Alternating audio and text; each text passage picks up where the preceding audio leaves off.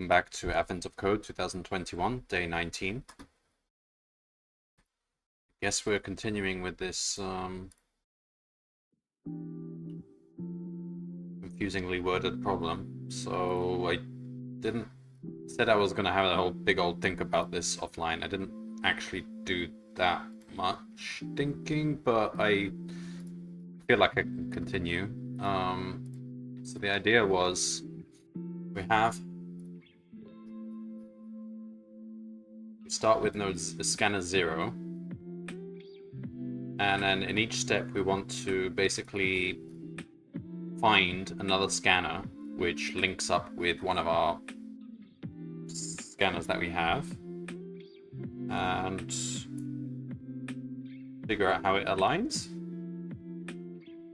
It's a bunch of for loops and a bunch of, I think the general process, so given two scanners, find if scanner 2 aligns with scanner 1, we want to find a triangle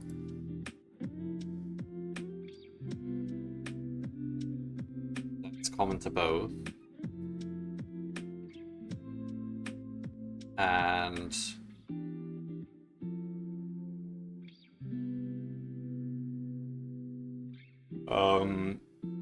such that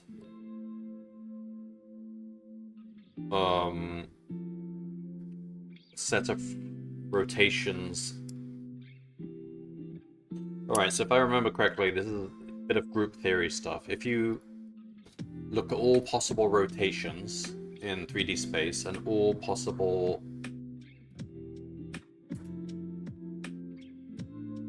reflections, like going from positive to negative, and multiply them all together, the full possible set of transformations is like, I don't remember the name, like the orthogonal, special orthogonal group or something. And I guess it has size 24.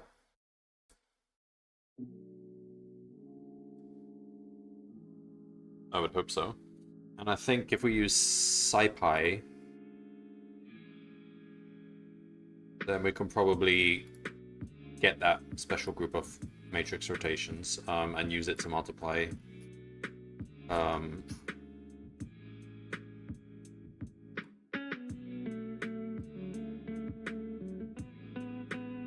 it's going to be a really nested for loop. I don't know if well, I mean, it's what we have to do. It's 25 scanners. Okay.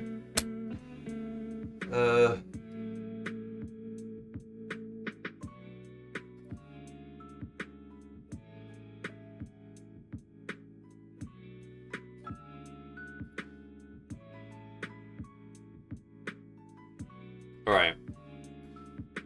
So, the first thing we want to do is,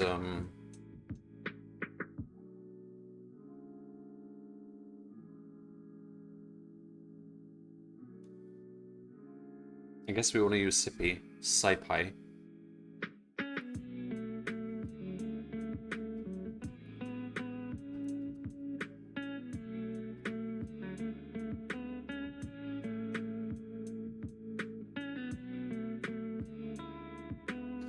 No module named distutils. What?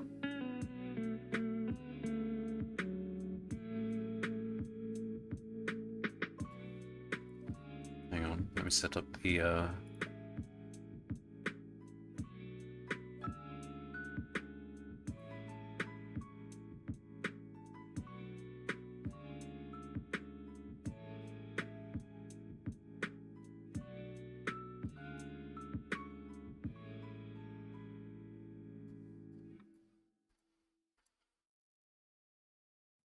Okay, oh, damn it. The interpreter's not set up correctly. I'm using Python 10. We should be using Python like...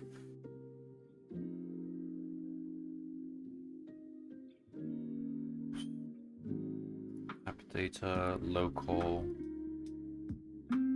Python.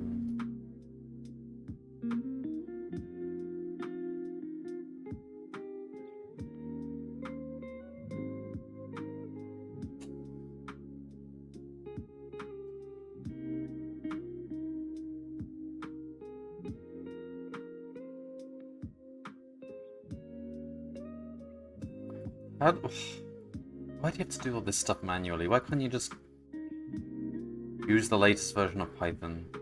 Where is Python? They used to install it in... They used to install app data local programs Python.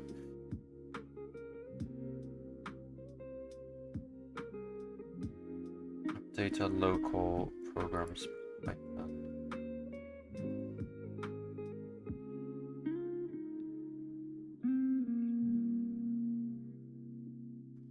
App data local programs Python. There we go. Python 313.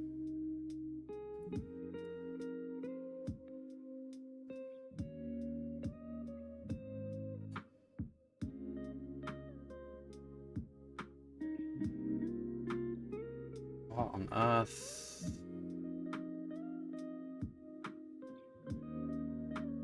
Okay, we'll see if that works.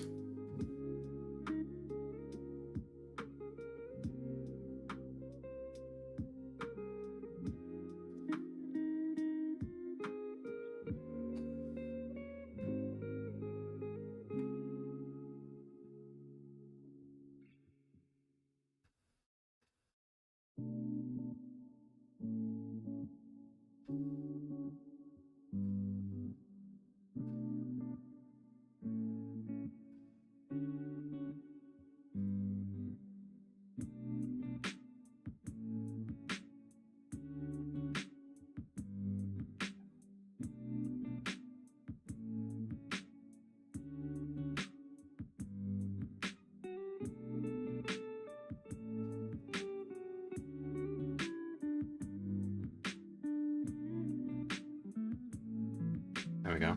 Alright, install SciPy.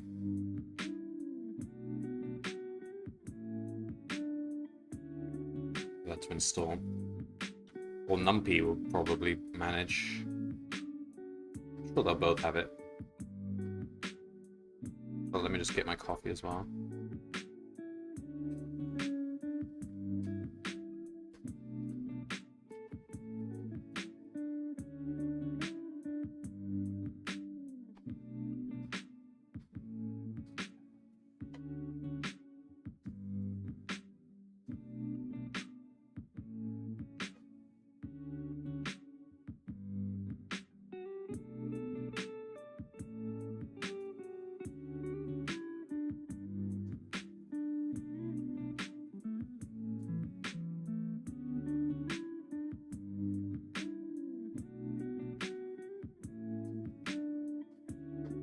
Installed. Okay, we got it installed. NumPy. Install NumPy just in case we need that as well.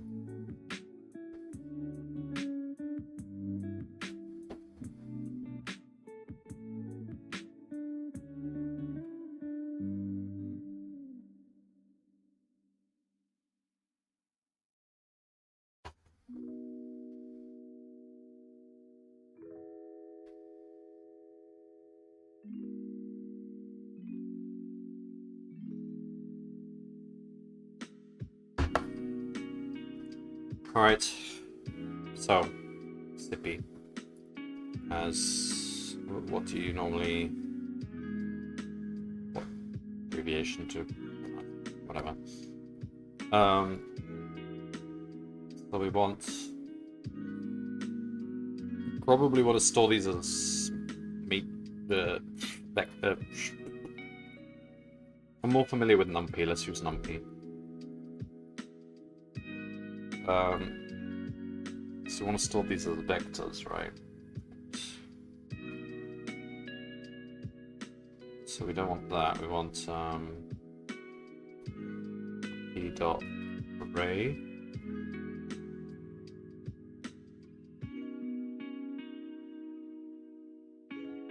Array.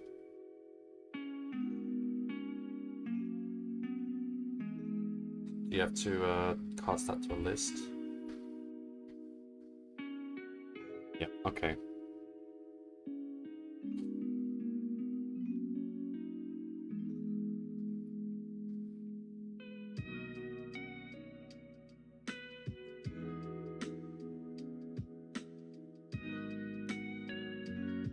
All right. So, the process is, so we've got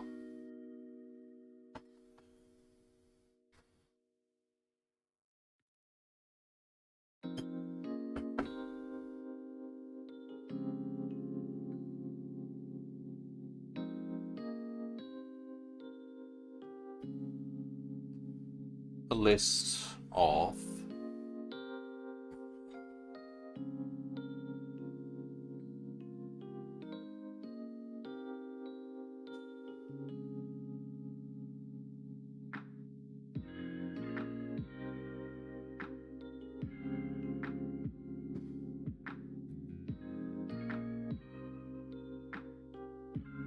so trying to build recreate the what was the wording they used?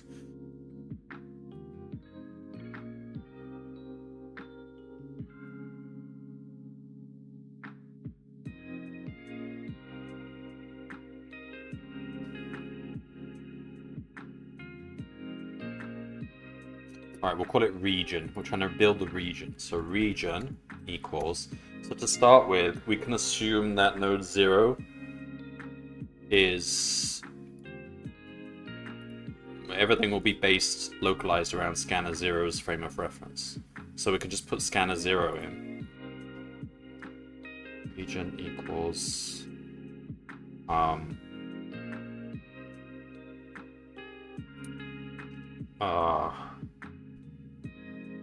would be beacons. Beacons is the wrong term.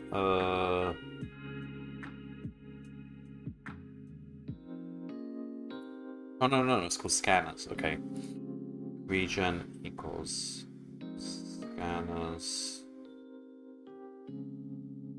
So just take...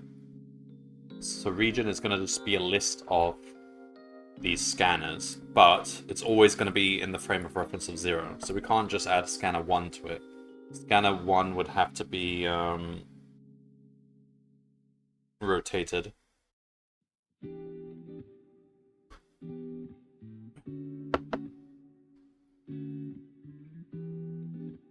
So start up with that, and I guess we want to pop 0 off, because we don't... So the idea is we keep taking stuff out of scanners and putting it in the region by rotating it correctly.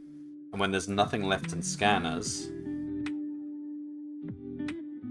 then we've basically reframed everything. That's the algorithm, essentially. So while scanners. So while there's still scanners that need to be added to the region. So our region has a list of scanners. And there's a list of scanners to be added.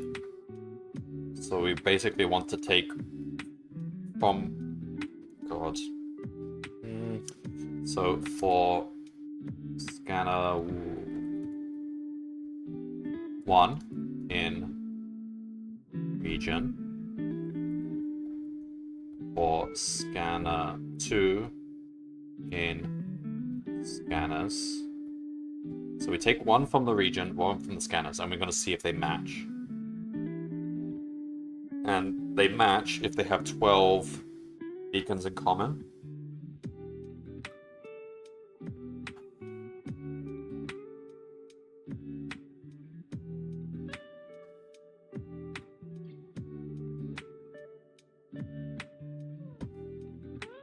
God, yeah. Does that mean we have to go through all 24 rotations right now? Probably should.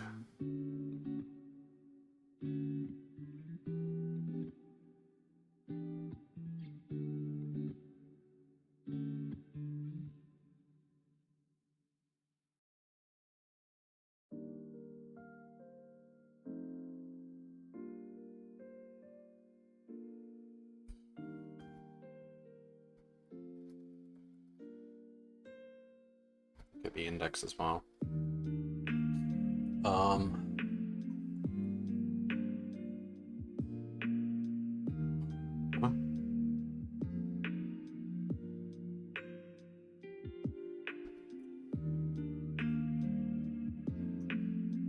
So now we need the special orthogonal group or whatever. I gotta Google this.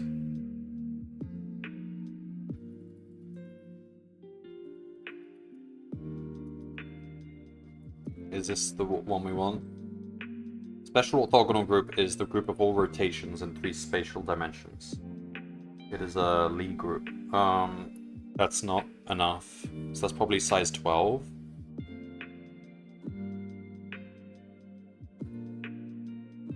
The orthogonal group is probably the all rotations and reflections. Okay, there we go.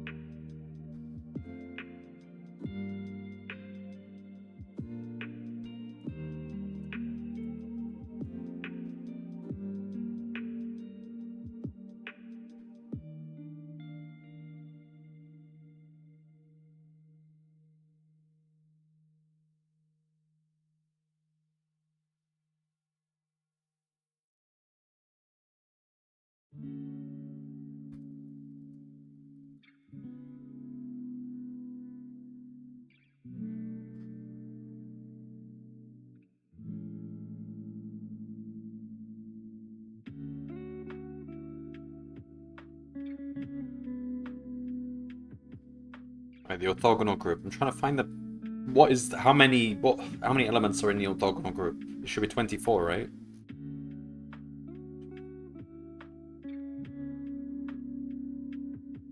Why don't they just tell me how many there are?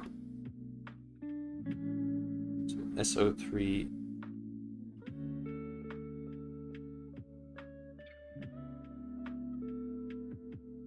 O3. I'm interested in O3.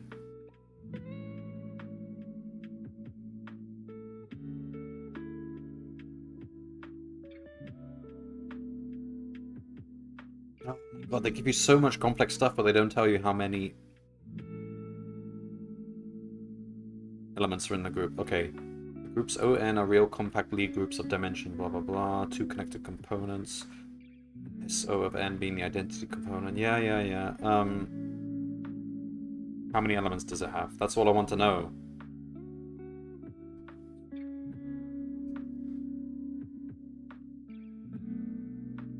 I have to do actual group theory. Labyrinth of code. That's crazy.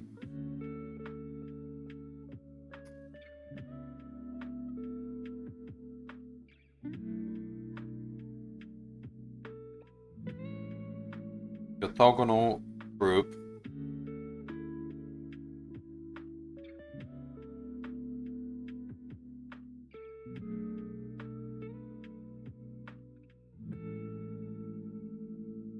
I don't...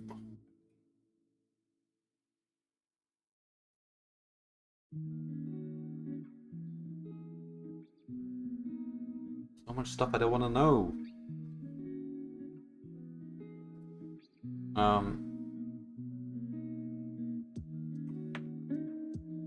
The orthogonal group in 3D has infinite many elements. No.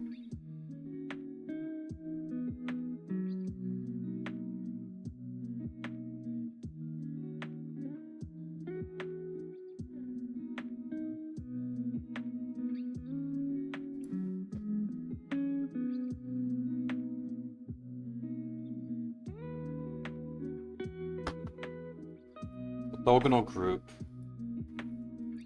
O3. I just want data on O3. O3.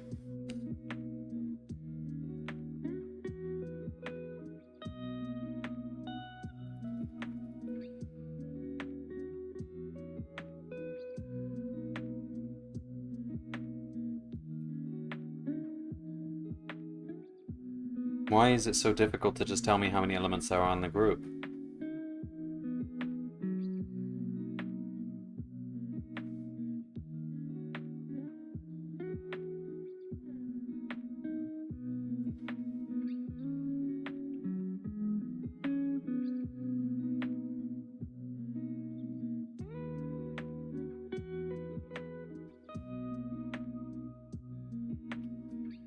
Let's try searching for...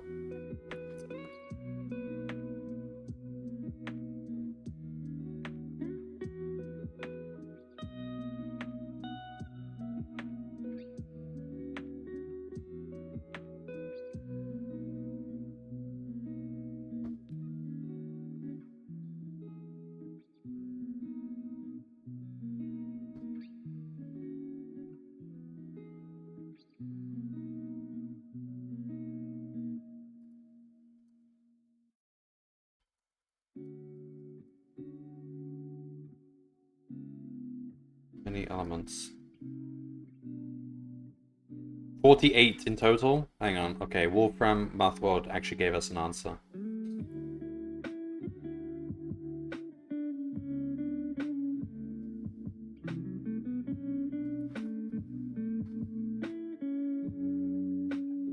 O2...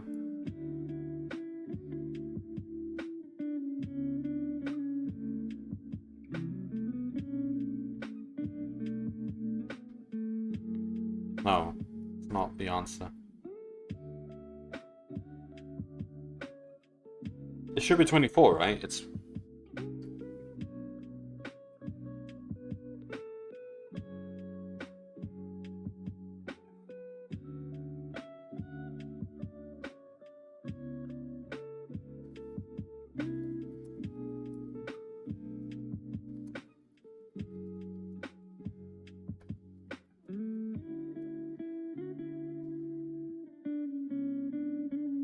A unit cube has 48 possible rotations and reflections.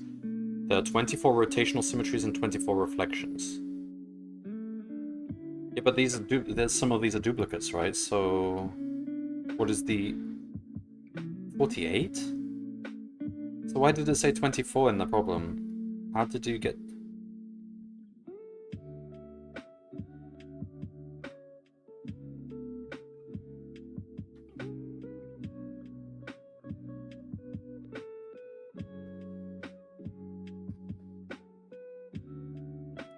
Let me have a look at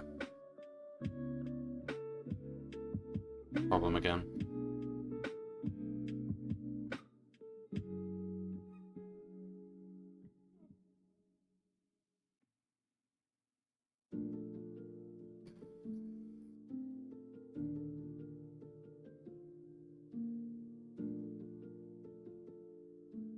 In total, each scanner could be in any of 24 different orientations.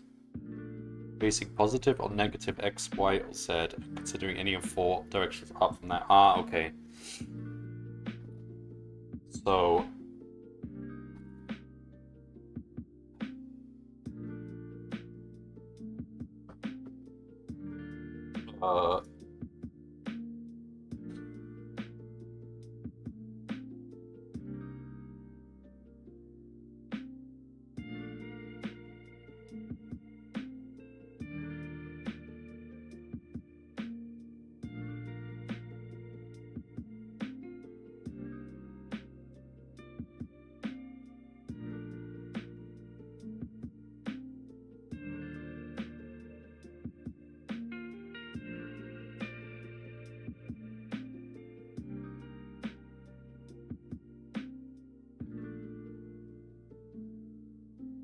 Oh, we don't count reflections. We are actually using the special orthogonal group because if you can rotate.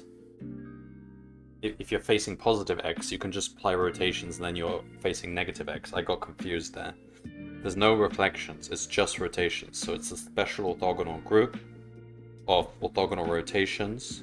There's 24. Okay, got it. Now what? NumPy.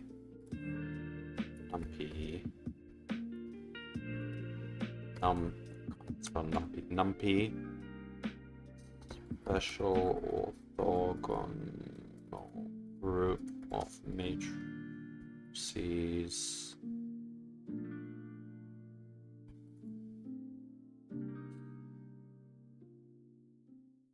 And this is what we want. So we want SIPI.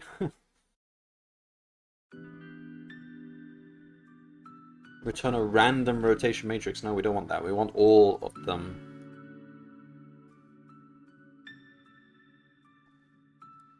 Okay, do we have it in NumPy?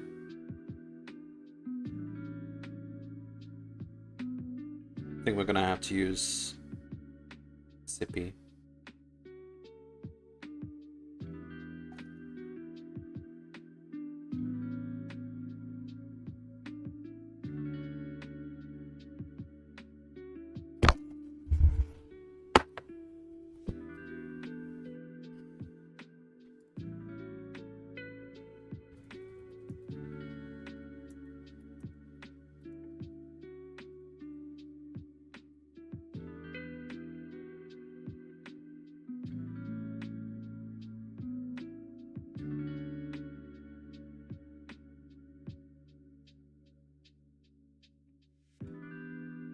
I don't want to calculate things, just give me the... I already did my degree in mathematics, I don't want to go back to that.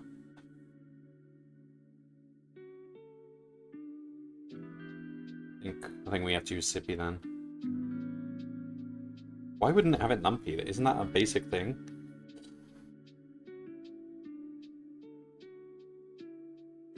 Assume we're using SIPI. SIPI.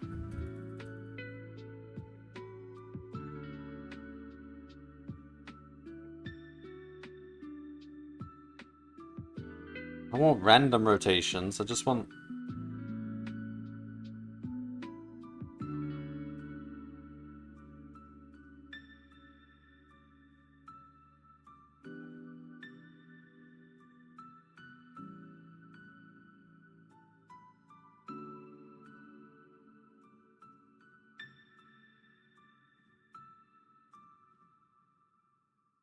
I should have specified 90°. That's key. All right.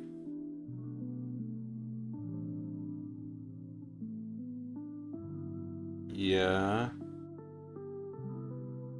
No, but I know there's a method that just gives it to you straight away.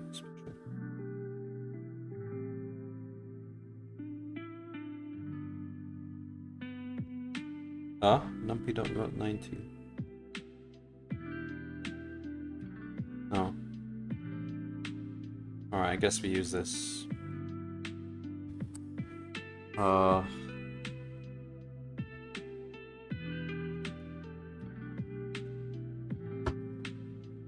Okay. Why have you separated these? God. Put them in the same...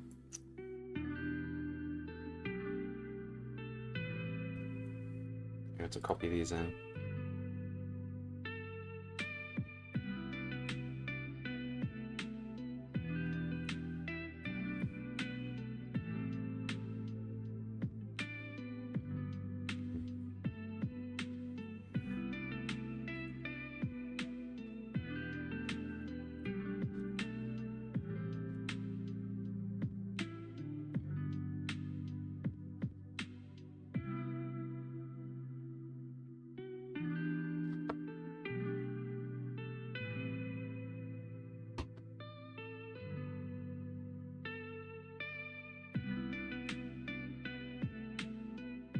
Or, better yet, we could do get road... Oh, hang on.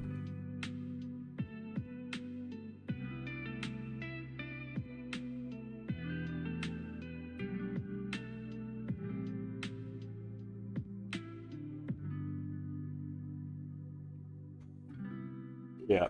No, do get rotation matrices.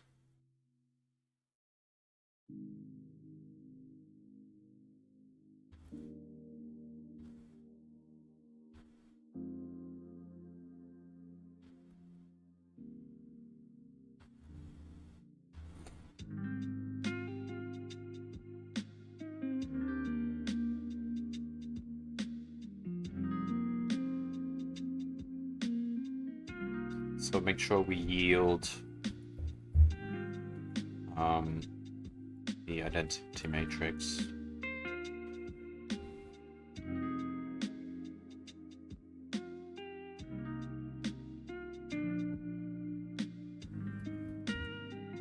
There we go. Let's just have a look at that.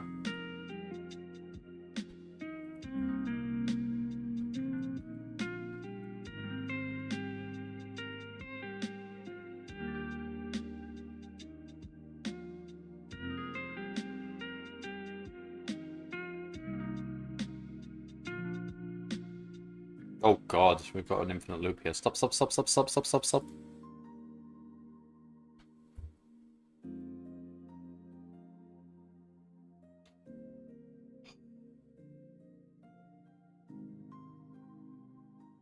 Can we make them integers? It's a matrix. Can we...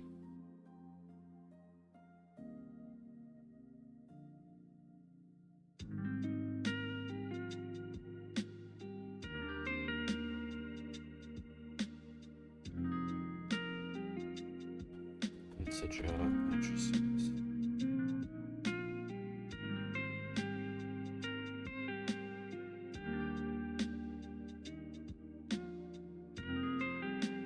What is this?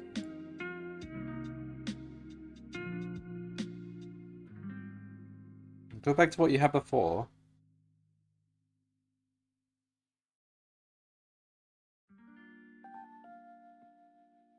Okay, there's the complete code, but I want it as a...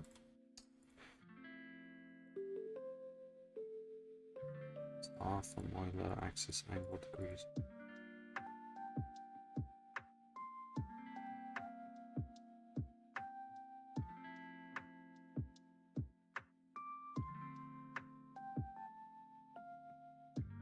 Yeah, okay, can we make it into integers? Axis angle degrees.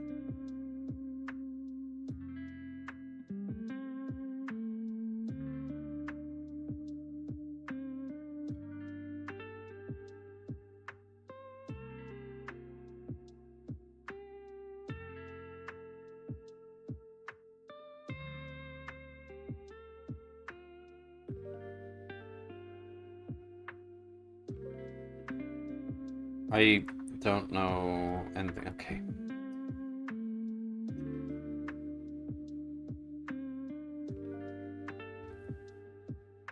As matrix is a sippy thing. We stick with numpy stuff.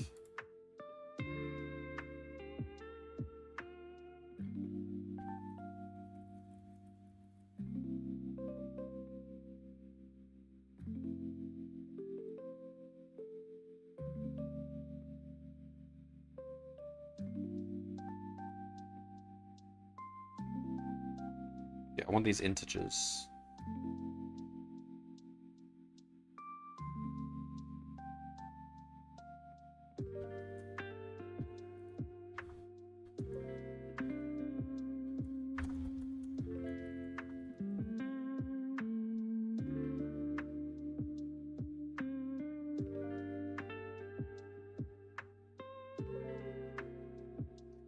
Data type. Okay, so we want d type equals int. That'll do the I.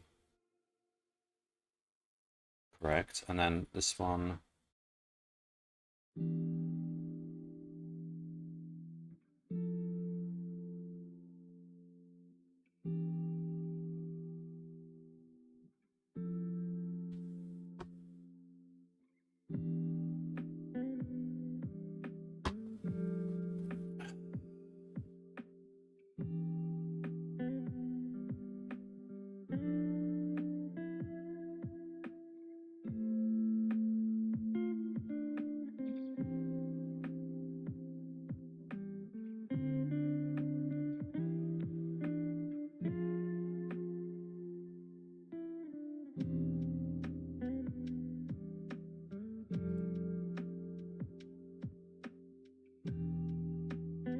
Can we round it? Well, I don't want...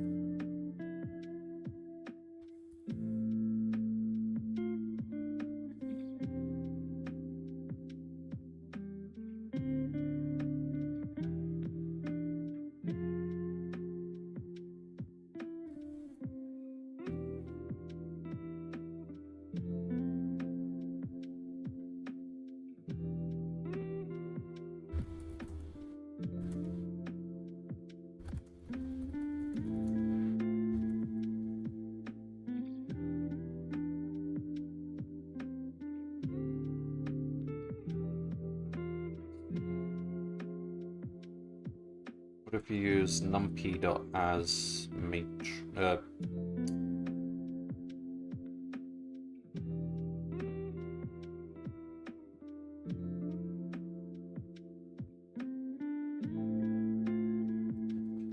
As matrix.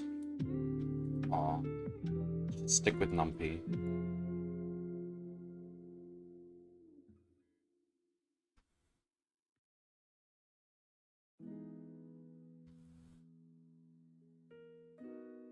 How do we... God, how do we...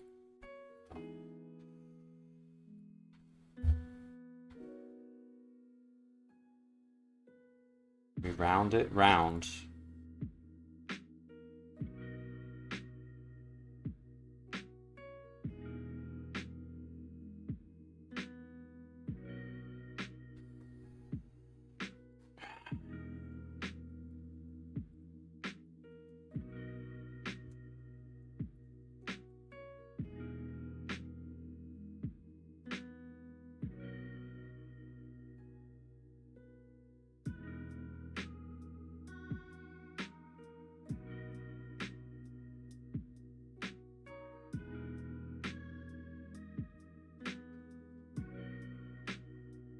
Do it like this.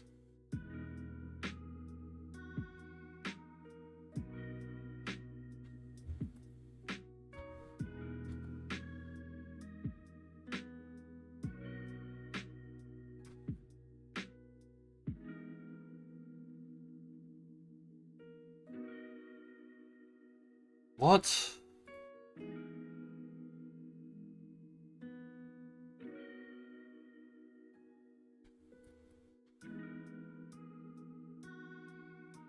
Okay, so it's not complaining there. Okay, np.round.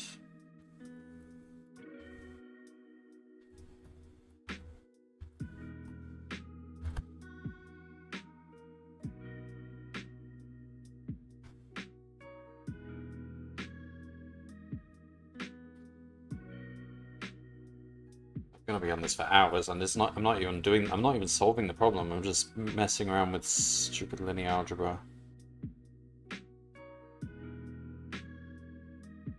I need a crazy amount of mathematics for this problem. All right. I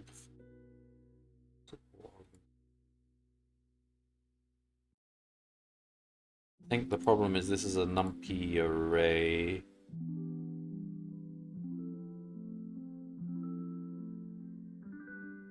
What does it return?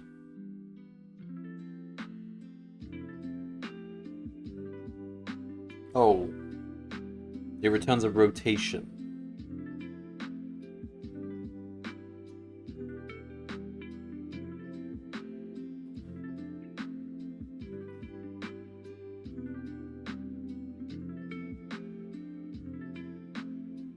So I don't think we can just cast it to a matrix like that. We have to... Alright, backtrack.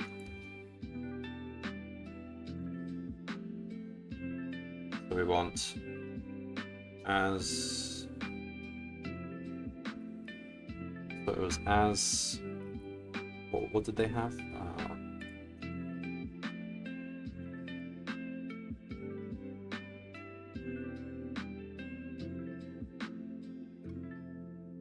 R dot as matrix.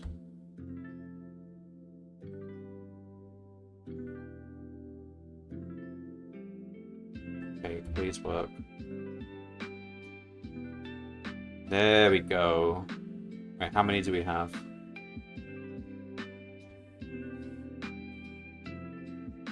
That's 1, 2, 3, 4, 5, 6, 7, 8, 9, 10.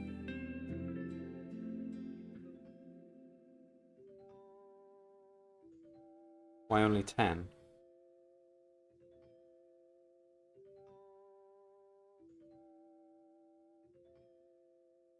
There's 3 times 3 plus 1 is 10. What? Why haven't I got 24? Also, why are we doing... Okay, this is wrong. Angle should be 0 as well. 4 times 3, that's 12.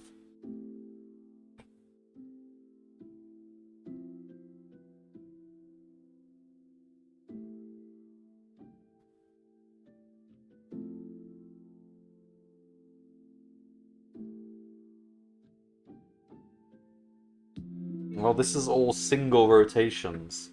We want the group. How is this so difficult?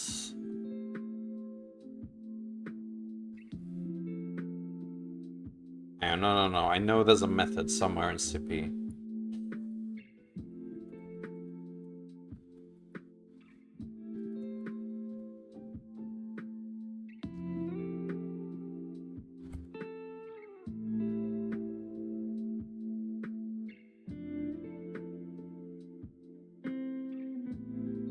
Alright, we have a statistical one, which can generate random special orthogonal matrices. I don't want random, I just want all of them. How do we get all of them?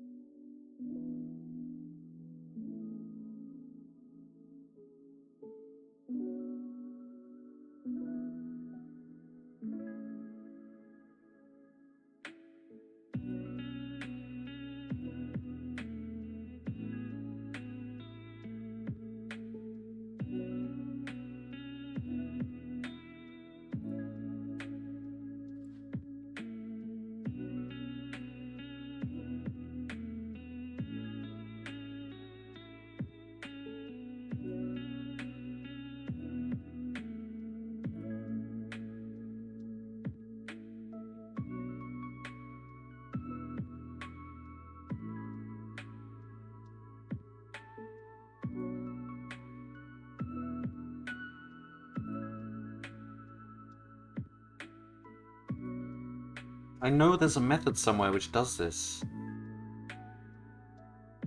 Alright, AI is giving me a method for generating them. It's a big method, but...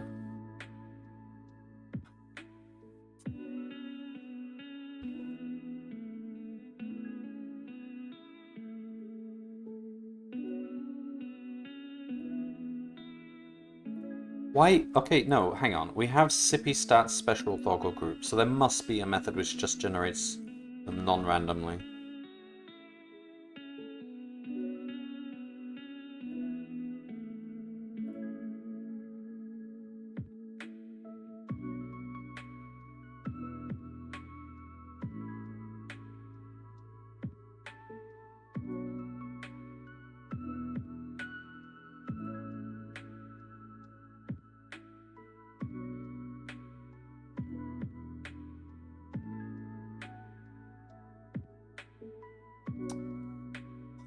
Fine, we'll just...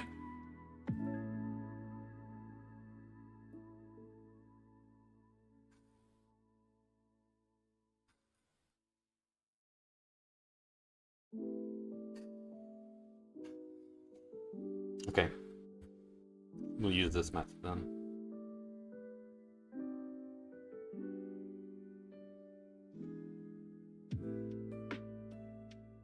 Look at that. Okay, fine.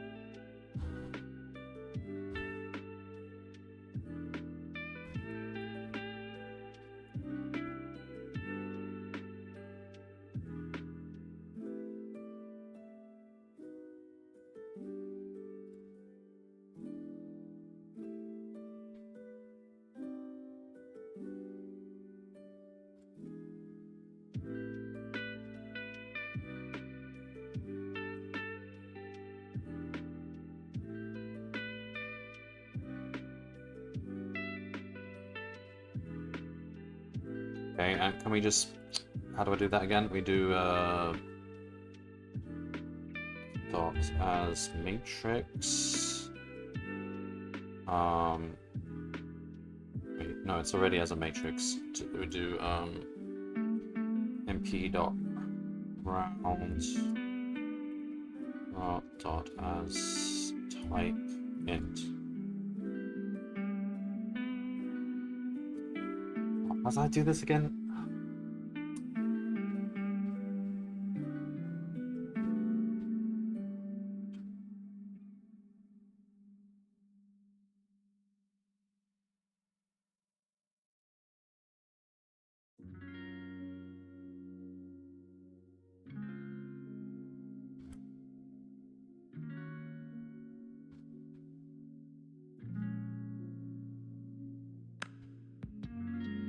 Oh no, that is not as a matrix. I need to put that in.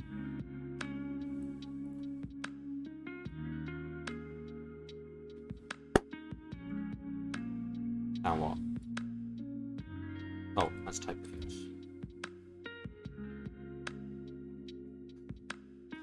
Okay.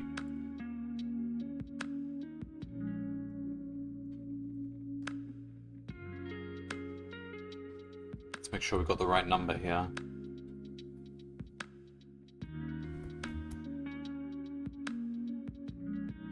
$62 of what?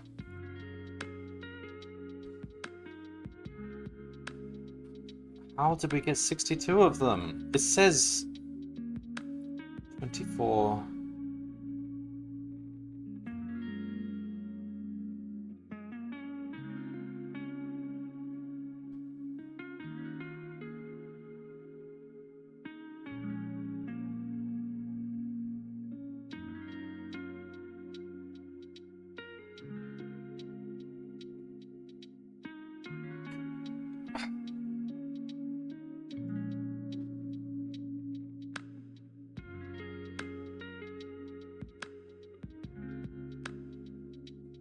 This is also kind of expensive. I'm sure there's a faster way to do this, but whatever. Can we not just...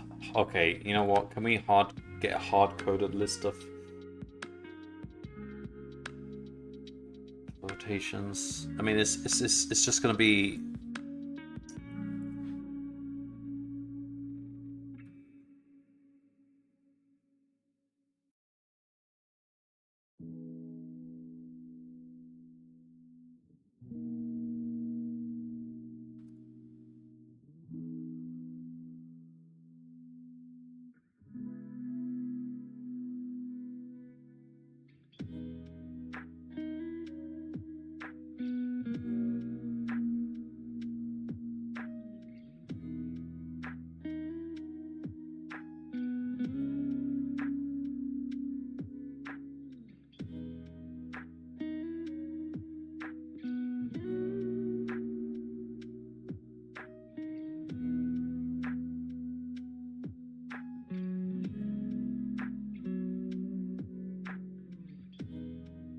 How on earth did we get 62? It's 4 times... Hello, Smab UK. Created a giant switch expression for the 24 cases. I mean, yeah, I think at this point it's easier just to literally just work them all out by hand and then hard code them in. I don't understand why this... I'm sure yesterday I found something in Sippy which actually does this, and now I forgot what it is and I can't find it now.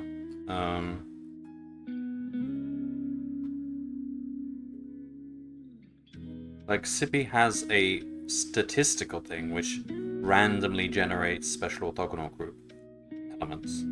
I'm sure there's a method which just lists them, but...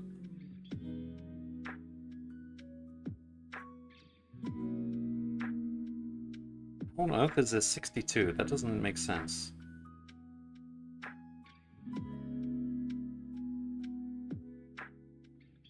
Okay, this thing is probably not working.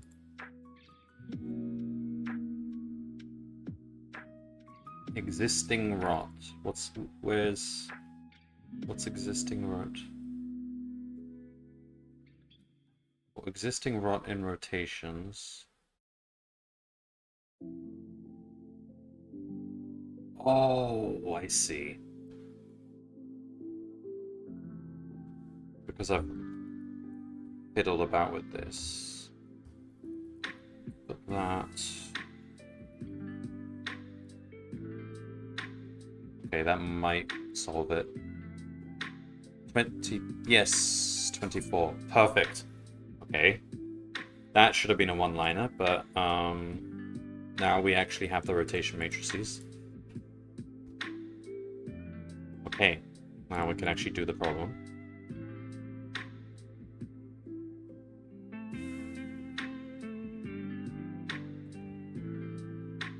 Alright, so what was I trying to do? We've got... We take one scanner from what we've solved so far, one scanner from what needs to be added,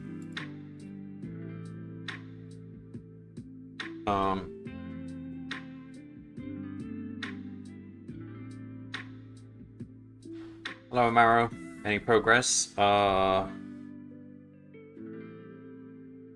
spent about an hour just making a method which lists all 24 rotation matrices, but we've finally done that. There they are.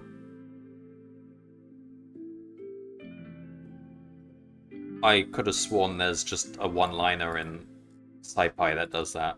And I'm pretty sure there is, I just don't know what it is. So,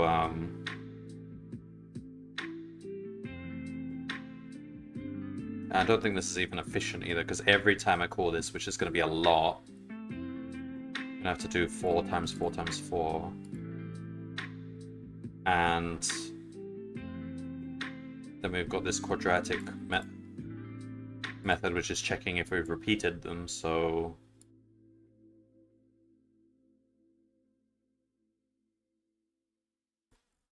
I don't know. Well, that's why we need to just generate the matrices at this level here, not every time we are rotating the individual vectors. So we just rotate the whole scanner list in one batch. Okay. For rot in rotation matrices.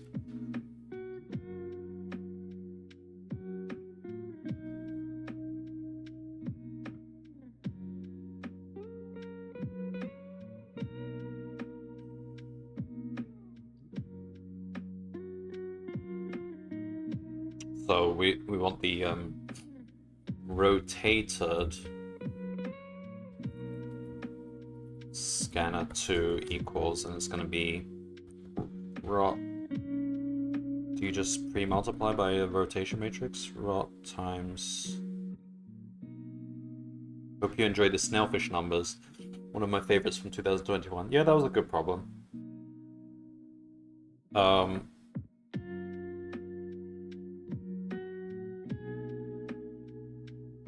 When was it? 18.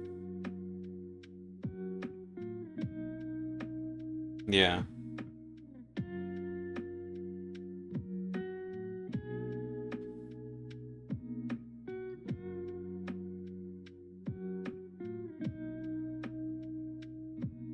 Yeah, it didn't take me that long, but Python's particularly good for it.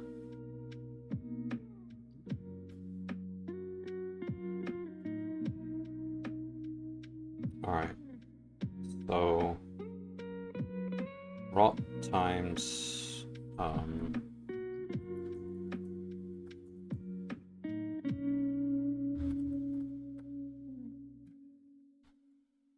that.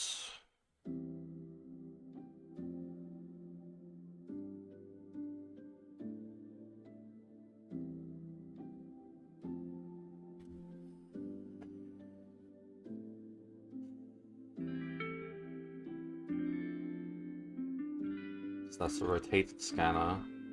We have to test this.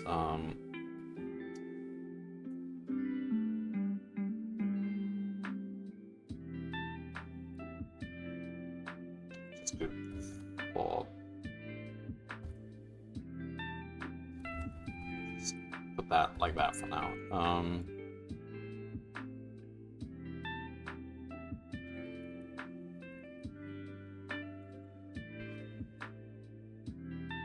Let me see if this looks correct. So scanner 2.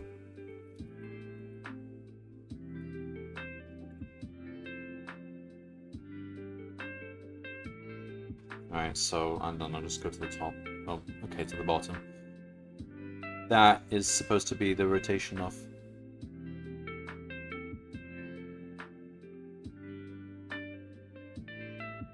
Well, that's, yeah, this isn't gonna work. Just to.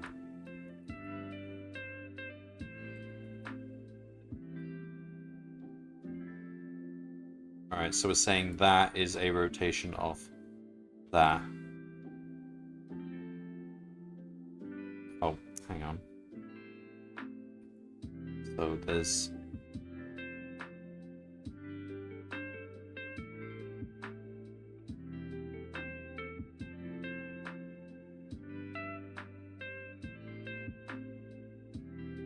Wait, we don't want to print any matrices. Why are we?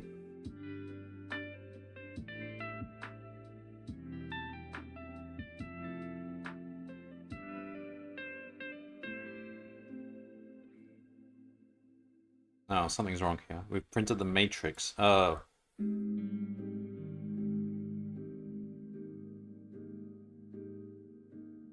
This is going to be transformed or something? Rotation.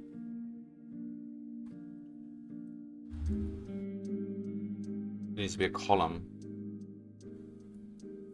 Is it .t? Oh, how do you do a matrix applied to a vector? Oh, you know it's not times.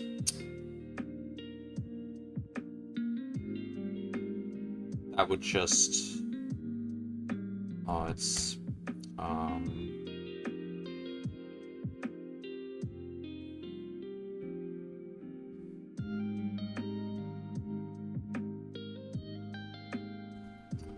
gotta Google this. Don't even have to do how to use NumPy matrices. NumPy, how to multiply matrix by array.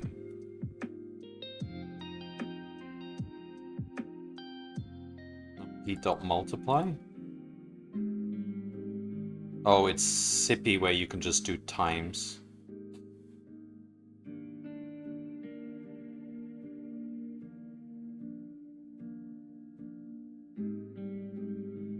Oh. Oh, I see. Ah. So we shouldn't be using matrices. We shouldn't be using the special NumPy thing called matrices. We should be using just arrays.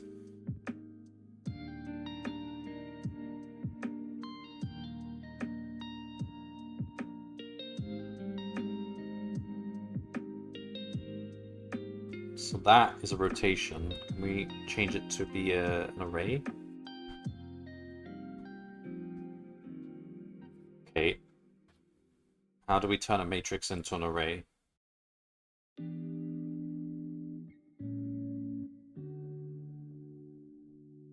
Alright, let's just... What do we do if we have a matrix?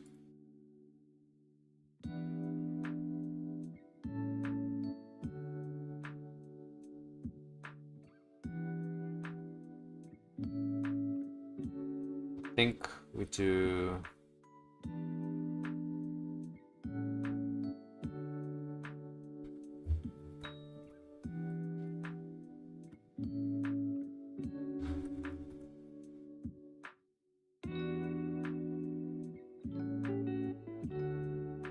ND array. So it is a ND array already. So why can't I just do times?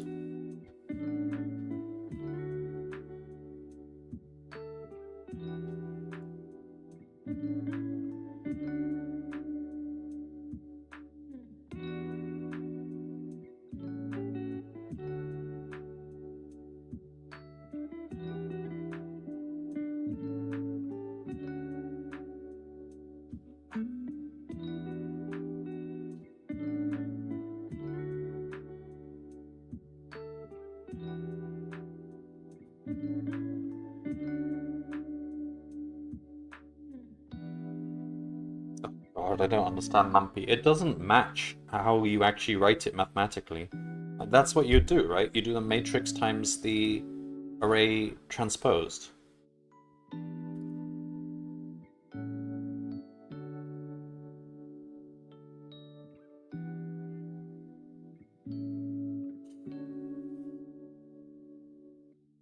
That's what the array looks like. So what has it done? It's done...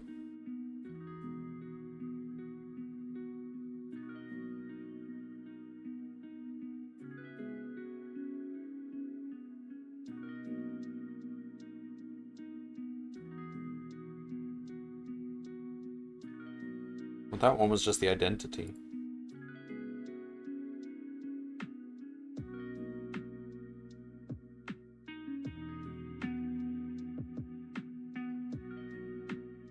It's done an element-wise multiplication.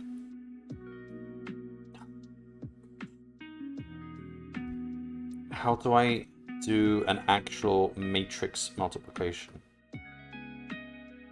mp.multi... Okay. This one might do it. mp.multiply.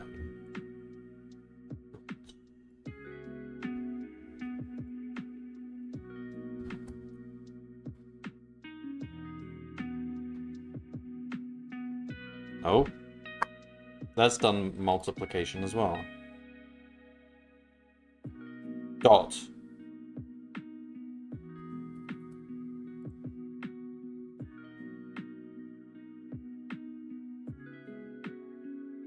There we go. Alright, so that one was the identity.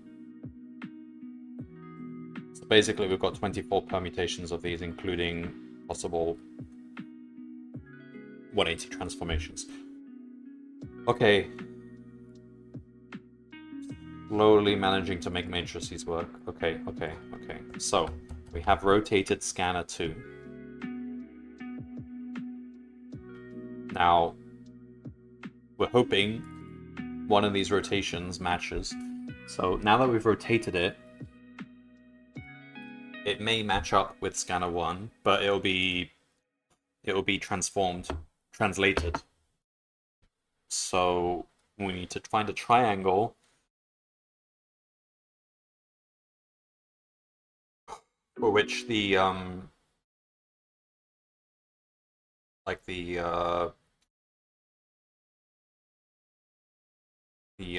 edge vectors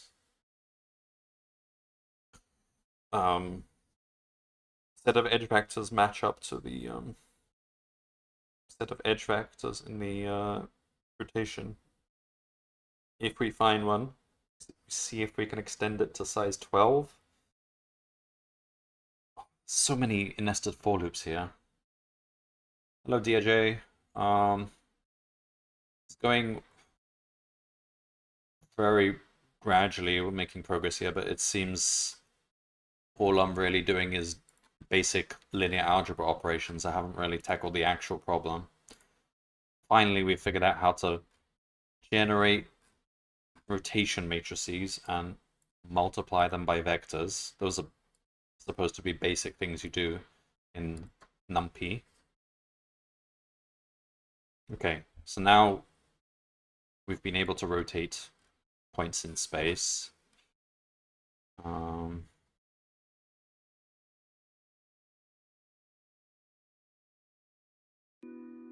Now what? So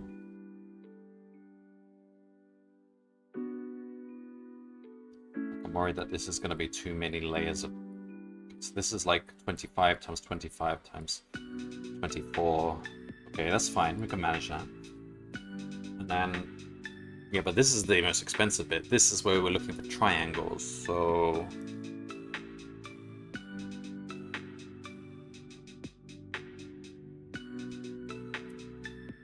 find matching triangles. Now we could take a shortcut here. We could say if we find a triangle that matches, then we just say that's it. That it matches, and that's it. But I'm pretty sure. Like, what are the chances if it were randomly distributed? What are the chances of triangles happening to match? Probably quite low. We could extend that up to cubes and just say if it's a quadrilaterals, and let's say if we find a matching quadrilateral, then that's it. We don't have to try and make it go up to 12.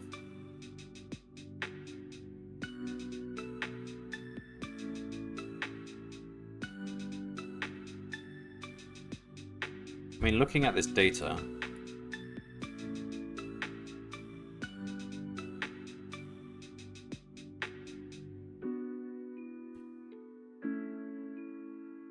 we could just say triangles. If a triangle matches, then that's it. We're done. We'll just see what happens. Turn the AC off.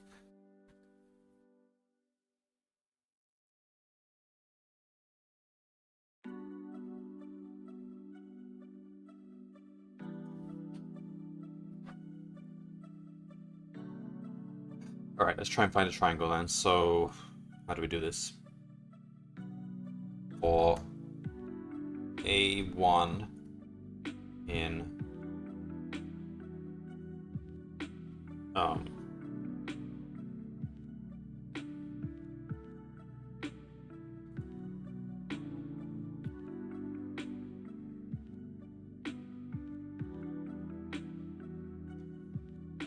I1, A1 in enumerate scanner 1 for J1 B1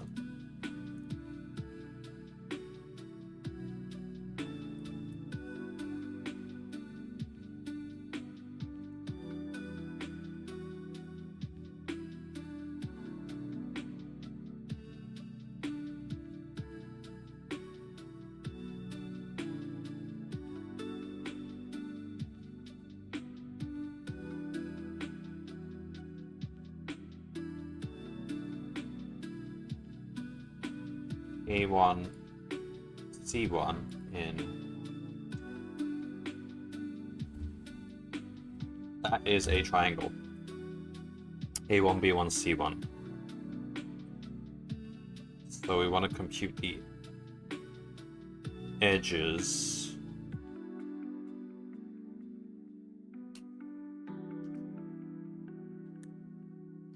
So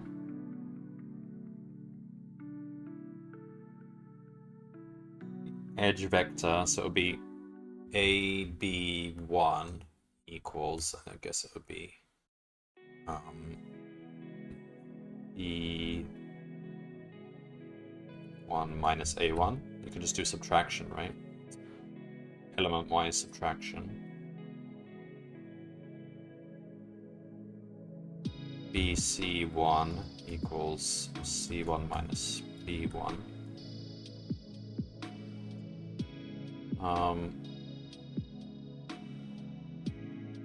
AC1 equals C1 minus A1. So those are the three edges of the triangles.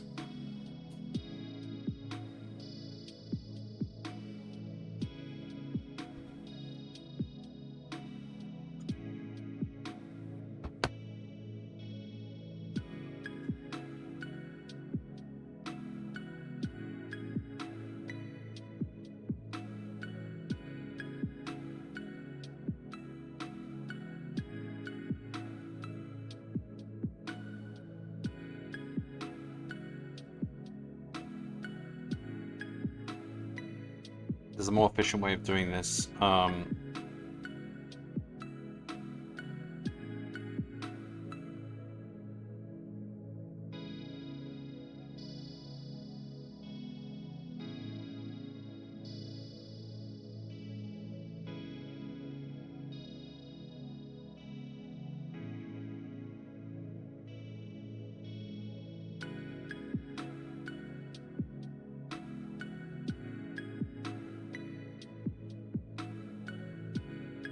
Let's just start with this. Just find edges. So AB1 equals B1 minus A1. Now we look for edges in triangle 2. So it'll be similar to this, but we say for I2, A2, and then enumerate rotated scan of 2. J2, B2, 2. AB2 equals B2 minus A2. Alright. Now we say if AB1 is not, I don't know if not equal to is going to do the right thing here. I'll just have to Google that quickly.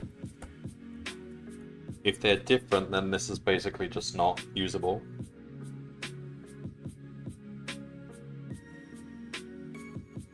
So,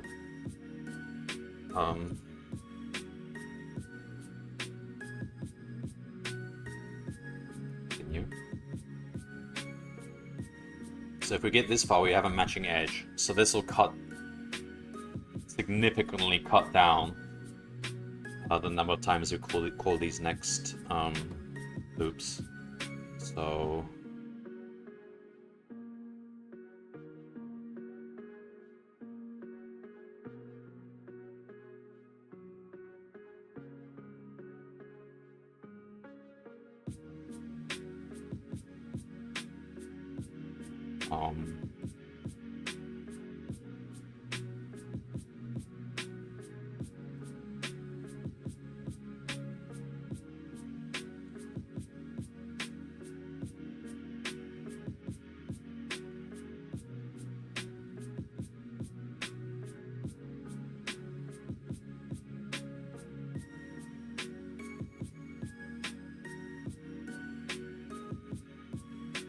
you can't do that. You have to do if not numpy dot array equal AB1 AB2. Continue.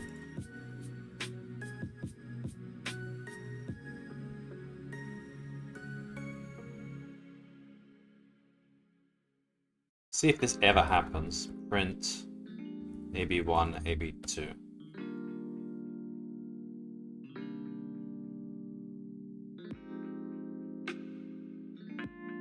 Stop. Alright, there's definitely a problem here. Why are we getting zeros?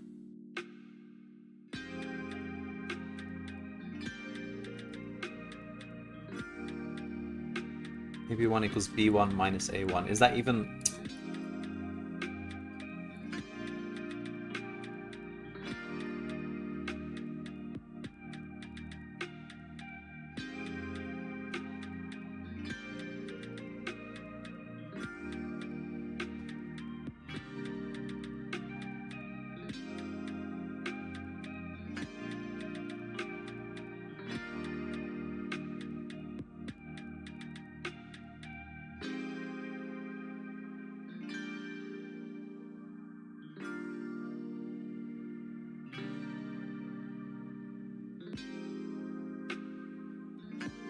Okay, apparently this is how you subtract.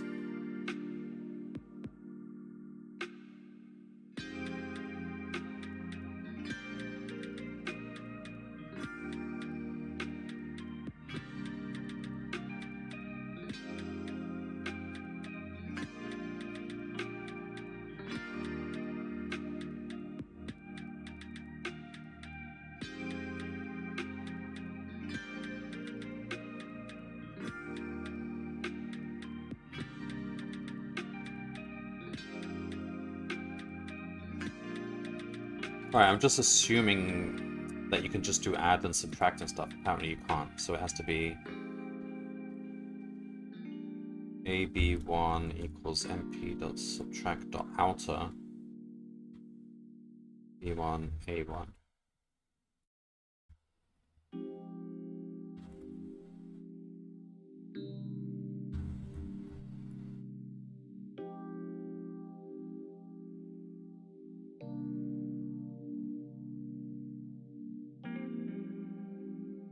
Do we ever find two that are equal?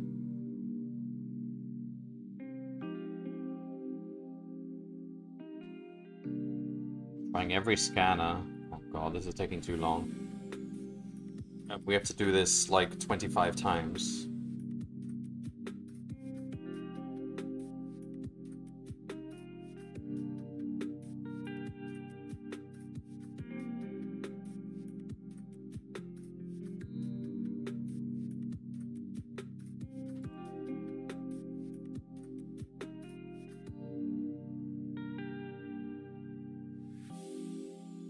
So it's like 25 times 25 times 24 times 25 times 24. Oh god, it's too much. What?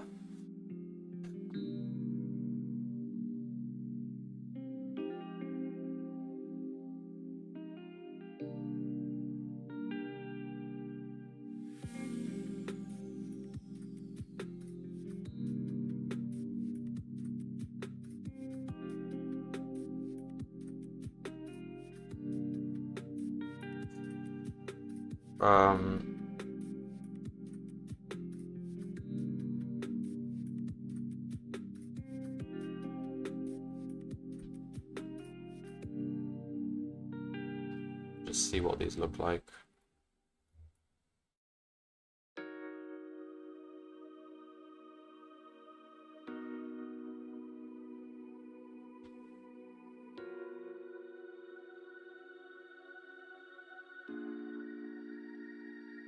Wait, what are we printing here?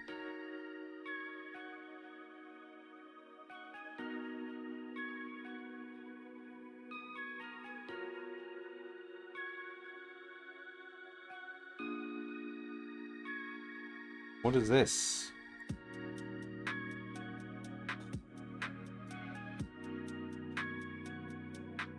Those don't look like...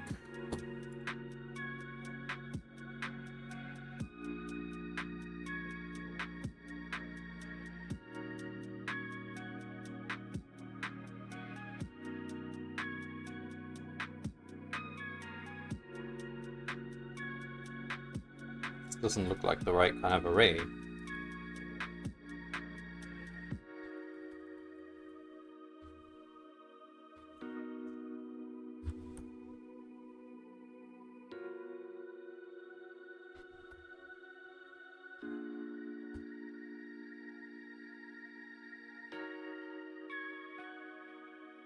What is this?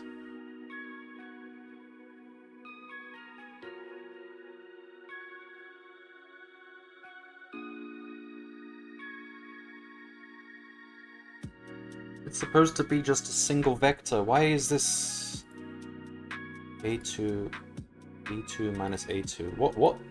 This isn't the right method. What? Why can't it just be one minus the other? Wait, did that not work? b2 minus a2. Hello, Chandu. It's not going well. It's just a huge amount of linear algebra for this problem that I'm working on.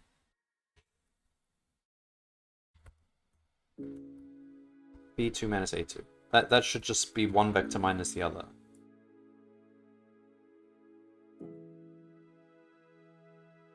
Why has it become a matrix? What?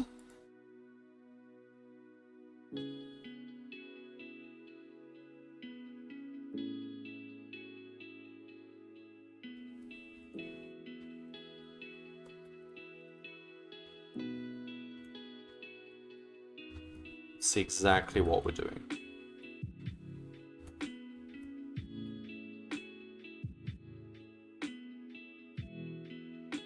Okay, so we've got A is a vector, B is a vector, and I try to do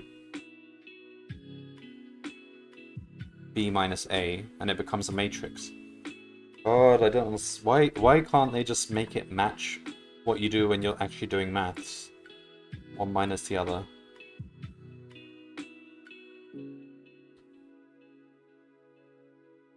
Let me have a look at this. NumPy, pairwise subtraction.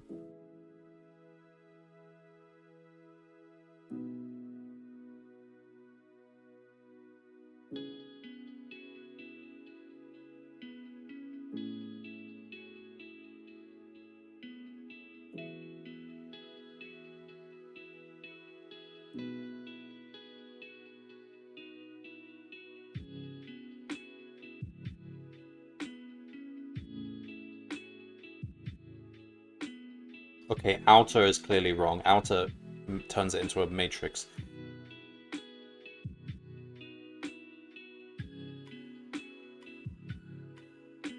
NumPy dot subtract. It's just dot subtract.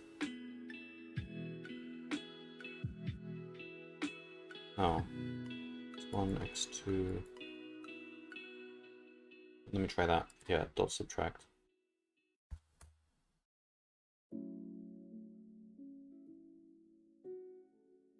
There we go. A, B, A, B. Why is it so complicated? Like, I normally just write my own vector class and I just make it override minus to do minus and plus to do plus. Okay, okay, okay. So, that subtract.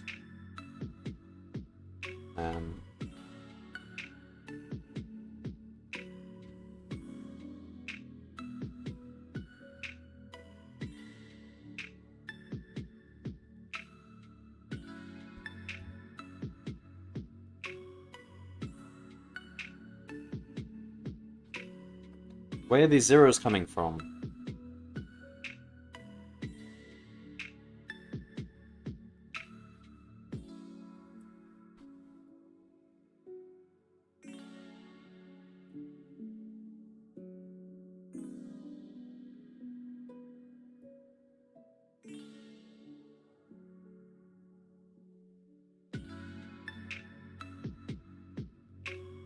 Okay.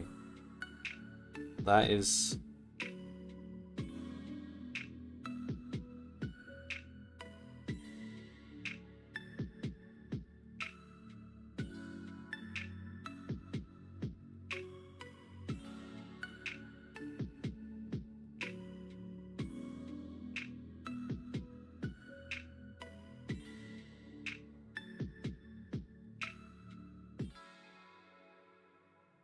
So if they're equal,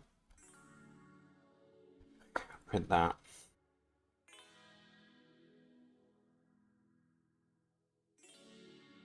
Okay, so that's sort of, that looks okay. That's one triangle, that's one triangle, and we want to see if they're the same.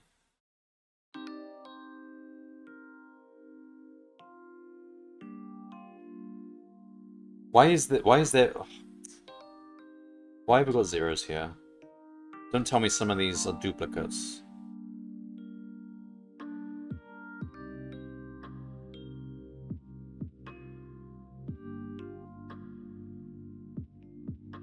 Oh yeah. No, there shouldn't be duplicates. So A1, B1 starts from after I1. So they should never be the same.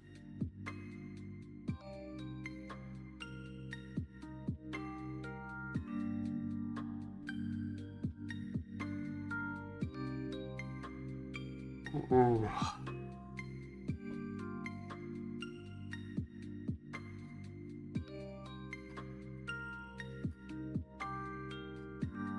No, we are getting some of the same. Why?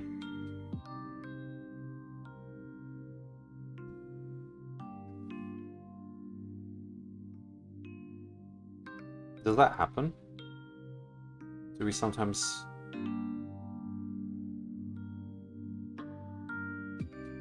get two are the same? What does that mean? It means there's two beacons at that spot?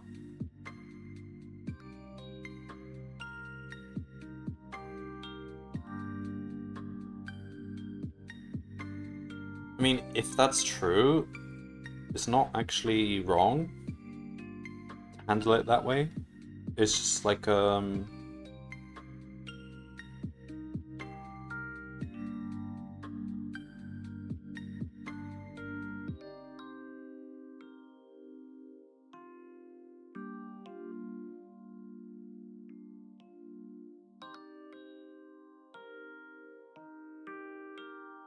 I don't think that should happen, though.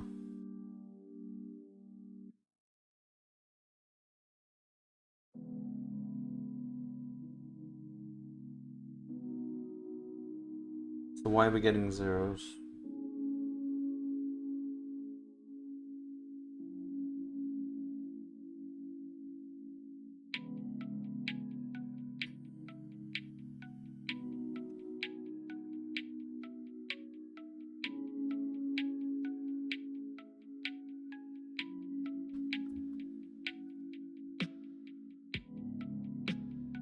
Yeah, so we're getting a whole bunch of zeros. So we're finding zero edges where A1 is equal to B1. Let's say... let's find where that happens and try and sort that out.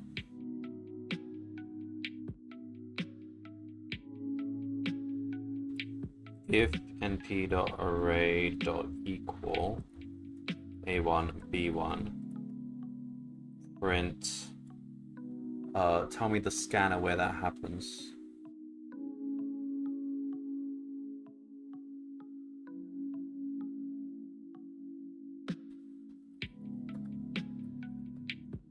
Right.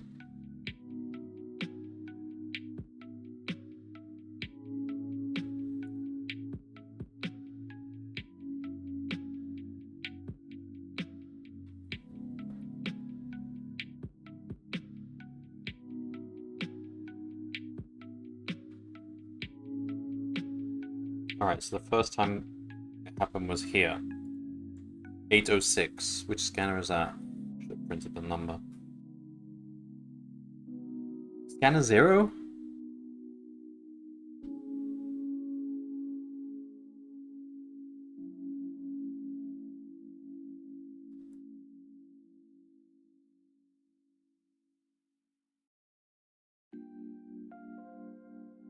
What does it think would equal? Hang on, let's print scanner 1, print A1, B1. Get rid of this.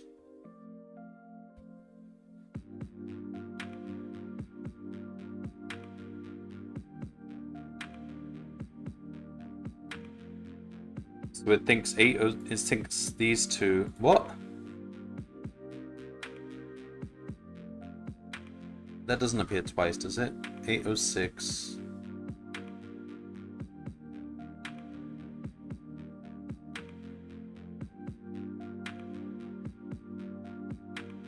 No, it only appears once.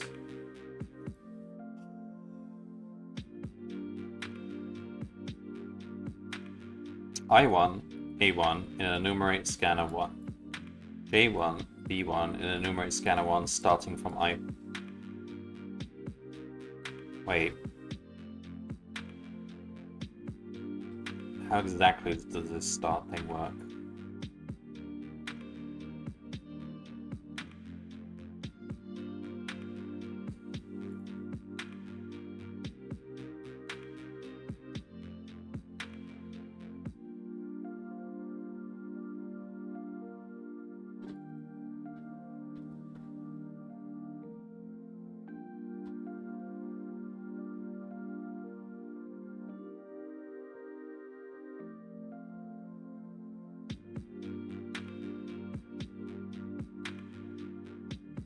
Oh my god, that's not how it works.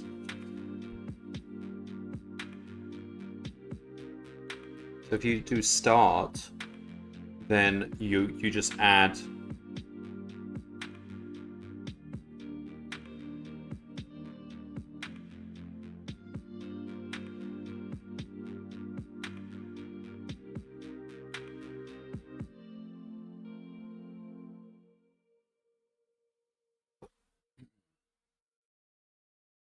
you're just changing the index, but you.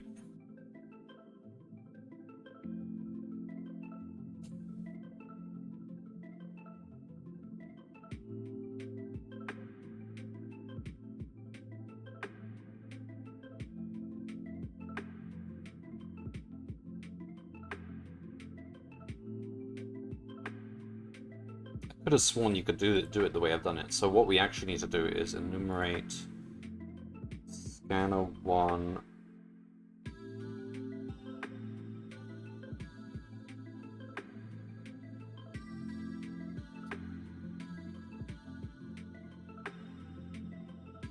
I don't really want to make a slice. You shouldn't have to. You could just do...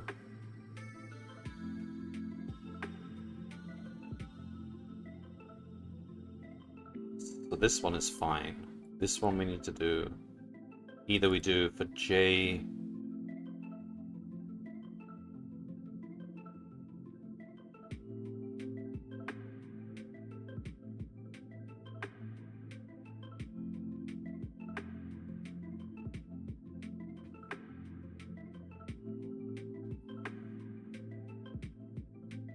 Alright, do it like this. For J1 in range.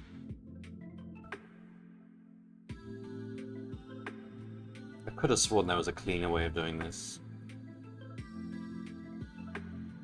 So we start from I1 plus 1.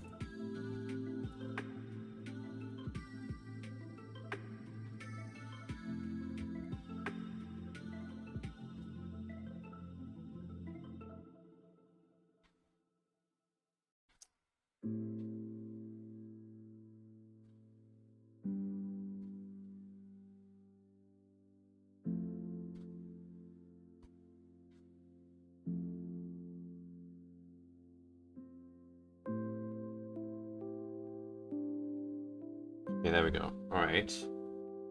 Take that out. Alright. So basically that has to be done. Here. J2 and I2 plus 1 length.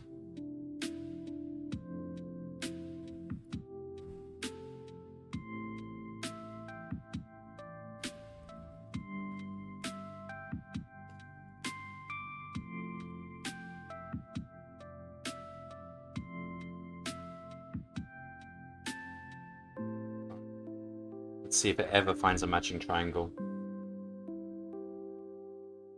Okay, it found one. It found a whole bunch. Interesting.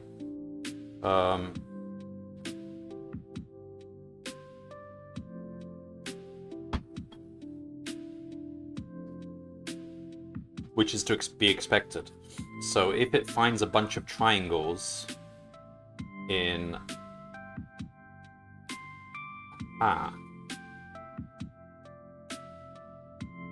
If we find a bunch of triangles that match, that probably means that there's at least 12 nodes that match. Hello, Kitsate. Alright, stop. If we... Alright. So if we get this far, that means we found a matching triangle.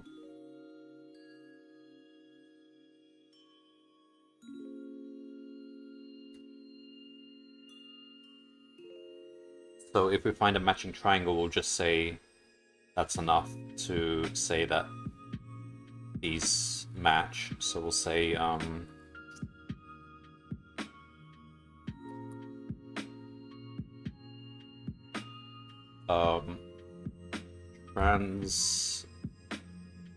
translation equals... How did you get into programming? Started using Python for mathematics when I studied mathematics. So mostly doing stuff like this, like mathematical type programming. That's how I started, at least. Then I used it also for software engineering.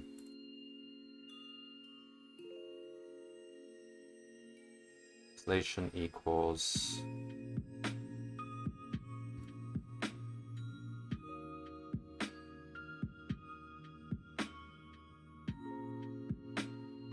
Yeah, I've worked as a software engineer and a data science engineer.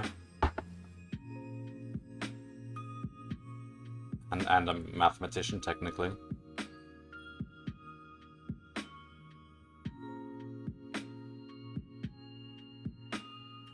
Translation equals...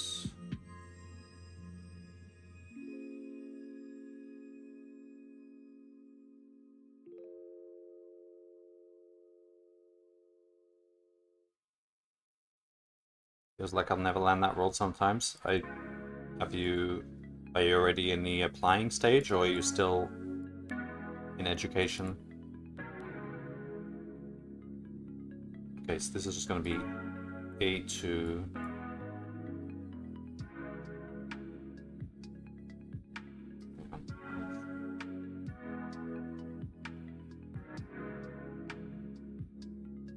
It'll be A1 minus A2.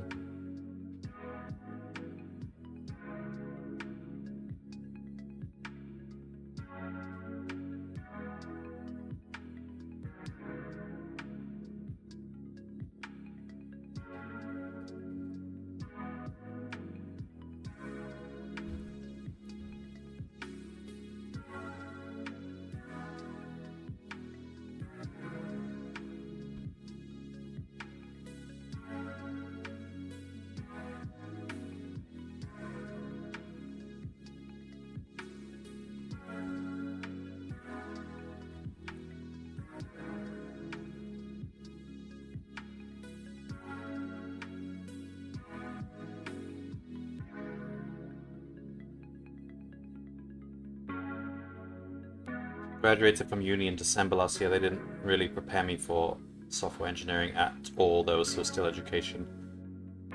Yeah, that's usually the case. I mean, education is mainly focused on research, because that's the purpose of it.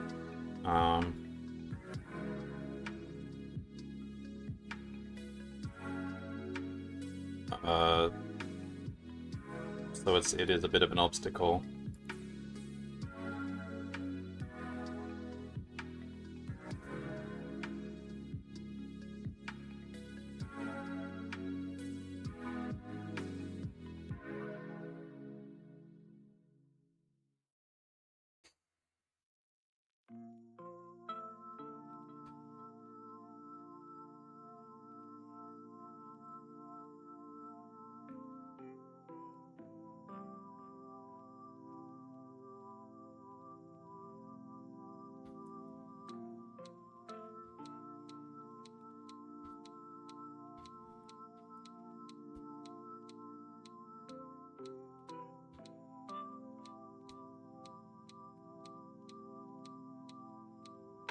Alright.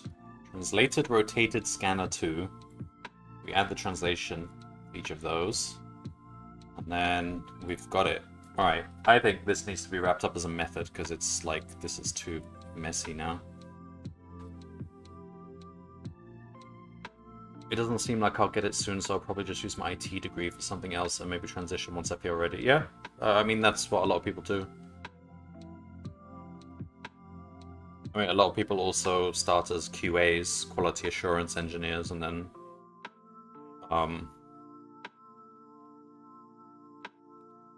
try and change from there.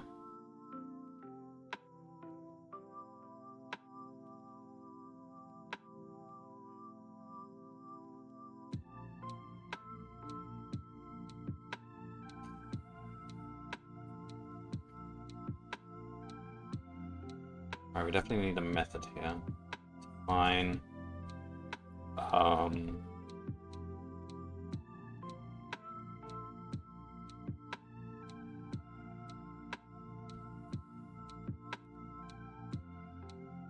Get matching transformed scanner. Base scanner.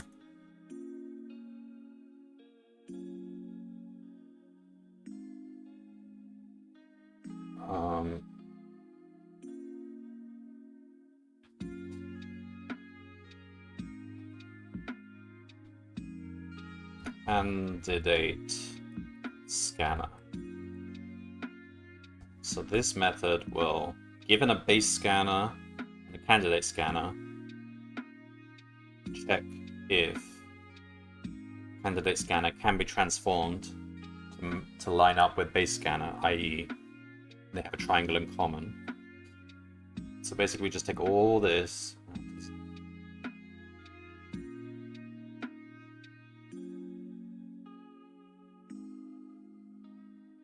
look at that, put it in here.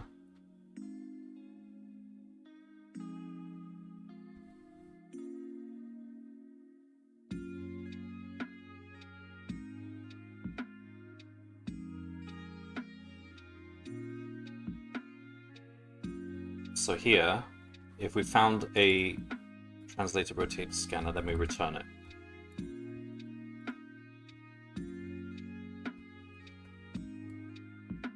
And if we go through that entire nested for loop and don't find anything, then we return none.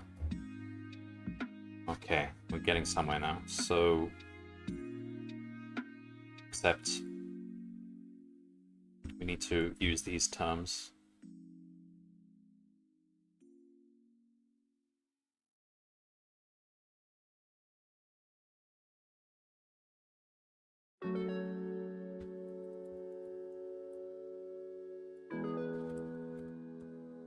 Do you enjoy doing maths? Yes. Yes, I do. I've always enjoyed maths. That was the first, it was the first topic that I studied at university before I changed to study computer science. Well, my first degree was in mathematics, and then I went to computer science.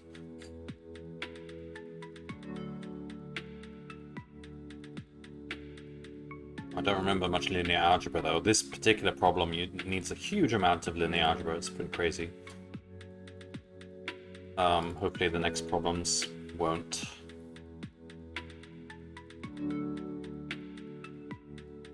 Scanner 1, scanner 2, blah, blah, blah, blah. Okay. And then here we say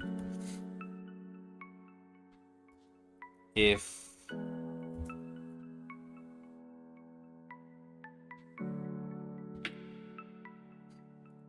we find a way of matching scanner 2 to scanner 1, then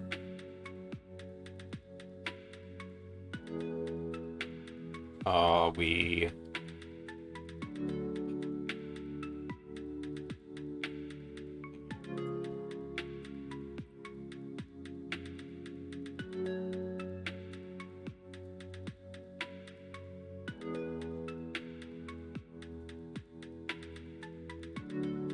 if transformation is not none,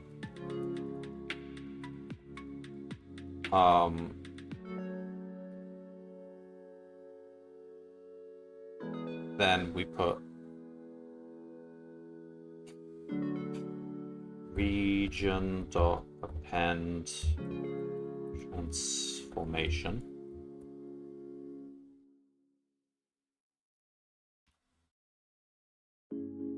And then we have to get rid of scanner 2 of scanners.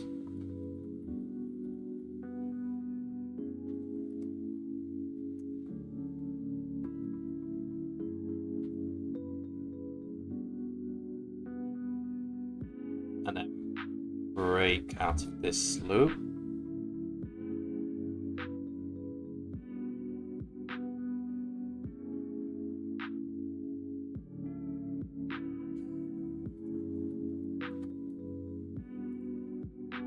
Are we even allowed to do that?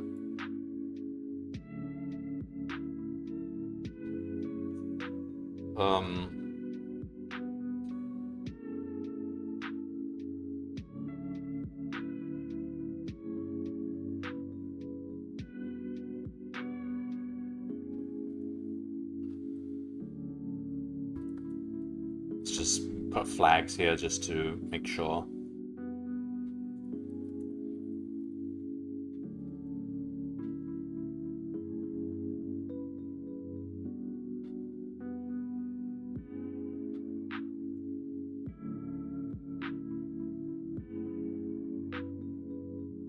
Alright, I don't think it's gonna like me changing stuff in the middle of a for loop, but we're breaking out of the for loop, so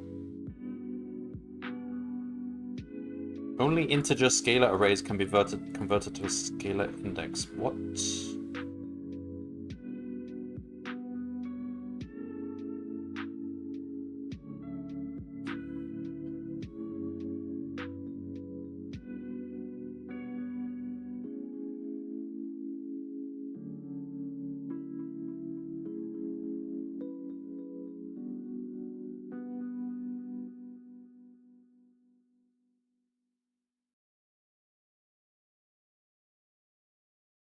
Let me look this up.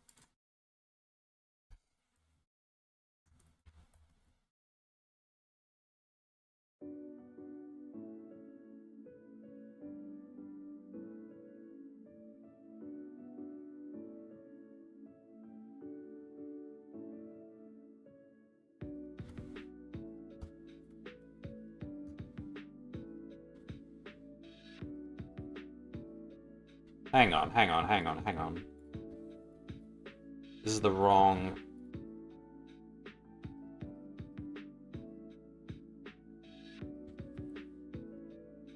thing. Should be using that. But that shouldn't be the cause of the error.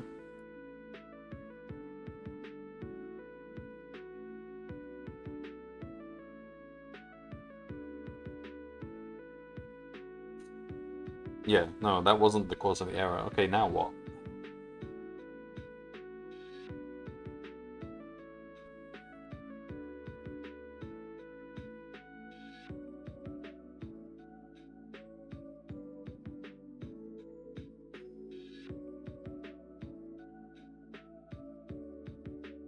It doesn't like me adding... Alright, well, what does this look like?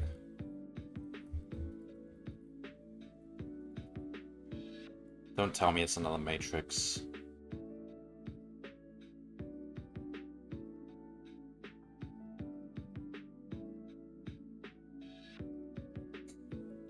Why does it look all weird? Okay, that's fine. That's an integer. Only integer scalar arrays can be converted to a scalar. Why can't you just add two things together?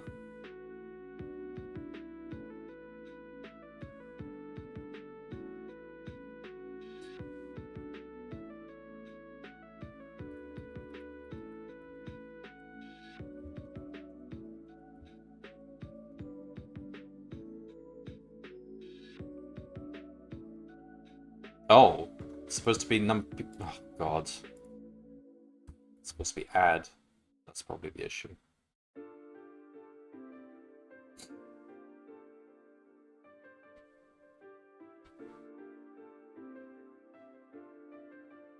Okay, we found one. We find another.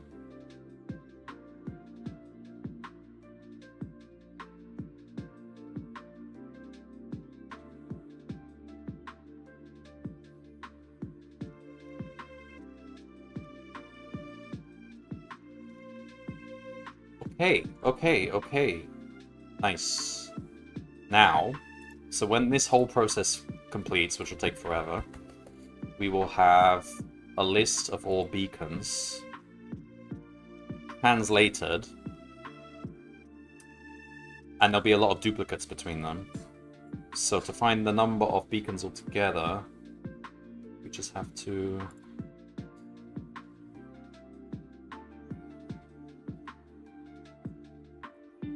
put them in a set.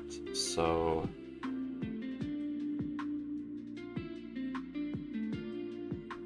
can you put arrays in a set? I'm not sure if you can do that. NumPy. And you put integer arrays in a set.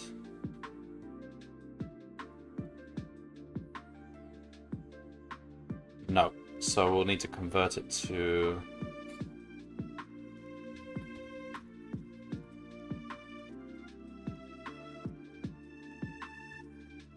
tuple.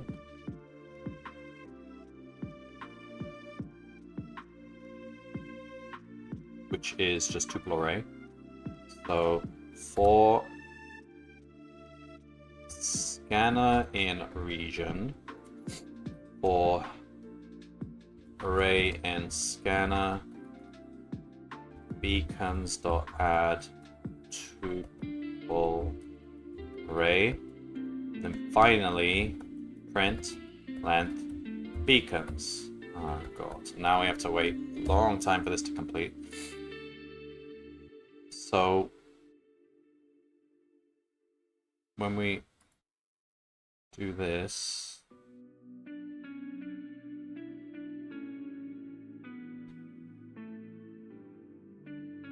let's just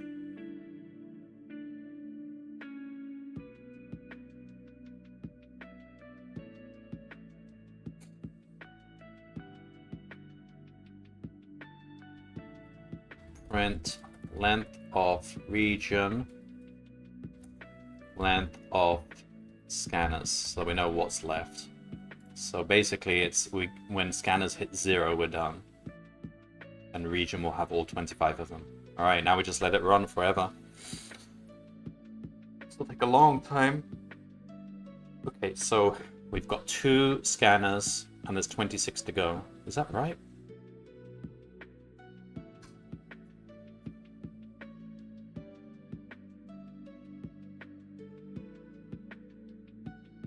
Yes, because there's 28 altogether. So those should always add to 28.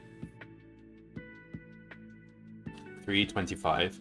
Now, will it get faster or slower as we go along? It shouldn't actually change at all. Oh no, it should be fastest when they're roughly the same. No.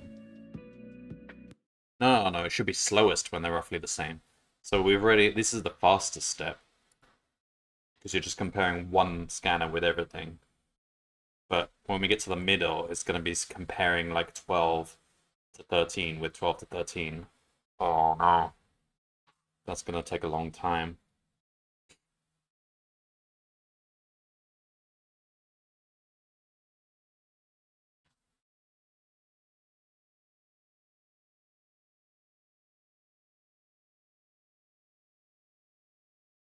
This one's already taking a long time. Oh, this is not going to finish.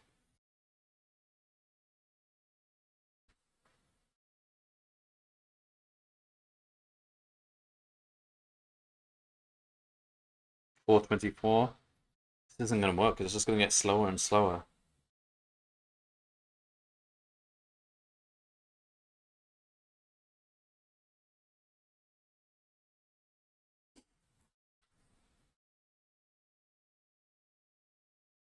Like, they didn't tell us how it connects, so we have to try every node from the first.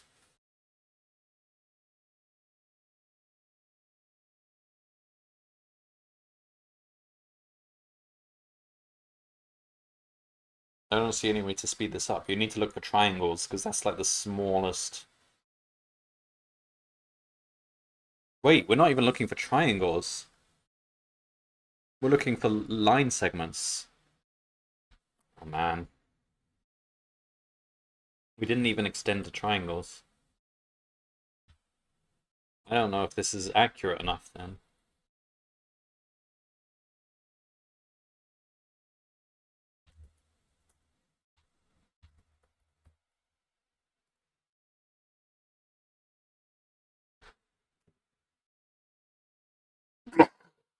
So our assumption is if there's even a single line segment in common between the two... Oh, this isn't going to work, isn't it? Because it's not that uncommon for line segments to match up.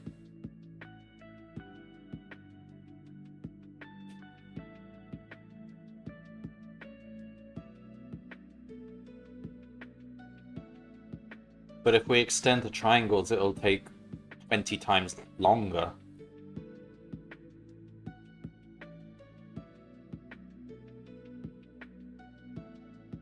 This method we could speed up just by hard coding them. I don't see... Why did I not do that?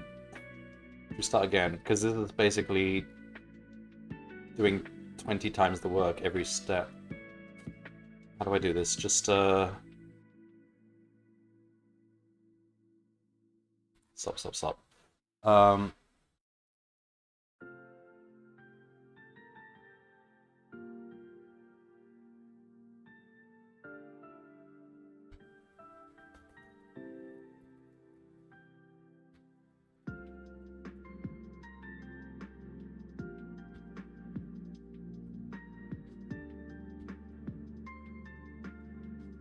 Yeah, hard code it, and now we can go... That's gonna be 20 times faster now.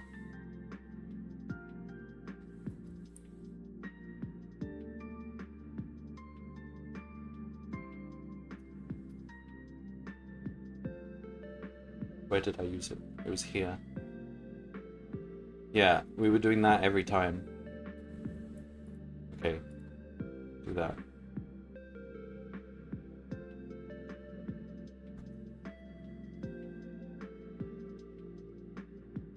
Frightened Swan, how can you remember all of this math stuff, or are you just thinking logically? I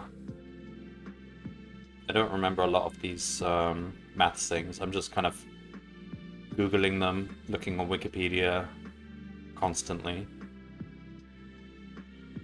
But for the most part, I'm just thinking logically along with Googling maths terms and stuff. We'll definitely need to find some performance shortcuts to make this work efficiently. My original solutions for day 19 took a minute to run before I had an epiphany. Well, let's try this now. Hopefully it runs a bit faster. So I've hard-coded the rotations. It's still going to be quite slow. 226.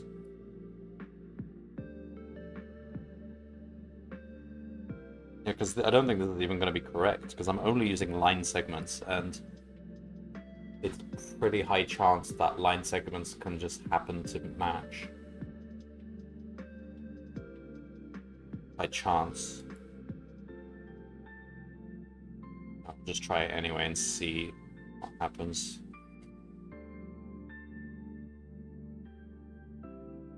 It doesn't seem much faster.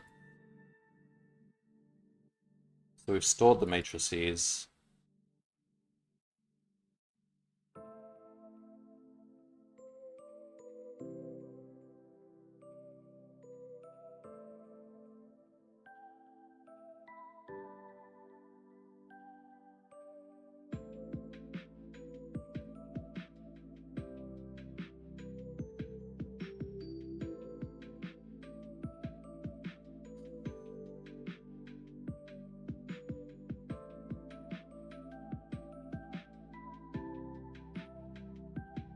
Thing is, we don't even need all 24 of these. If we're just worried about the distances, we only need half of them, really. We don't need the... Well, hang on. No, we only need 6 of them. 6 permutations of the axes. That will be enough to tell us if a triangle matches, but it won't tell us what the exact rotation is. But then once we found the triangle, we can actually find that.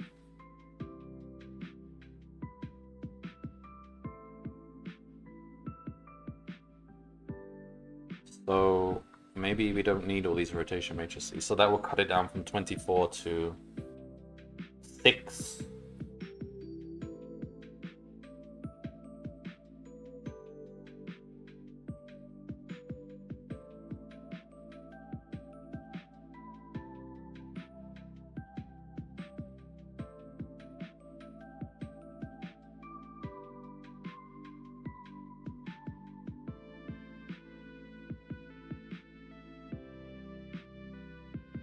So it'd be an axes permutation, but that doesn't... Can you just swap the axes? Is that a valid rotation? It might not be a special orthogonal rotation. Some of those swaps might be invalid. Because I didn't do anything I would consider to be matrix calculations other than manipulating a 3D point, I'm not sure my solution is anything like yours. Yeah, I mean, the matrix calculations I'm doing really are just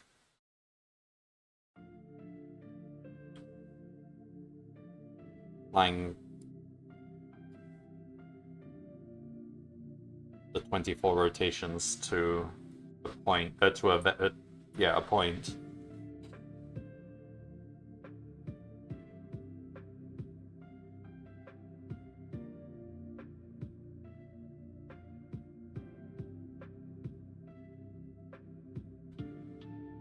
I don't feel like continuing this right now. I might leave it till tomorrow, but if this completes, I don't think it's going to be correct.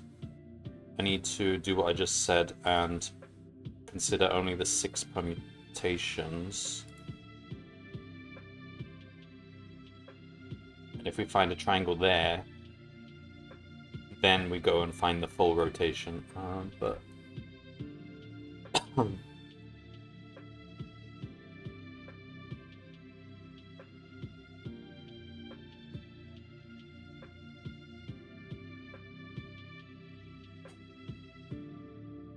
so once we get to like 12, 13, yeah, it's gonna take too long.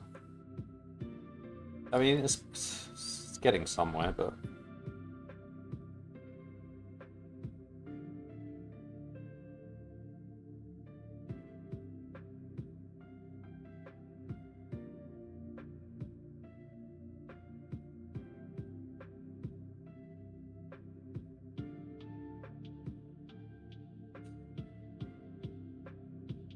I can't believe this is part 1.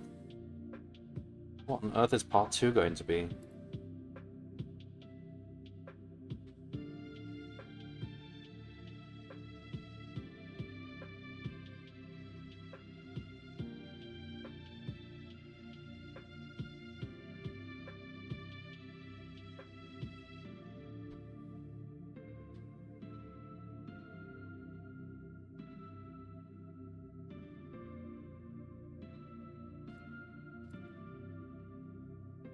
Scanner in region 1.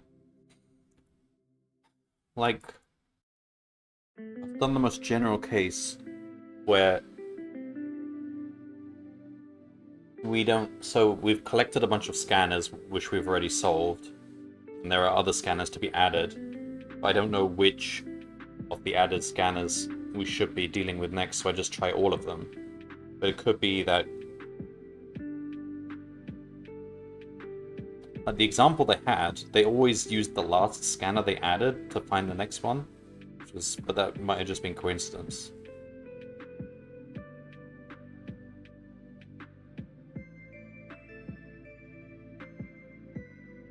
Yeah, I should really just use the test data. I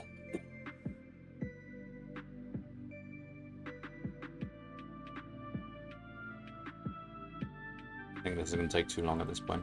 Yeah, if I run it on the test data, it should...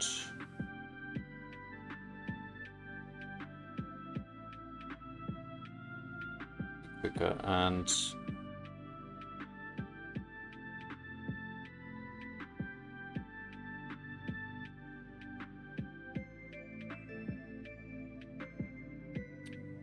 oh, it's coming up to 2 hours.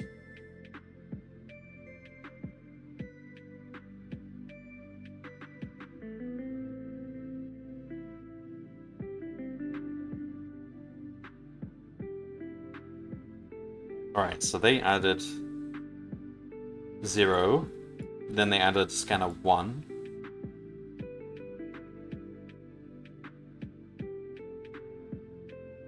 Then they added scanner 4, which connected to scanner 1. Then they added scanner 2. And they didn't say what it connected to. Then they added scanner 3, and they didn't say what that scanner connected to.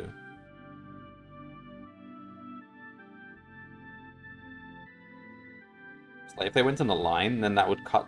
If they can be added in a line, then that would cut out a whole factor here, but... we don't have any such assumption. Everything could connect to scanner 0, for example.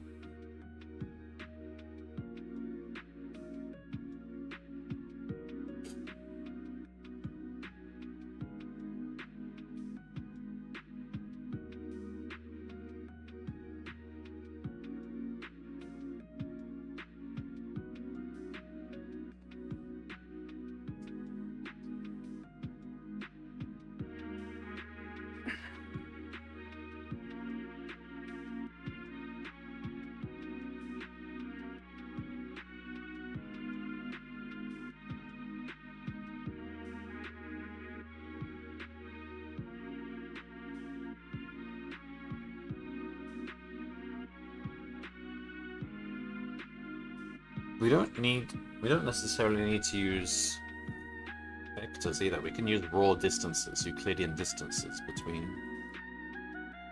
I don't think that matters though. It's constant, basically constant time operations either way. Alright, we'll try the test data.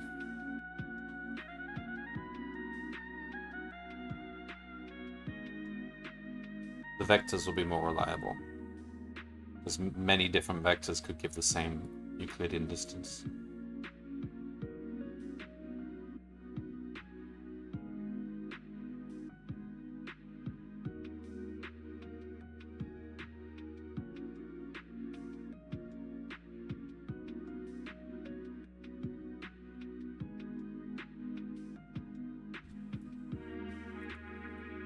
Alright. We've got just 5 scanners this time.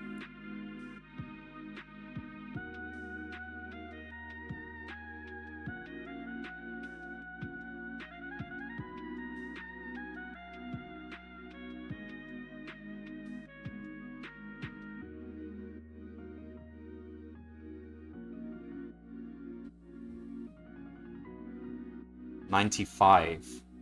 What we actually needed was 79. We've got excess beacons. But we did actually...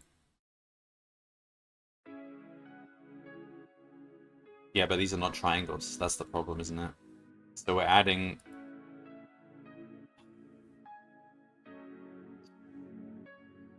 God. We are being too... generous in... so we're sometimes adding scanners when they weren't actually matching. And then that will give us extra beacons.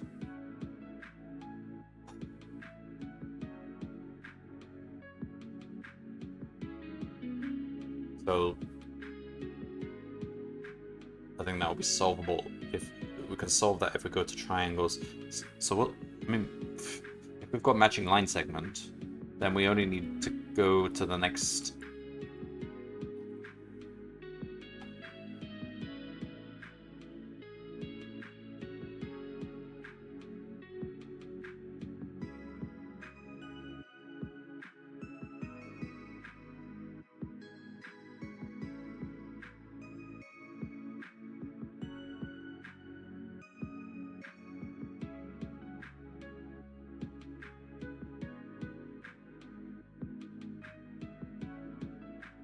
let's try and extend this to triangles then, because we're almost at that point.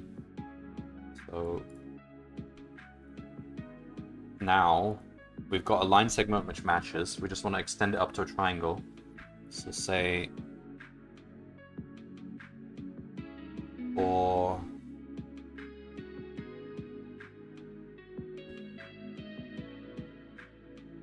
A1 in range J1,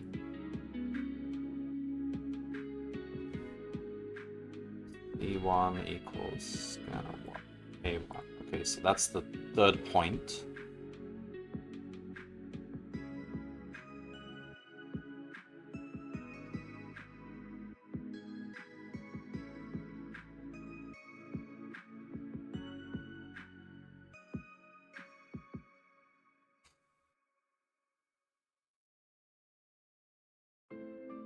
This is adding time as well. Well, okay, we're using the test data, so now if we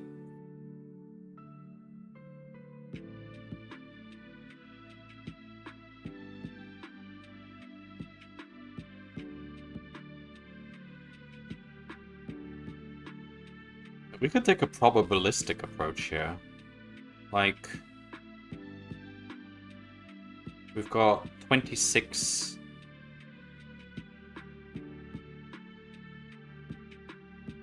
25 scanners, beacons in a scanner.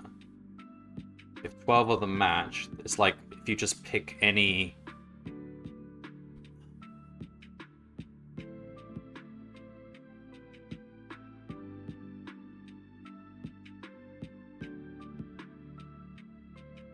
if you were to just pick any triangle, there's a reasonably high chance of it being amongst those 12.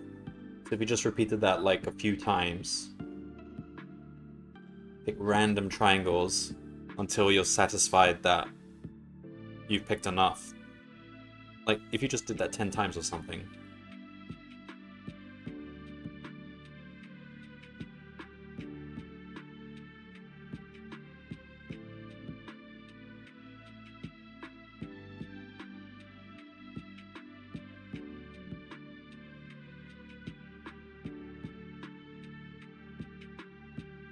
The chances of it being... So we need to basically do it until we're satisfied that the chances of them not matching is like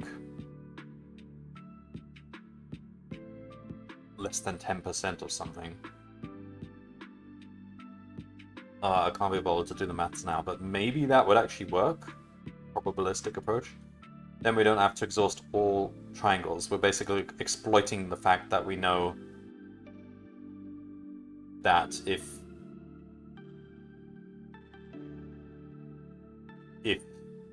they overlap, then half of them must overlap, basically. Half of them must be in that overlap.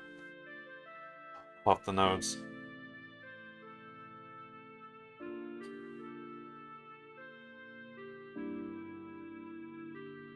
I mean, doesn't that mean we don't even have to range over all 25 if we range over...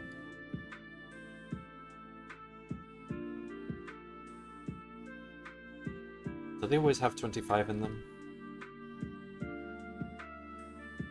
If we ranged over...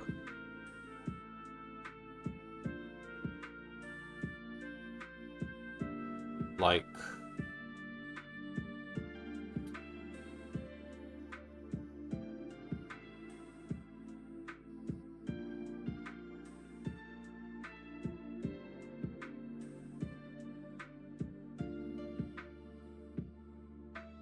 I've mentioned multiple optimizations here. Let's just try this triangle thing and see if it works for the test data.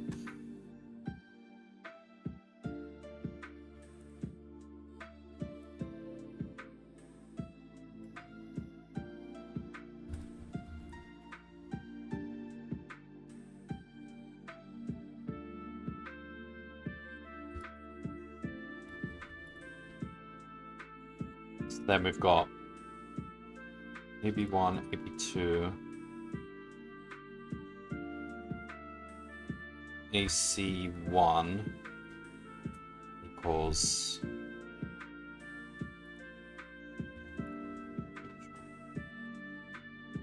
C1A1, C2, C2A2, and we want to say if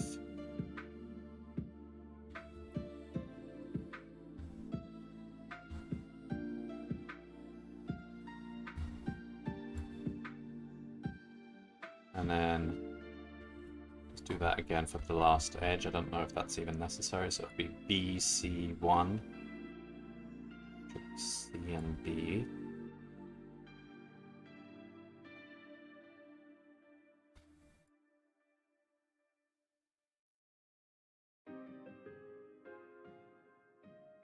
Alright, so at this point, if we reach this point, then we have a triangle that matches.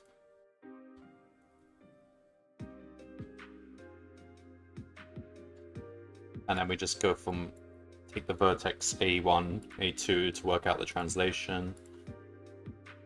Alright, try that. It's probably going to be much slower now.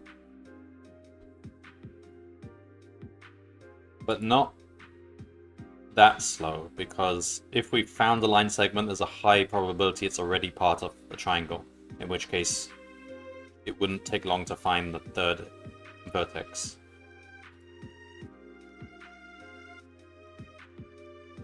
So this is a slow approach, but I'm hoping it's accurate. If we get 89, that's a good start. There's 79. 79! Okay, so it's correct. So I have two choices. Either I optimize or I leave this running for days.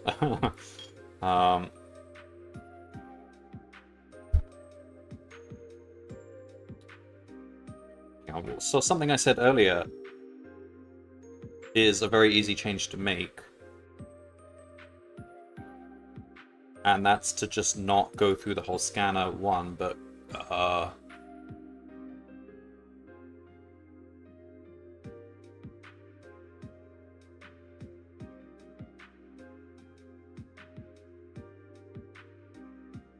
Alright, let's think.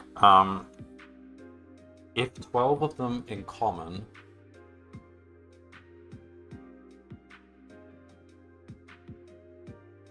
if the 12 of them must be common to both, then if we have gone through all the nodes and we've left, if we've got 9 left to check, and we haven't found a triangle yet,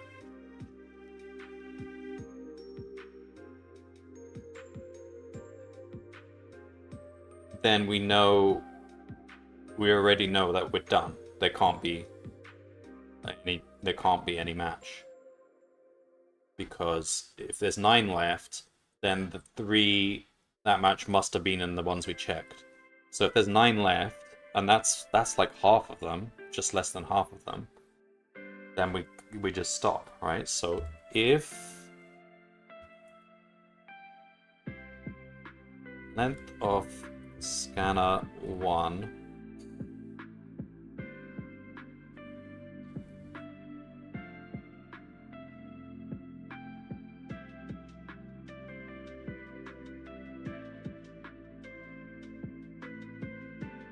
minus I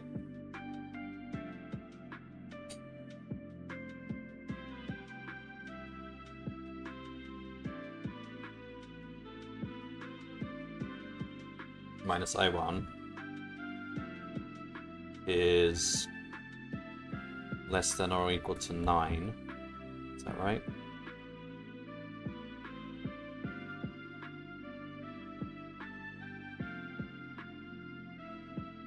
Yeah. Then we break.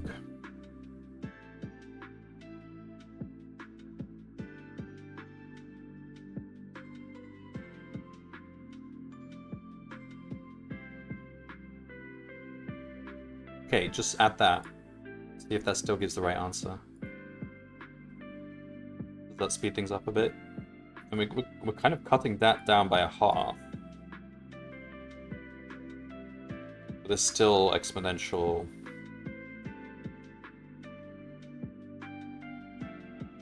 We can't add that here because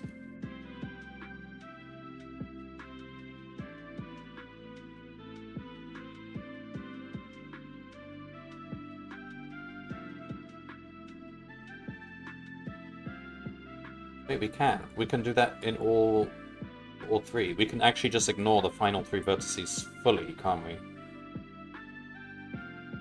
The final 9 vertices fully.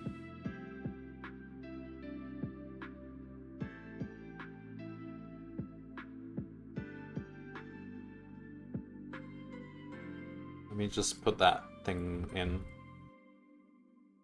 here. The scanners might have different length. I've never really checked their sizes, so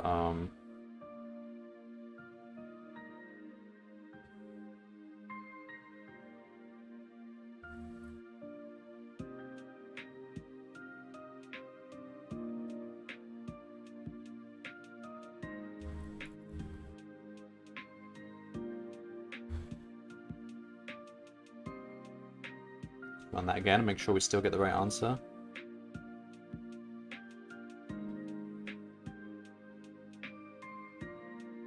So we're basically just ignoring the final 9 vertices from scanners. Like, that went faster. And then we can even add it to the 3rd loop. That won't matter that much, though.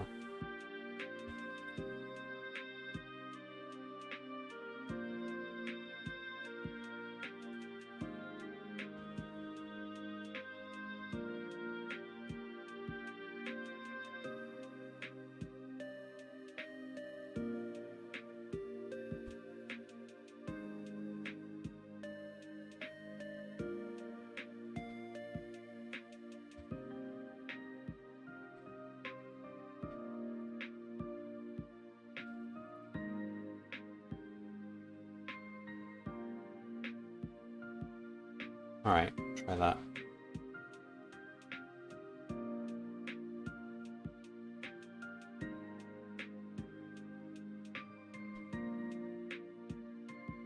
The first one took a long time, strangely, and then it gets quicker. I thought the first one would be quicker. The longest time should be when they're roughly equal. Oh, it does seem that's the longest time.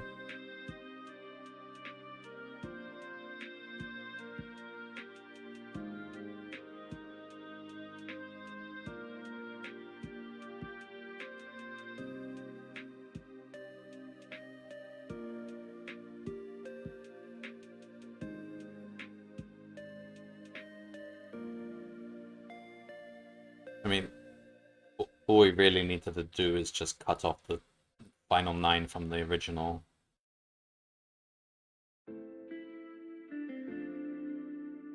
Array. Instead of this weird break condition.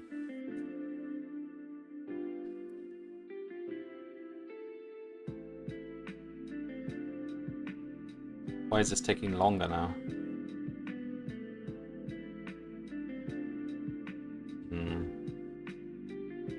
Maybe this wasn't quite correct, this bit here.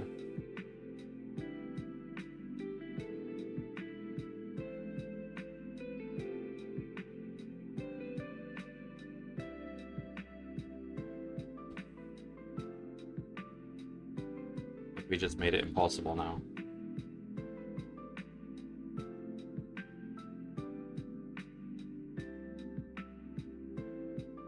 But the logic should still hold. Yeah, we've just made it impossible. Why didn't that work?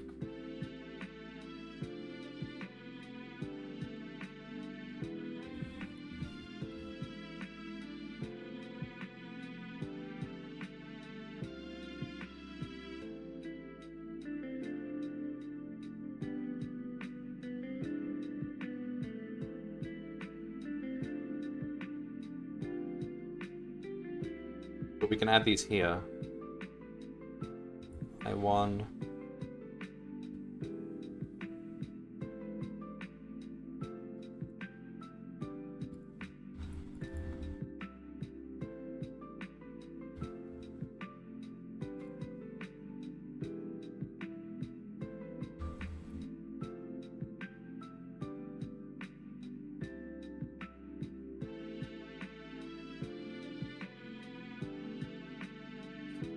Okay, take these ones out.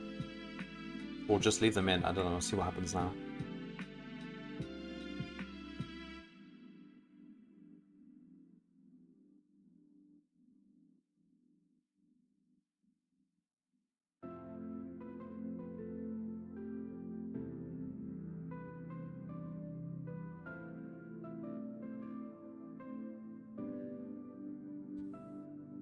Jammed it up. Why? I thought I was onto something here.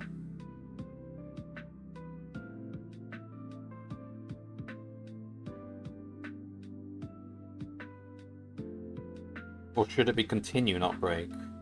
Oh yeah, the first one is break, but the next ones are continues, not breaks, because we still want to try different. Oh, damn it! Wait, no. No, it is break because we don't want to use any J1s which are in the final 9. Like if there's a triangle to be found, it should be in the first.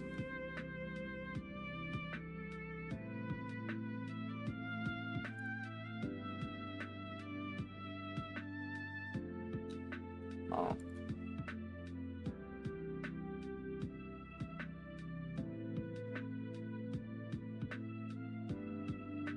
Just change this to continues. No, that'll do to give the same result. I just take this out. We had this working thing a moment ago.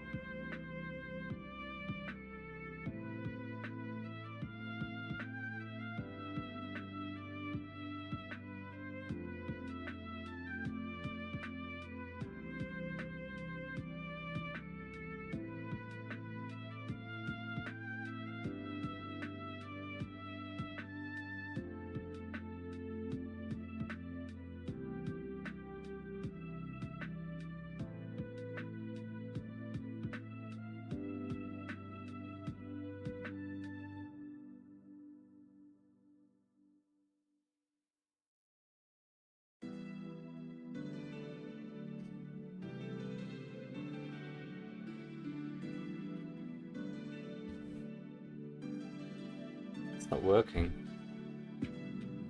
I don't know why this doesn't work. Okay, go back to this one. So we just leave that condition in, everything else. What happened?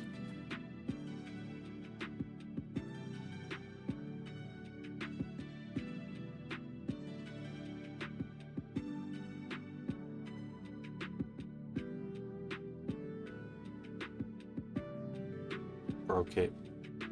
It was working. V1 scanner. God, where did that come from?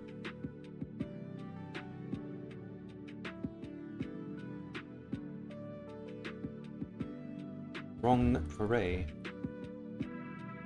Has that always been there? Oh god, bad.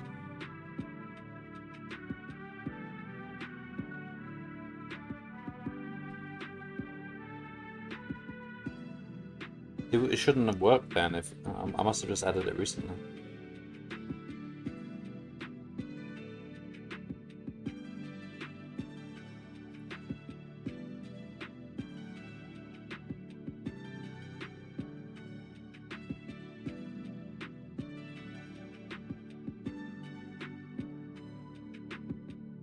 Get rid of these conditions then.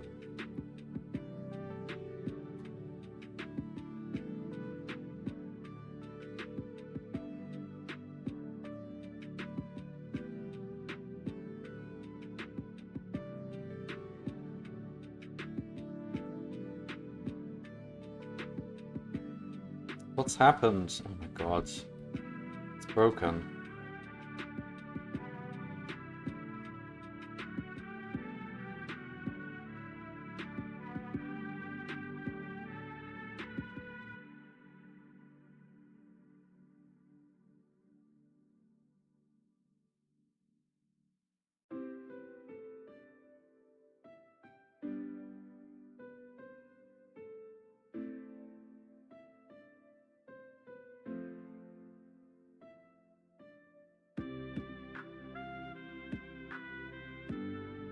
How did I manage to break it? This should be as it was now. A1 enumerate scanner 1. G1 in range 1 plus 1. No, that should be scanner 1. Oh my god, I'm mixing everything up now.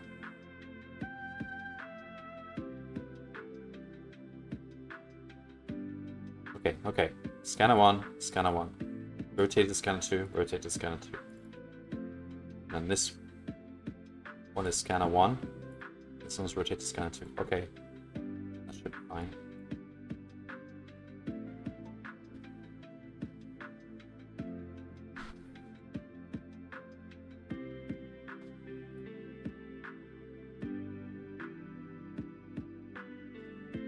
Alright, so let's see if this works now.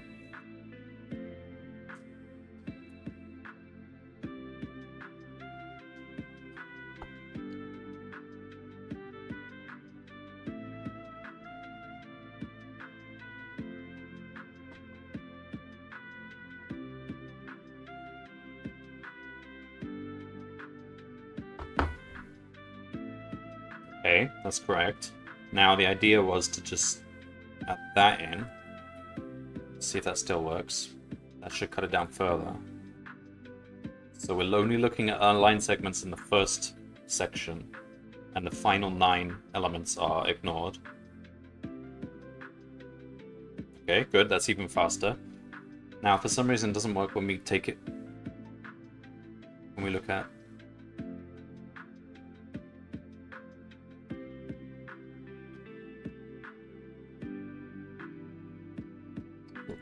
It doesn't matter, but that should be scanner 1. Okay.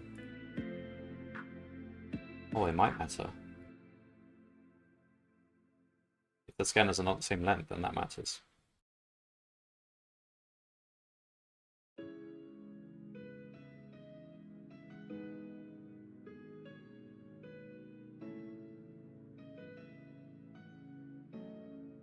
Okay, still working. Good. I don't think it doesn't like it if we do this.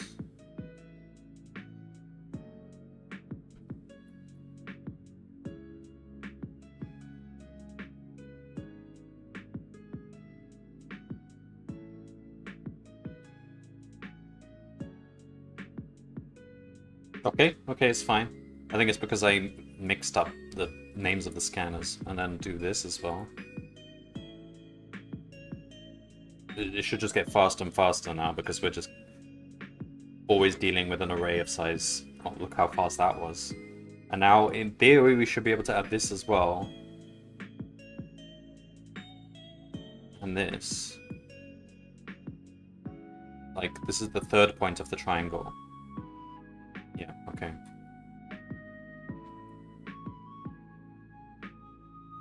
Okay, so basically we're just ignoring the final 9 elements of both scanners. No, we don't care about any triangle that intersects with the final 9. Oh, did this one break it? Why? Let the rotated scanner 2.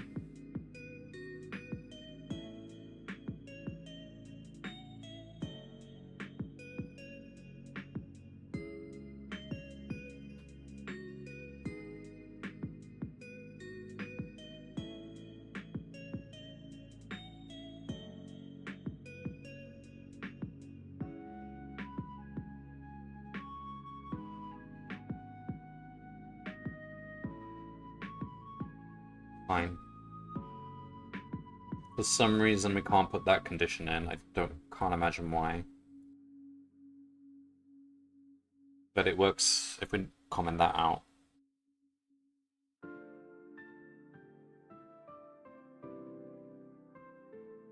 Okay, that's a lot faster. We could try it on the big data. I don't know if that's enough though. Let's see how far we get.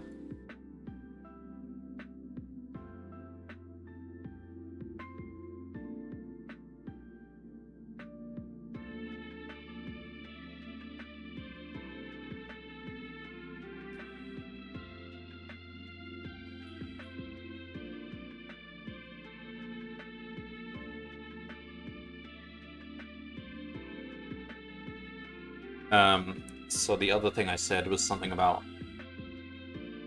probabilistic. Oh, we got the transformations.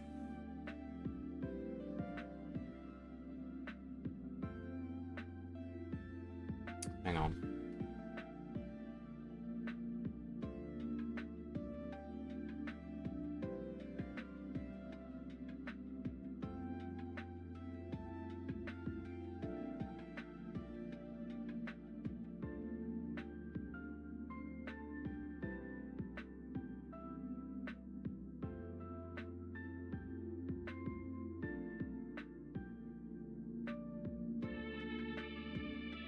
I like this idea of doing a probabilistic thing, but that means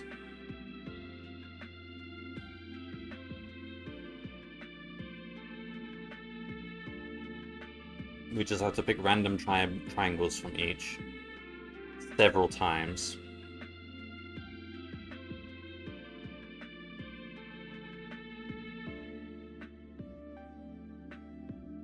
And if we do it like 10 times and we still don't find a match, maybe we can say with quite high probability that they're not overlapping. That makes sense.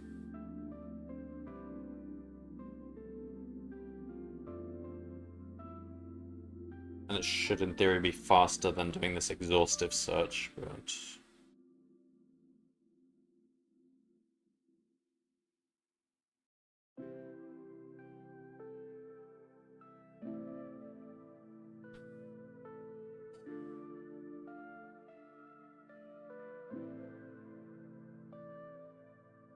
5:23. I mean, it was making progress now, but the worst is going to come at 12:13.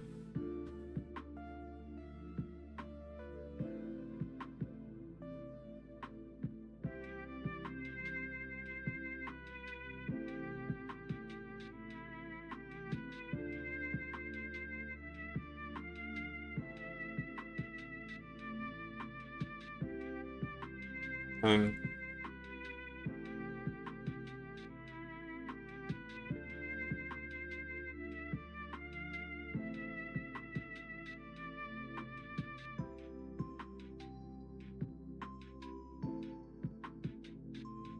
$6.22. This might actually run. Take a long time, but it might be all we need. Like, what else am I gonna do? There's a probabilistic approach, or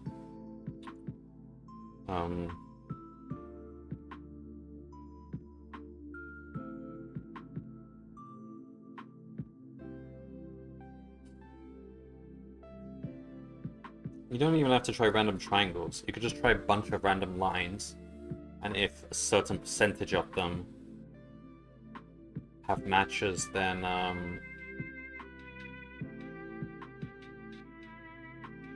well, then you can say quite likely.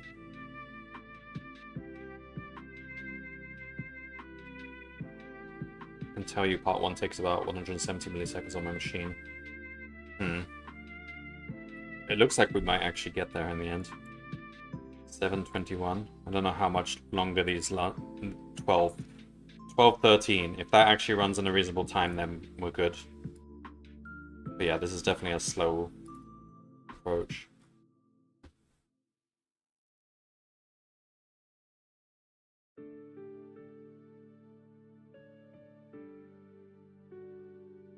I guess we're doing these rotations over and over again like we've done before. Like, we should just have a method which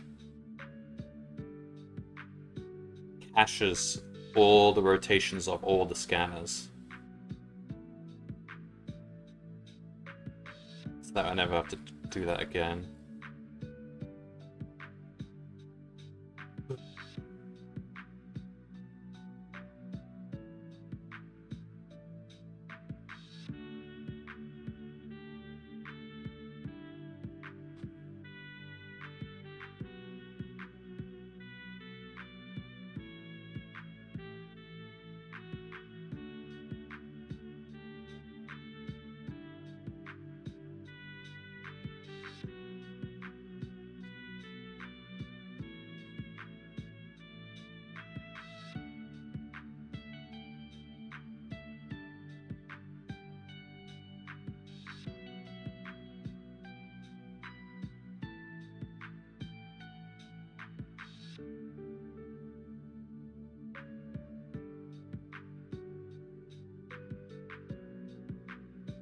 Beat 20. Come on, come on.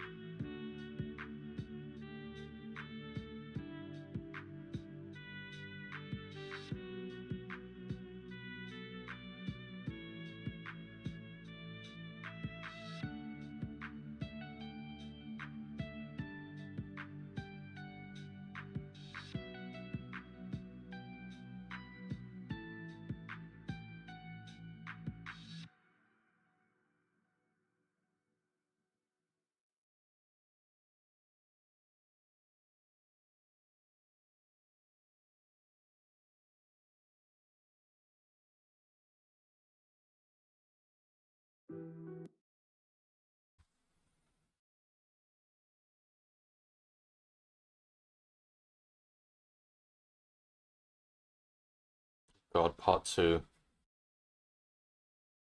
is at the very least gonna just take this whole length of time again.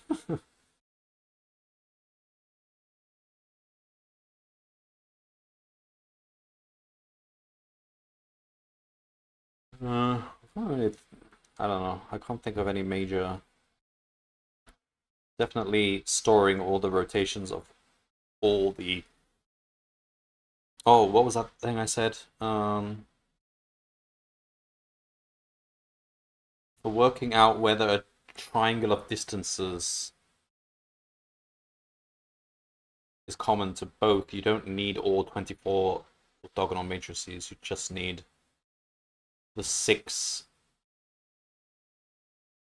permutations of the axes, because that, and then that'll tell you there is a common triangle. And then once you know that, then you can use the 24 rotations to well.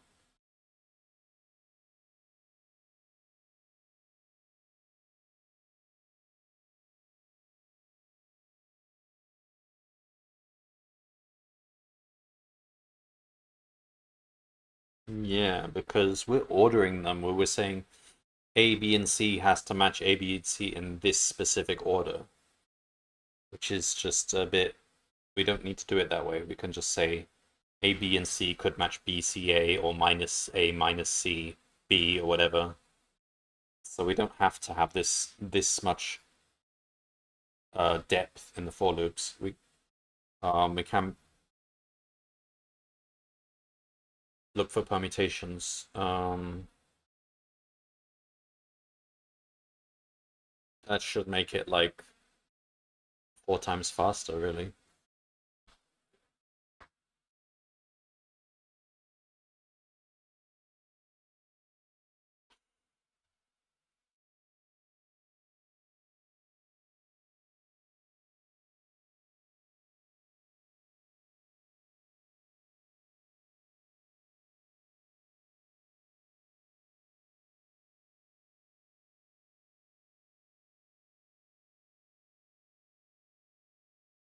Oh no, 12 is not the midpoint. It's 14 is the midpoint. Oh, it's going to take even longer.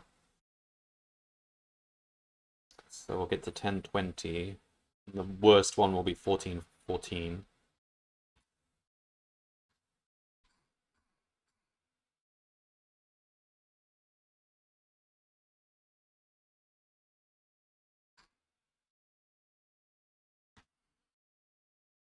Hmm.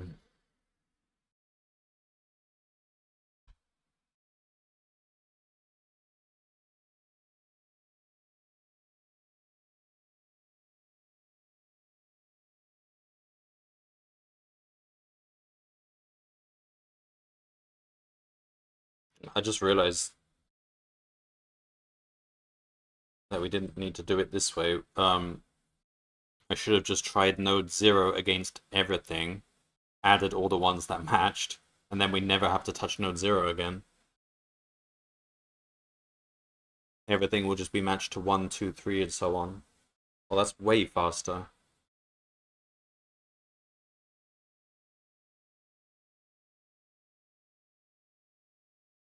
Hang on. But still...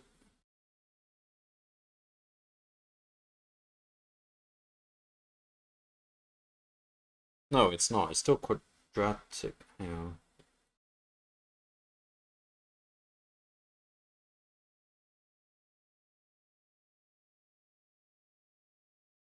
It is faster because we're not repeating. If we know that node is 0 doesn't match with...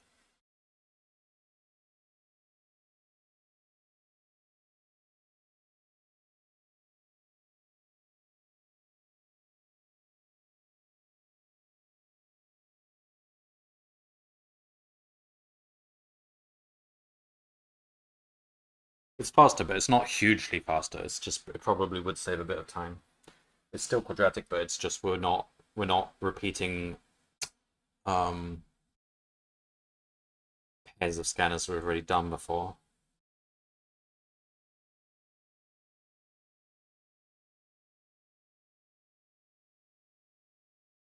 Yeah, it probably. I mean, could I? How quickly could I do that? I'm not going to stop the process now, but I guess it's just if we just put like a hash set and say if 0 has been matched with 3 before, whatever, then just put that in a hash set so we don't try to compute that again. Or we just use the Python built-in cache. This would yield a fixed result given that scanner and that scanner. So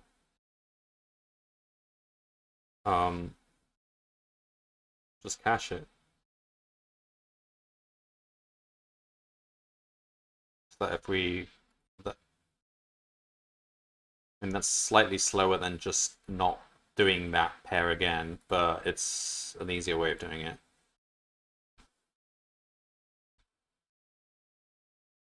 So that would be like cache.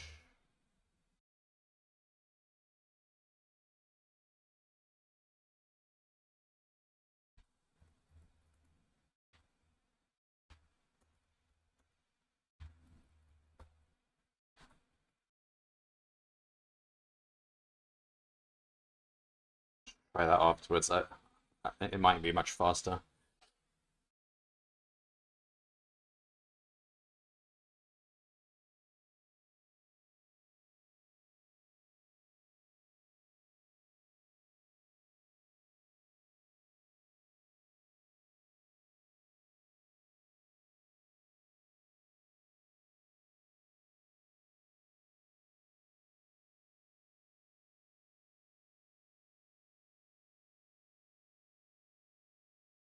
Well, 16.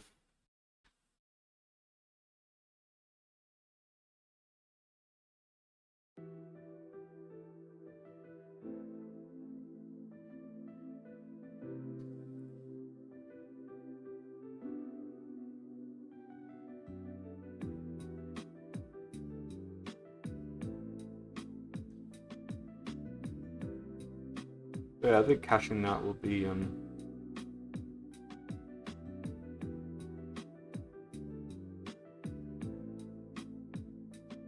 improvement. Should like halve the time at least.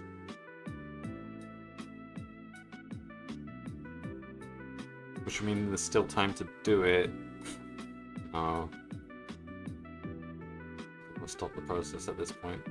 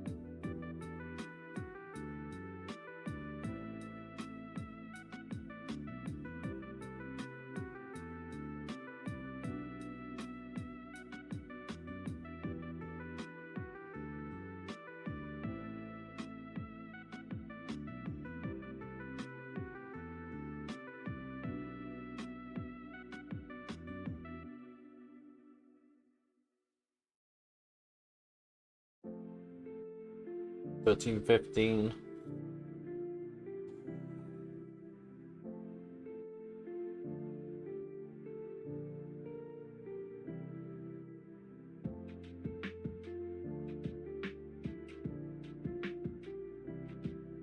I don't understand why this broke it though. This line here, it's the same reasoning as above. That if we cut off the final 9 nodes from each, then we should still have a triangle in common. Like in the worst case, we've cut off the other 9 matching nodes. So the 3 that are left would still form a triangle. But then why can't that? Why did that not work for the 3rd point of the triangle? Okay.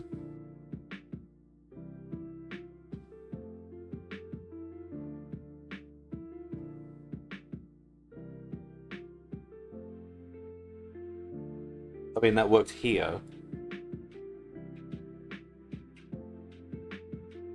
So why did that not work for the 3rd vertex of the 2nd triangle? Why was it okay for every other vertex and not this one?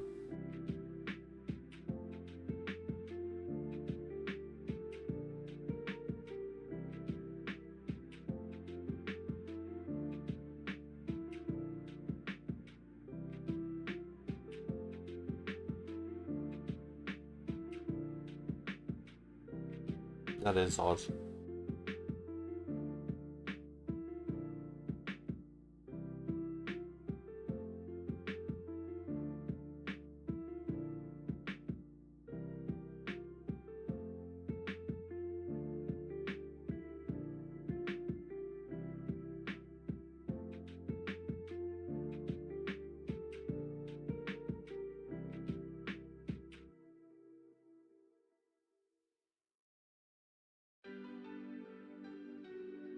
Yeah, that's almost indicative of a bug of some sort, which is a bit worrying.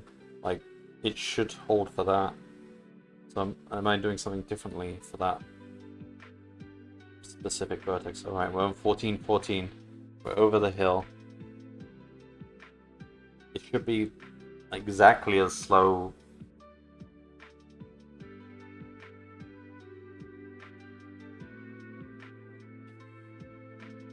In the final half, I guess. Do the same thing.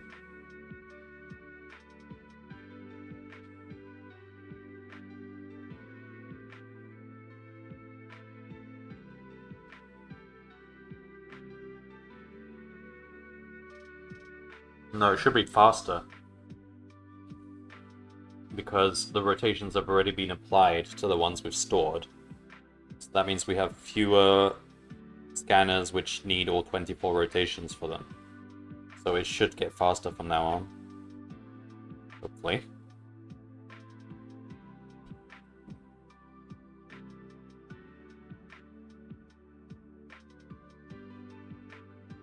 Because we no longer need to try 24 rotations. Or...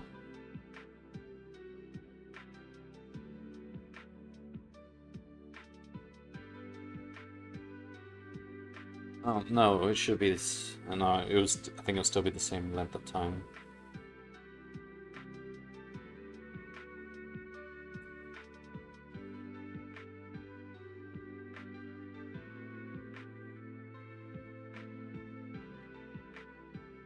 Because it's not a very smart for loop.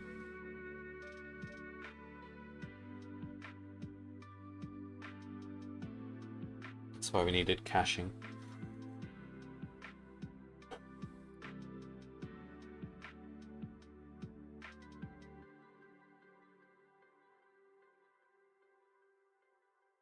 We got to 3 hours.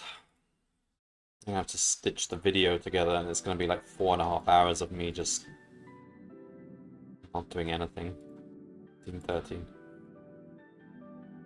God, if this doesn't work, then I'll have to try those other ideas. I know. Oh God, we'll take a look at part 2, but if it's anything beyond something that falls out quickly from what we have, then I don't want to worry about it right now.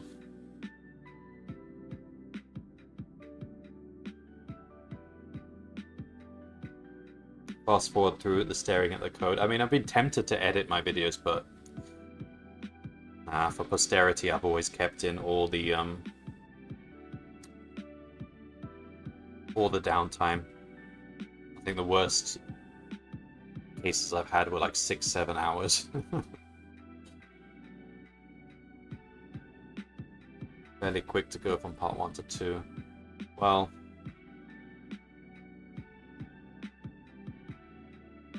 I probably should have printed out all the beacons or something, because if I needed them, I'm gonna have to rerun this.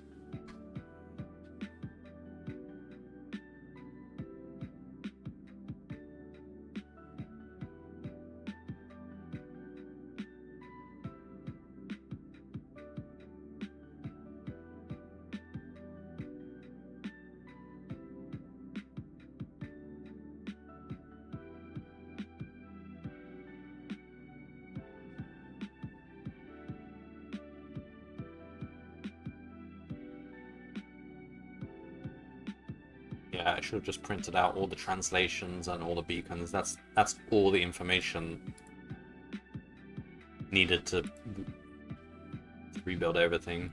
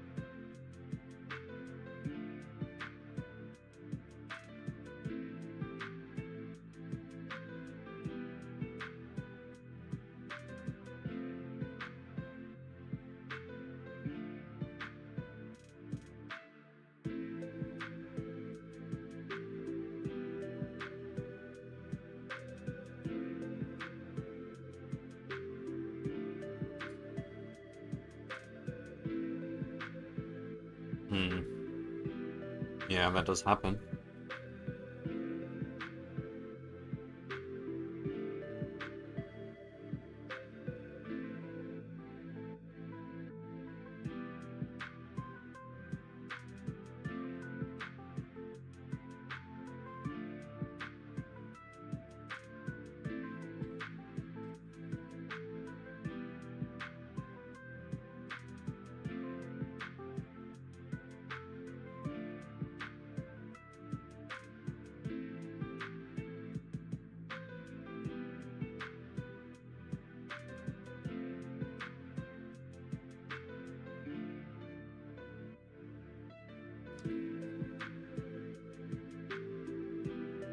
Yeah, so here, before I even do any rotations, before I do that, I should have just tried the triangles thing and just check if a triangle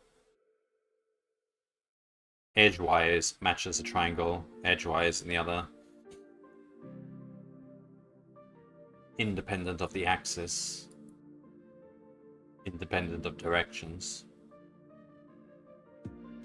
Could even use Euclidean distances, but there's no reason to. I think just using the vector is fine.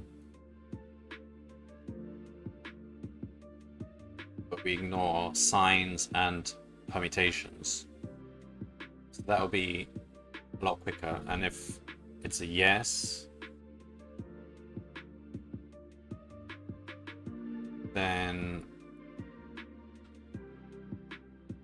we can do all this, I guess. That will rule out the negative cases faster.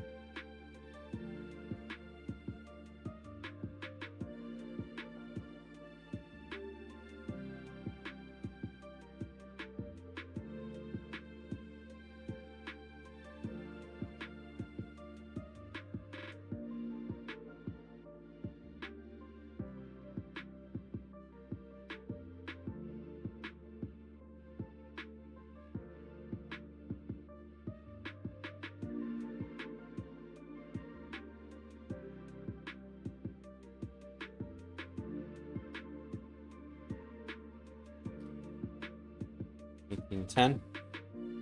Gradually getting faster.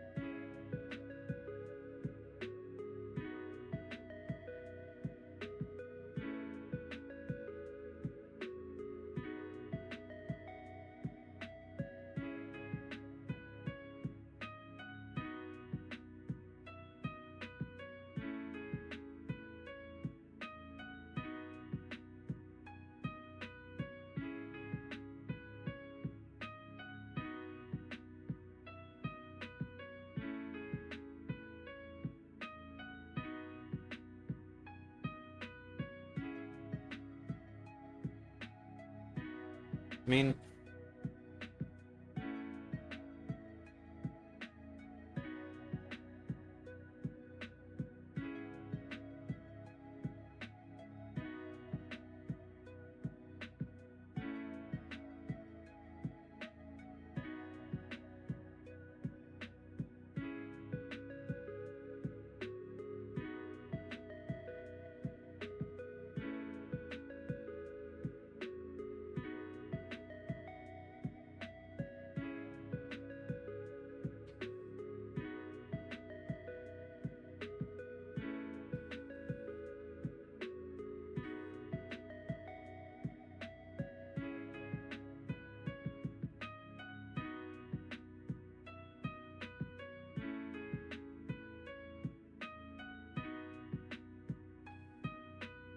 like if you didn't bother computing what the rotations are and stuff, and you're just trying to directly find the number of beacons, it would basically be, well, it would be like the inclusion-exclusion principle. It would be the sum of all the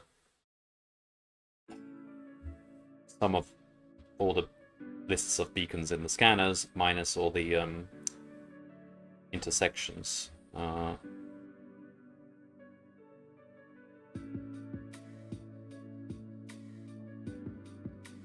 But finding intersections itself is the problem. But if we took that approach,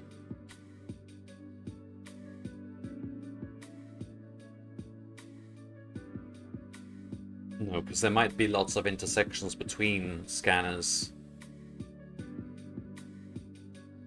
Yeah, like small numbers of intersections, like one or two of them. That doesn't really.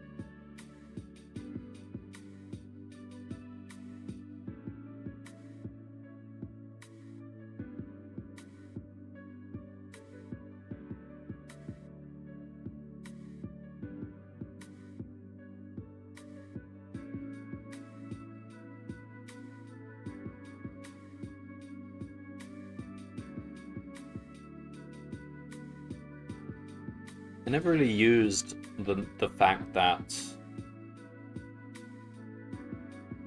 it's within 1000. Like, that imposes a cap on the amount of transformation you make. Like, you could take a different approach and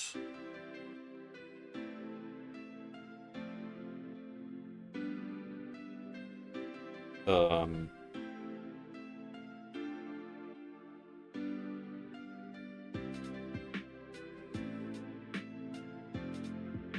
I mean, a number of transformations you would need is like 1 billion, but if you just went for like just X and Y transformations, maybe like 1 million.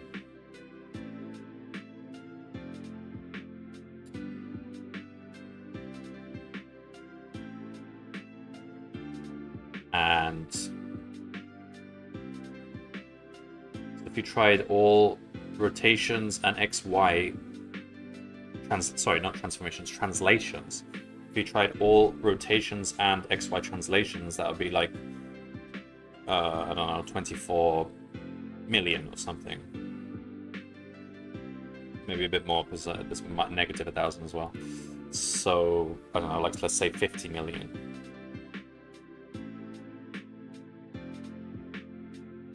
No, but that's for one pair of scanners. We're basically just doing the same amount of work. Well, I don't know. I mean, you don't even need to do 2 dimensions. You should do 1 dimension. If you did 24 rotations, try all X translations, and if you find such a combination that you've got like 12 nodes matching, I mean, that's it, isn't it? That would give you. Then you could probably just say, okay, those 2 match up. Unless he's thrown in some traps in the data, but I don't think he has. So that would be 24 times 2,000 to compare 2 scanners to see if they match up or not. Maybe that's really the way to go about it. Like the cap of 1,000 to negative 1,000 is actually smaller than I realized.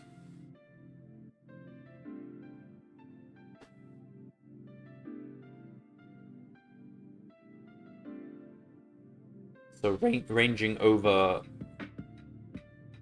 translations rather than permutations of all 3 axes. But basically projecting everything onto the x-axis and solving the problem in 1 dimension.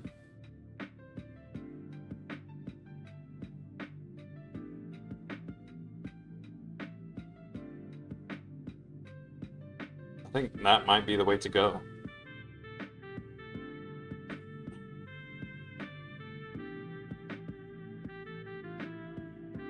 And you can also project them to the y-axis and solve there too, if you just want to rule out any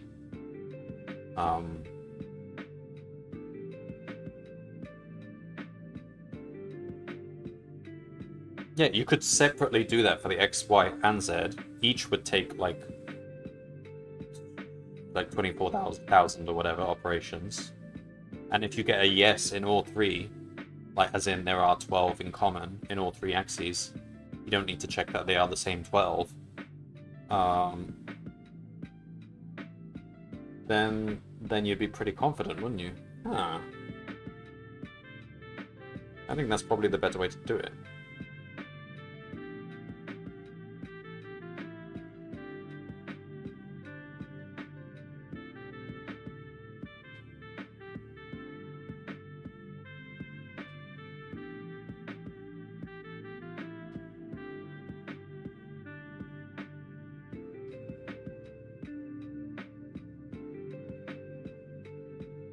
So it's like 24,000, but then you've got to do the whole list of scanners, so it'll be like 1,000 times another 24.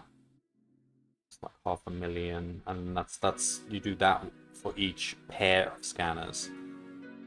But not each pair of scanners. It'd be pair of ordered pair of scanners. So like half the full pairs of scanners. So several million operations. Yeah, I think that is actually the better approach here. Completely turn it on its head. Range over translations. And even then, you don't have to do all 12. You can just look for like 6 or whatever.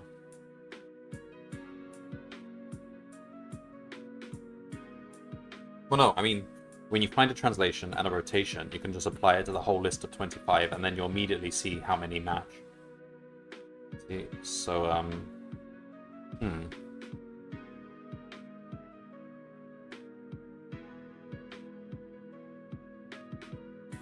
Alright, if this doesn't work, I'm doing that. It'll be so much cleaner to code as well.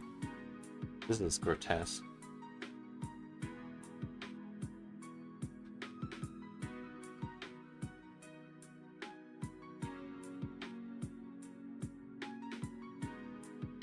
Yeah, at first I thought a cube of size 2000 by 2000 by 2000 is just too many values, but it's actually not. Well, 2000 by 2000 by 2000 is a lot of values, but you just look at the axes independently and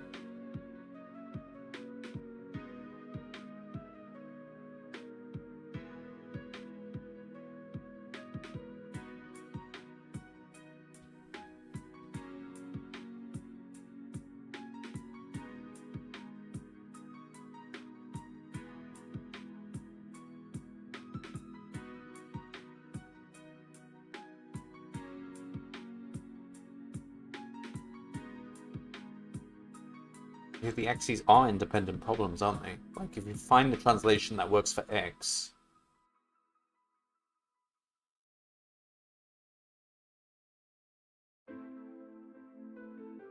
well, the rotation would have...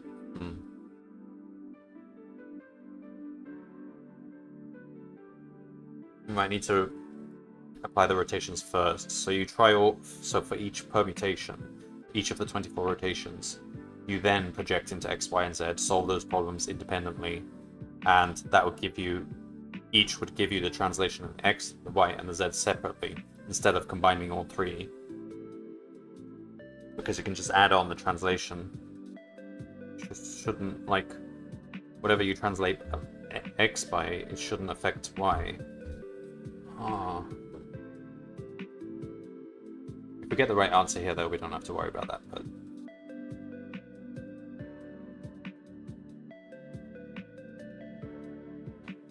It seems like this was probably the hardest day of the month, going by the number of people solving it and the time it took people to solve it.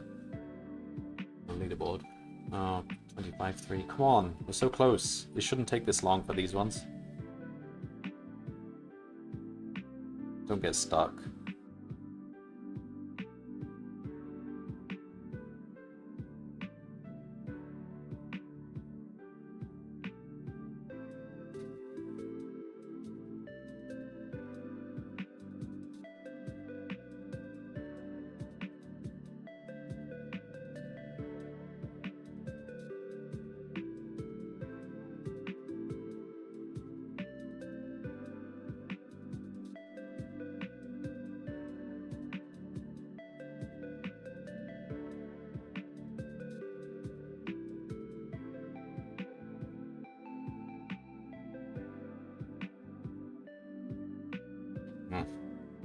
Theory, it could get stuck in an infinite loop here if it doesn't find a scanner to add.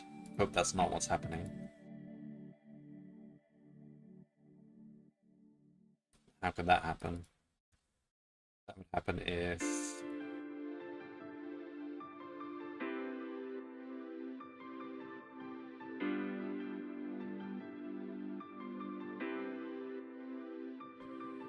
this process just didn't find...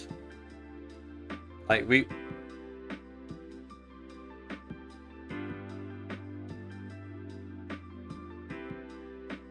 Every scanner must be connected to the region. Like, that was sort of implied by the description. So every scanner must have some other scanner for which it has 12 in common. Which would also imply that there is a triangle in common.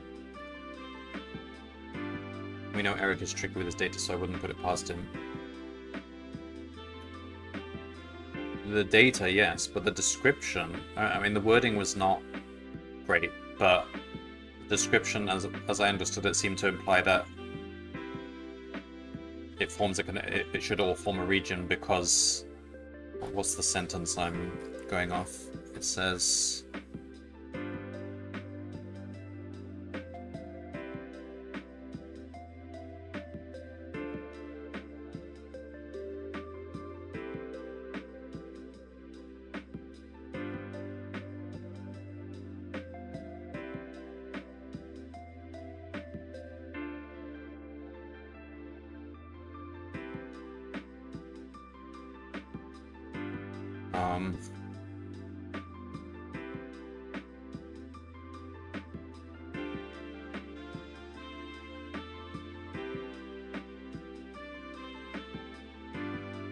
scanners and beacons map a single contiguous 3D region. Contiguous to me means that they're all connected.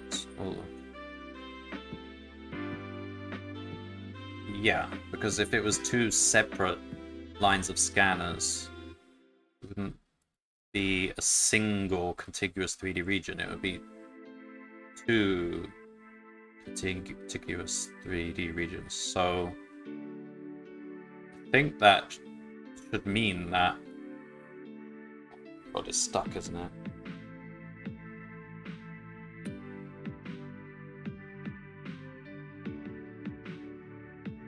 Should mean that every scanner overlaps with something, otherwise it forms its own separate 3D region, or at least it's indeterminate, and no longer be a single contiguous 3D region.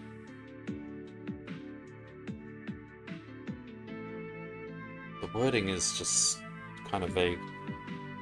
This region can be reconstructed by finding pairs of scanners that have overlapping detection regions. So it's asserting that this process should build the whole region, such that there are at least 12 beacons that both scanners detect within the overlap. By establishing 12 common beacons, you can precisely determine where the scanners are relative to each other, allowing you to reconstruct the beacon map one scan at a time. So it's sort of forcing certain properties of data to be true for this to even make sense. But I don't know. Okay, so we're stuck on 25.3. I should have stored the beacons and stuff. Which means there's 3 scanners to add. I'm pretty sure we're in an infinite loop now. We can't find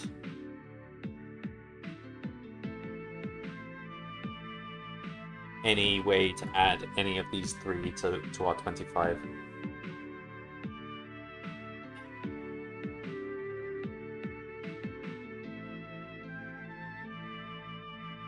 If my code is correct, then, I mean, wouldn't that mean it's not a contiguous region anymore?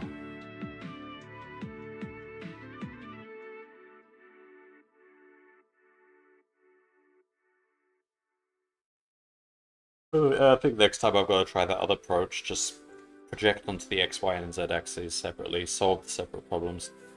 It'll be so much easier to code.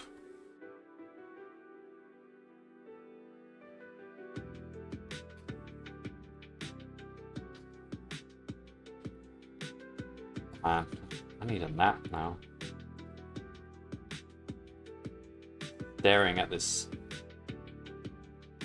IDE is for so long has been making me tired. Yeah, this is not working.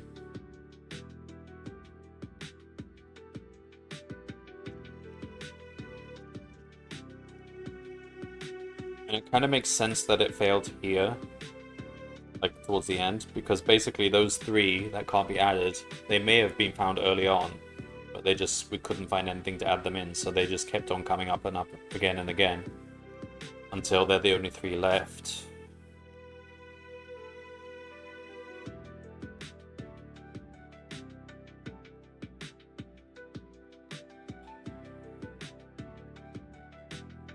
So many vague points in this description. I still think that contiguous 3D region implies that they must all connect. Wait, so the example he had... Alright, it doesn't matter. We'll leave this till next time. I don't know if I'll even do it tomorrow. I might need to do some prep. Otherwise, we're gonna end up with like a 7-hour YouTube video, which wouldn't be the first time, but...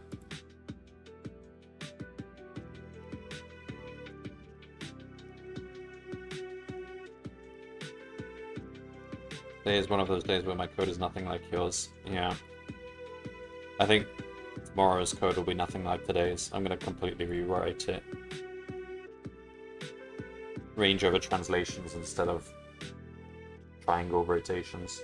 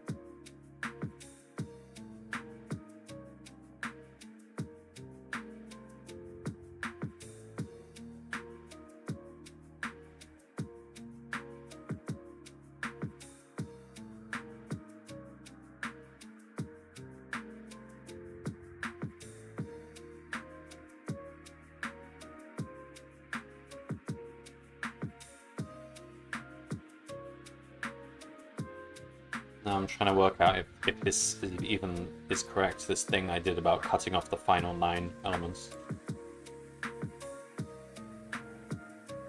So we're saying 12 points must match. Therefore, if we just cut off 9 from each of those, then there still must be 3 that match. At least.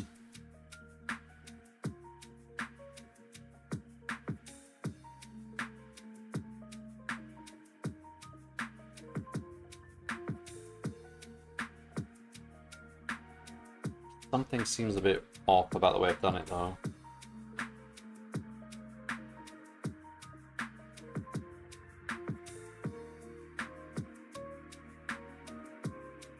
I mean, it's equivalent to saying if...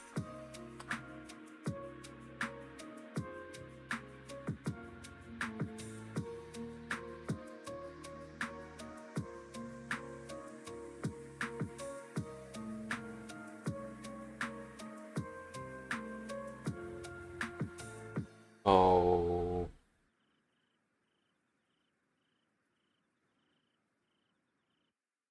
I see the flaw now.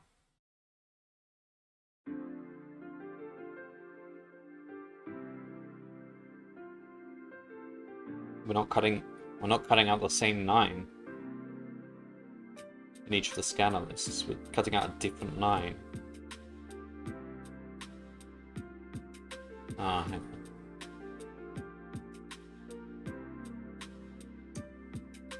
Damn it.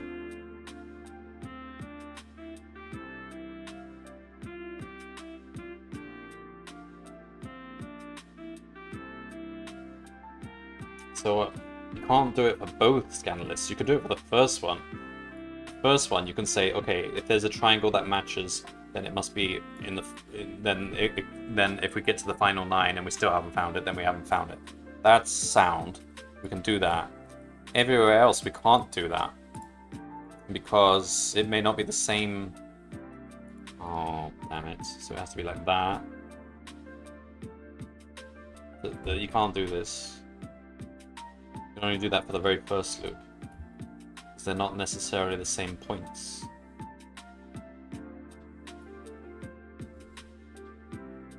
And that's why that was breaking it, because it's not actually a valid assumption. We just got lucky with the test data. Let's see how long this takes, how fast this runs now, because I'm caching it.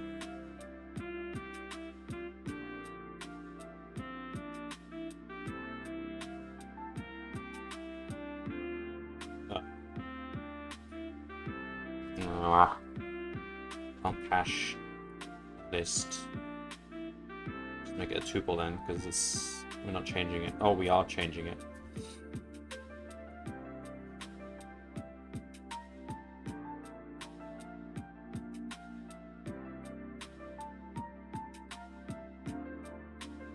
An individual scanner can be a tuple.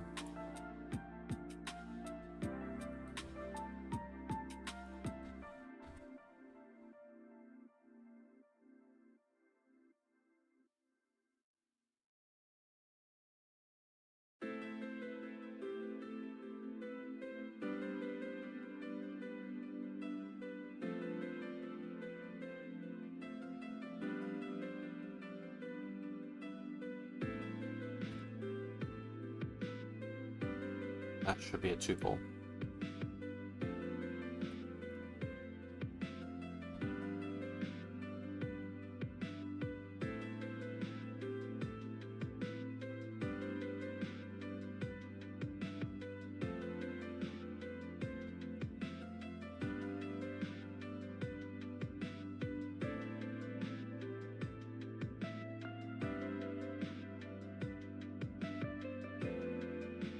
Where are you getting more lists from?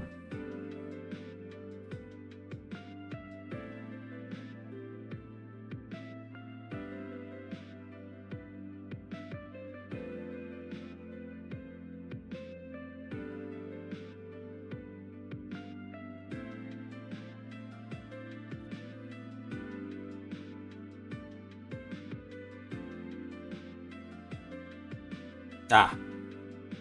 No, because we did change it to...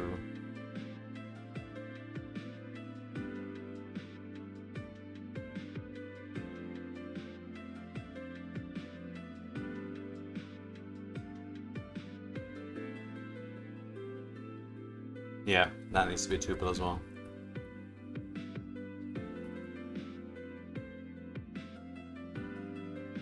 Unhashable type. Oh, damn it, you can't hash in numpy arrays. Ah. Let me hash them.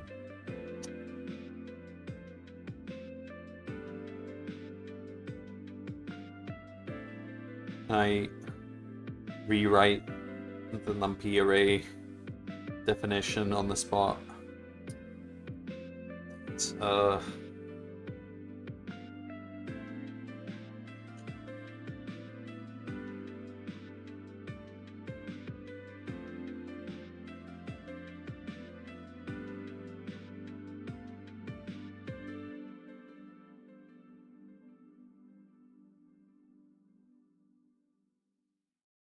Alright, another way we could do this is just say region equals 0.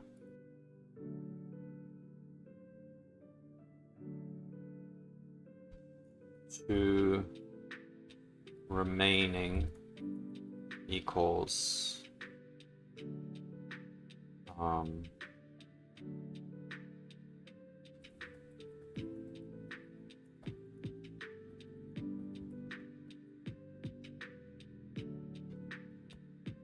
region. So now it's just numbers, and here we fetch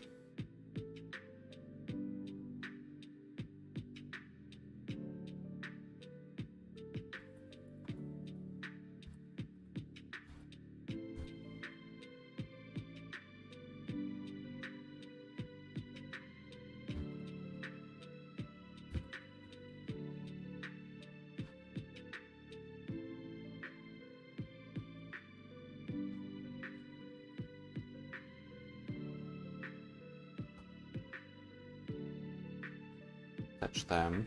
So now it's just hashing indices, and then when we pass these in, we have to say done equals false. For, let's say, S1 in region,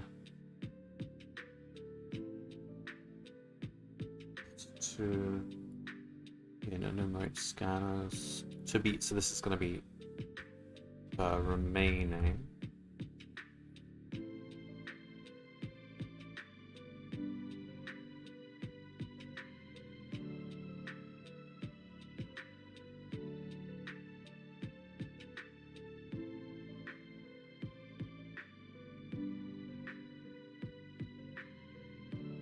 Oh, damn it.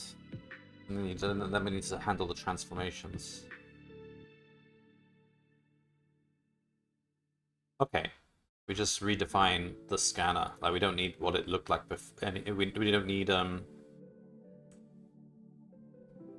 So we just change how it was defined. So scanner...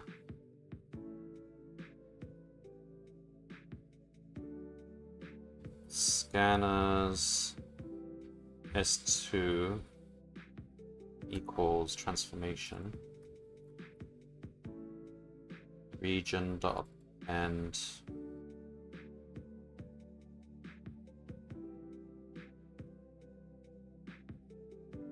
S2 delete remaining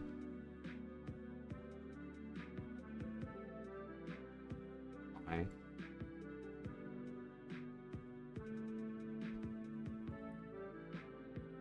Okay, let's see if that's any faster. Probably not. But this will speed up because we're caching. Let's just see what happens. But it's not going to speed up by much. It might halve. But we've also taken out all these shortcuts which were invalid anyway.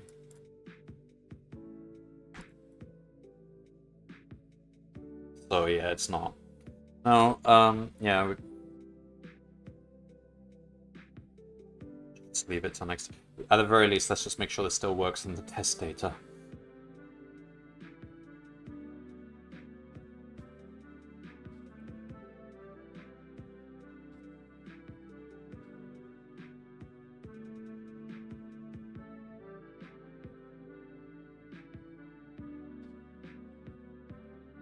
So we are caching, but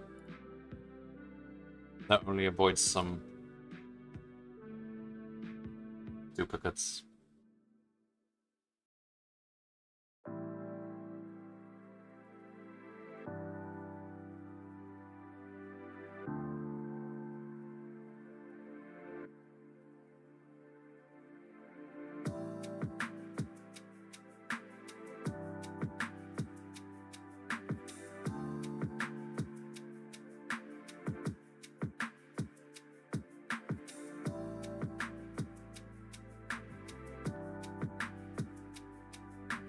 Oh, while scanning. No, it's supposed to be while maining.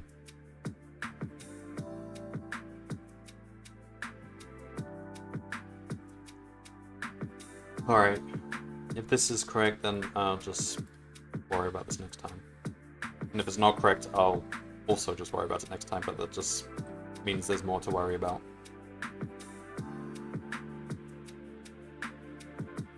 Rate off.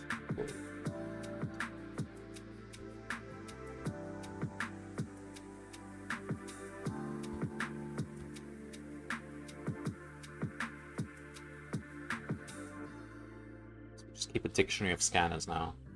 And re-update them when we get the right transformation.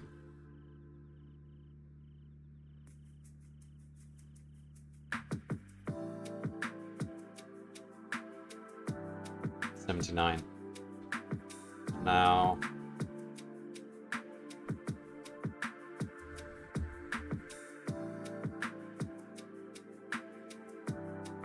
this would, I think, will give me the right answer, but it'll take forever to run. I could just run it offline for a long time and just call it a day. Offline and then just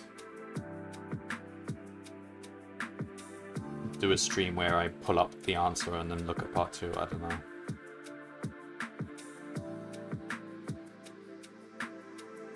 Let's see how long it takes to get to 3, 4.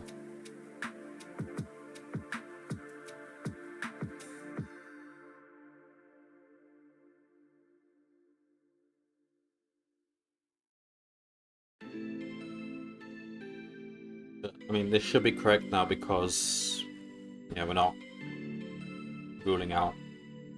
We just got that one shortcut condition here.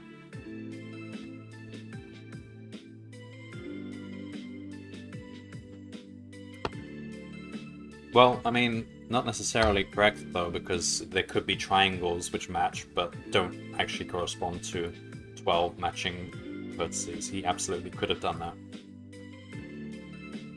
That's another whole problem.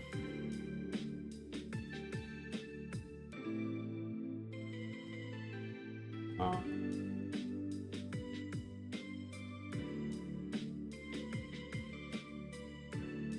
Coming up to 4 hours now. This is going to be the most boring of all my Appins of Code YouTube videos. I can't think of any that were quite as uneventful. Like, there was one or two which took 7 hours, but I was doing stuff in those. Even pulling out Microsoft Paint and sketching things. Oh, it's speeding up. It's actually going faster. Let's see where it goes. No, it's not really speeding up, is it? Because we should be reaching the point where we're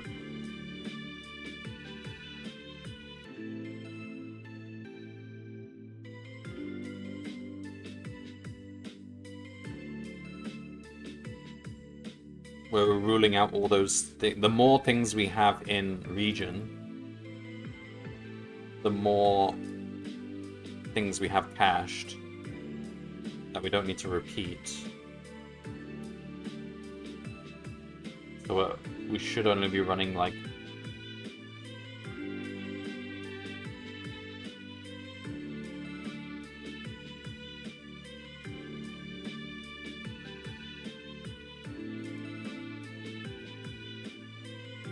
this one's taking ages.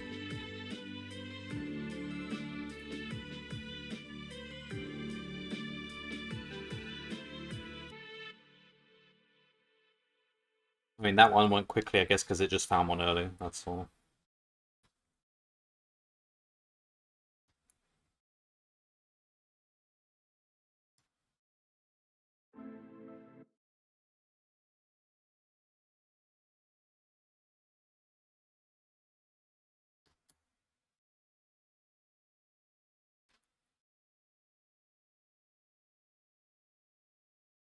Okay, 523 is taking longer than I would expect it to.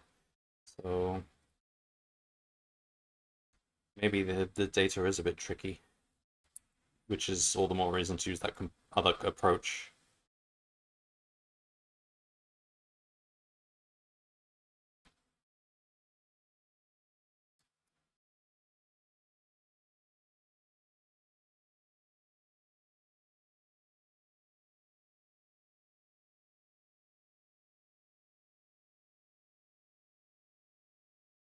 Like, so I'm looking for triangles in one set, looking for triangles in another set, and seeing if they match. It might make more sense if we settle on a triangle from the first one, and then I don't know,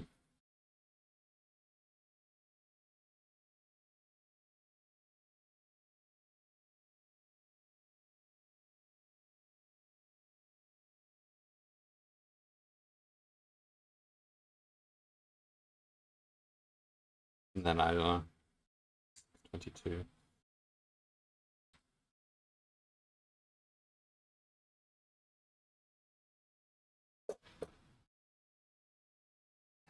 I mean, then we can project the triangle onto the x-axis, and then try and find that projected triangle in the projection of the other one. But this just comes back to projection. We might as well just go with the other approach.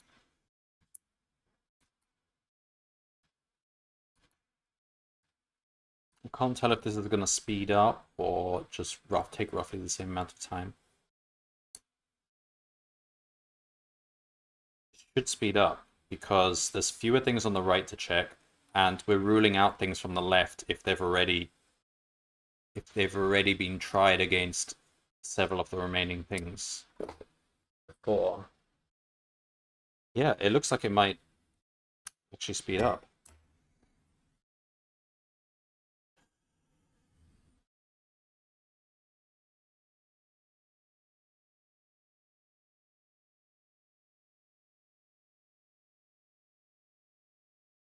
So in general, we would just be looking at like maybe 2 or 3 things from the left hand side every time, because it eventually will reach. There's definitely at least one awkward case I hadn't considered when I passed the first tests, as I have a commit where tests pass. Uh-huh.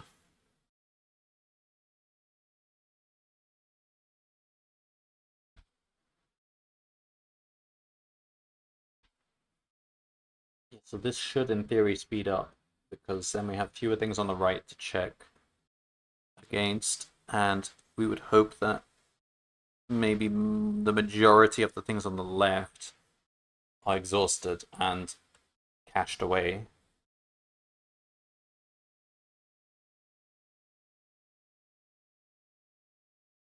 This might actually work, but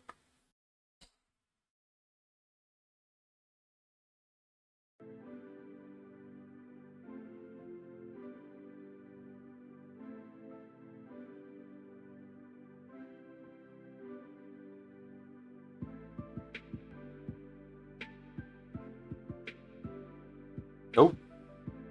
8:20 went by in a flash.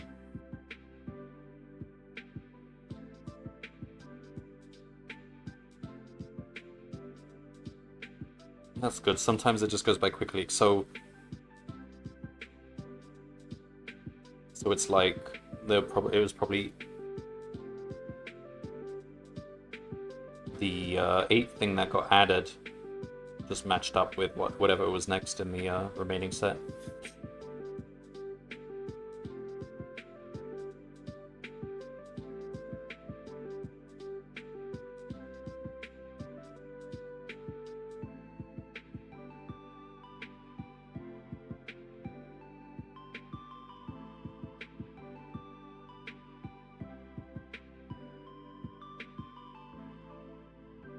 I think this will be fine.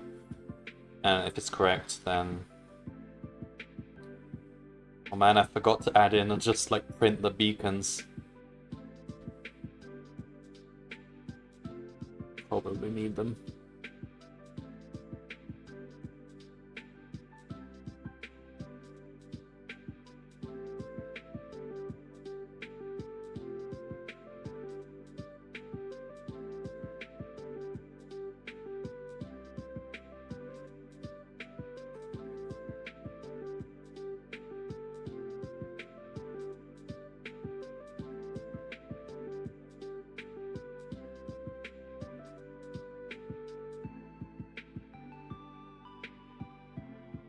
I should have cached the rotations of the scanners as well, but there should be a method with which, given the rotation,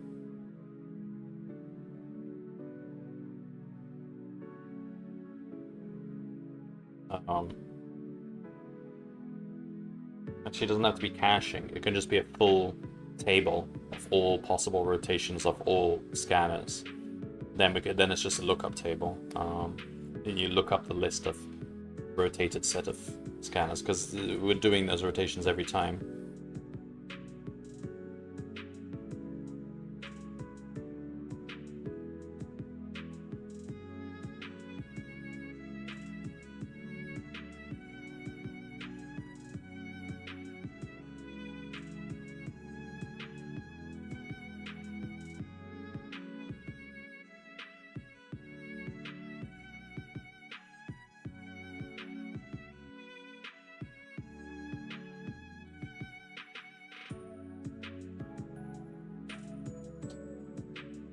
I wonder if this could be done as a sort of exponential growth thing. So like, you find a pair of nodes which connect, then you find some other pair of nodes which connect.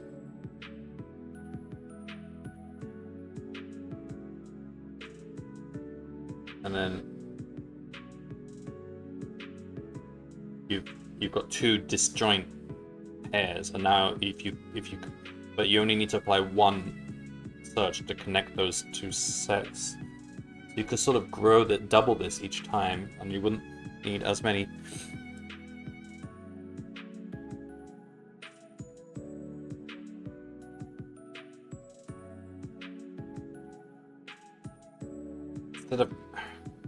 tacking on one scanner at a time. I think you can sort of build up sets of scanners which connect separately, and then when you combine them, all you have to do is find one node they combine on, and then you've got the rotation for the entire set.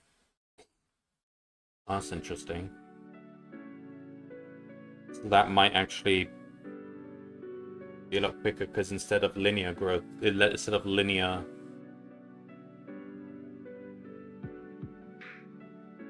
growth in the size of your completed scanners, it's actually exponential, isn't it? Essentially doubling your sizes with only one check.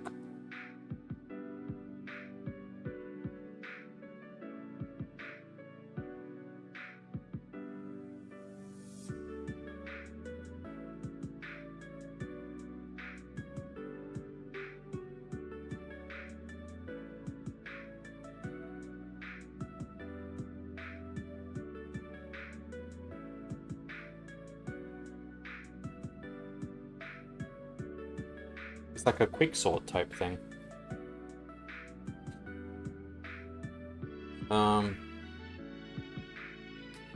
Alright, well, I have played 16.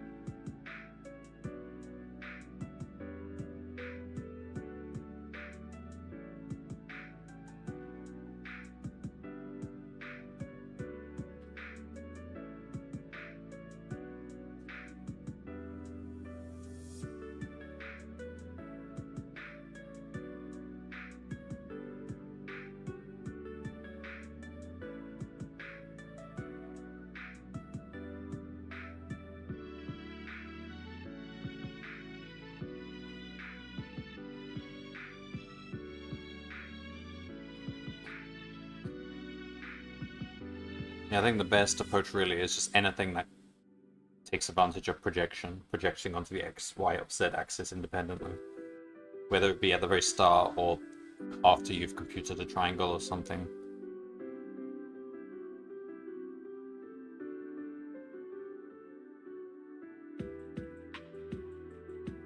$14.14. See if it gets faster now.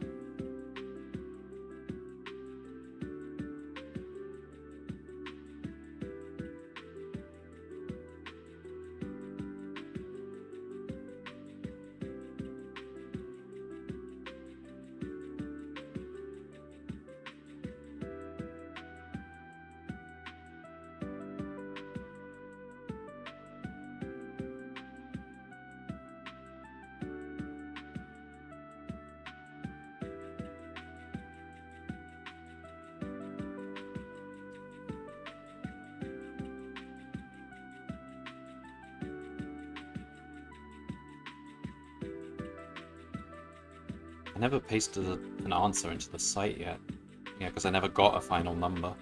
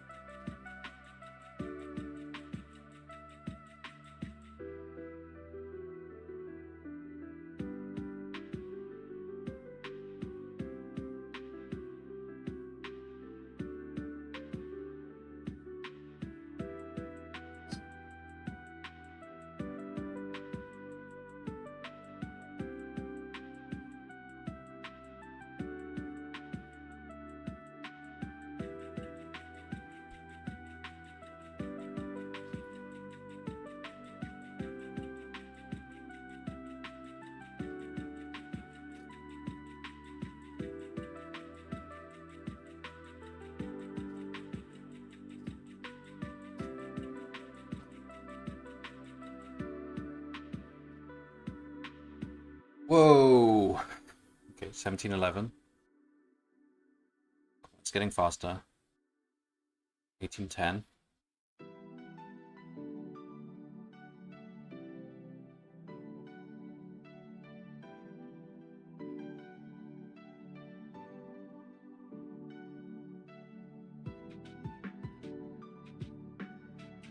99.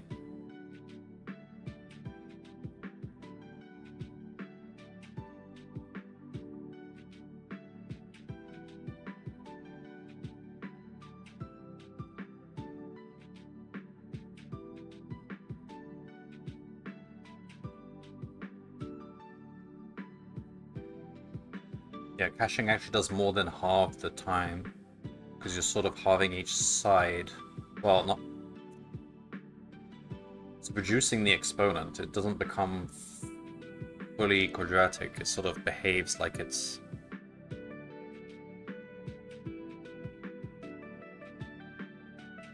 somewhere between linear and quadratic.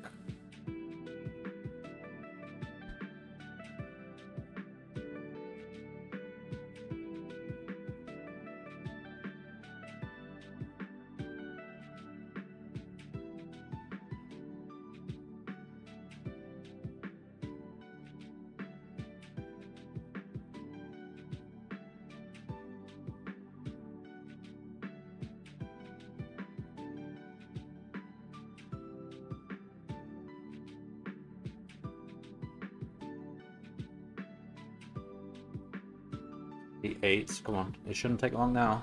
You're just checking against 8 things.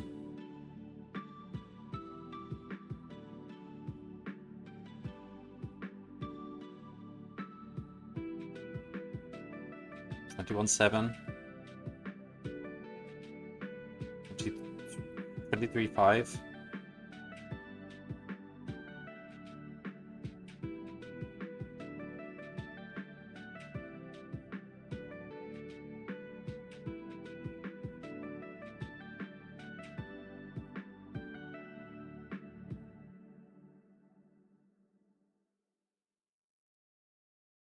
Before 4.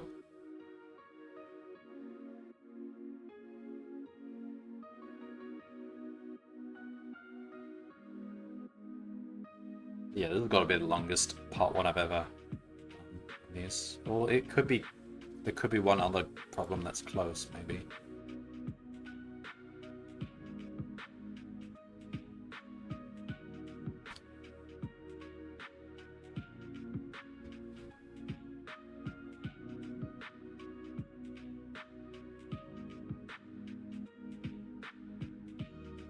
Why is 24.4 taking a long time? Come on. There's just 4 things left.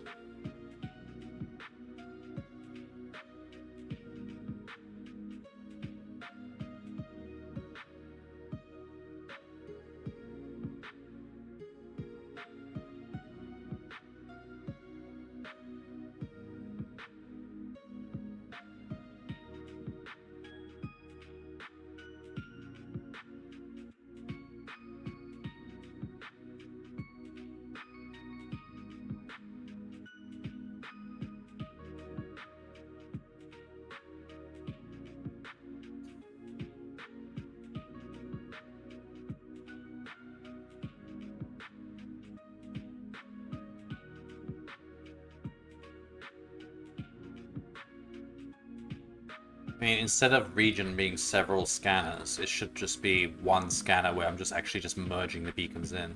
It would add more beacons to the mix, but it also removes beacons because then it's just ironing out the duplicates.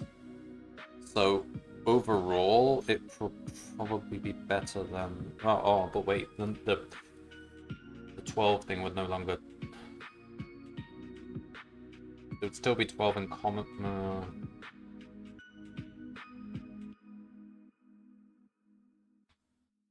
I'm sure if it was still hold. 359? Feels like a smallish number. Well, no, that sounds about right, I guess.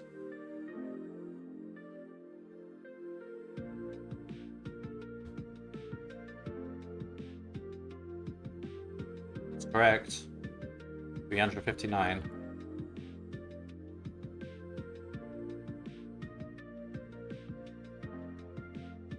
Sometimes it's a good idea to appreciate just how big the ocean is, using the Manhattan distance, how far apart do the scanners get.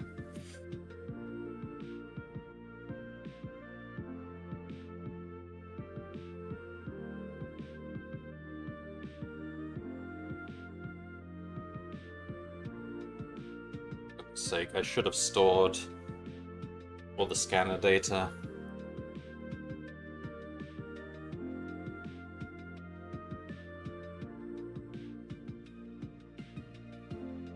Largest Manhattan distance between any two scanners. God, I don't want to run this again. Wait, so let's... Do I have what I need? Yeah, I think so. So we would just need to...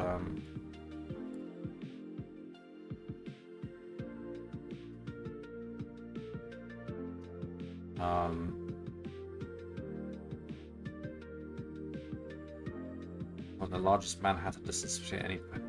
Okay, so we just need to store the... Wait, how do we work out where the scanners are? Oh, there is 0, 0, of course. So we just need the Alright,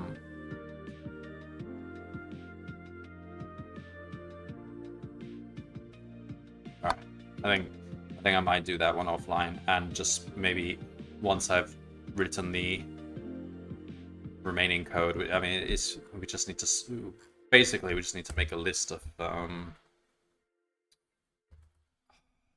scanner pause, and I can't be bothered to do it now, but basically we make a list of the scanner positions, and we can find each scanner position the moment it gets added to region by just taking 0, 0 and applying the transformation.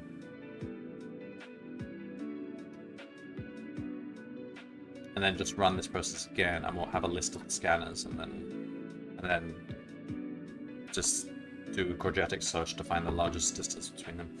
I think I'll just do that one offline.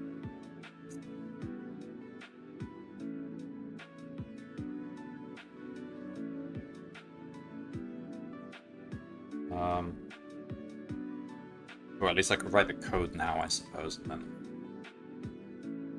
that the actual code is in the video. So we need to... So scanner pause equals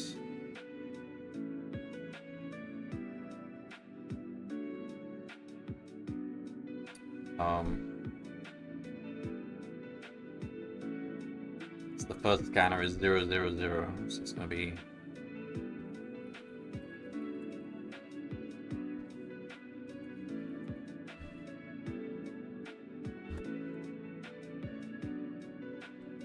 that.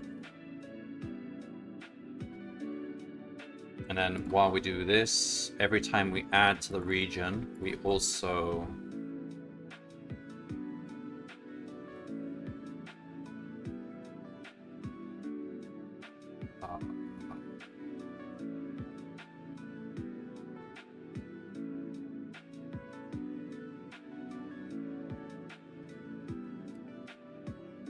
Alright, it will have to be done in this method. When we find the...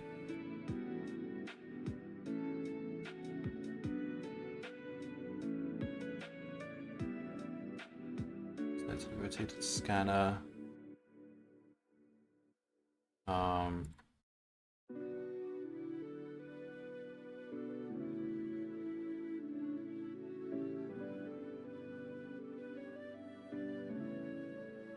We just have to add the translation in.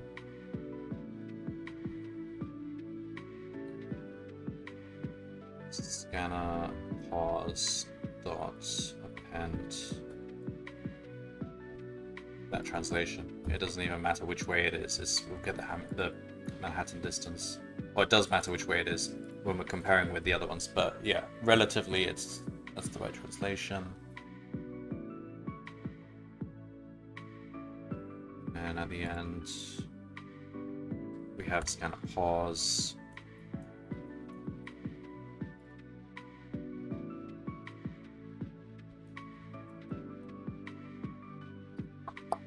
So for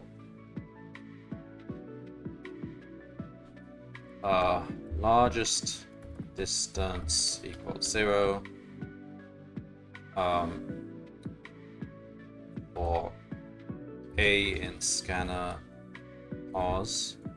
For B in scanner, pause. Largest distance equals max. Largest distance. That's a distance. Is the L2, the L1 norm. How do you put that in NumPy? Not the dot product, is it?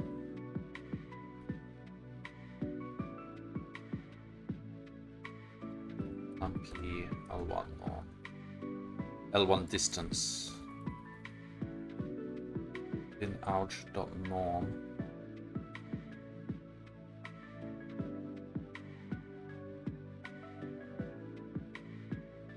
This.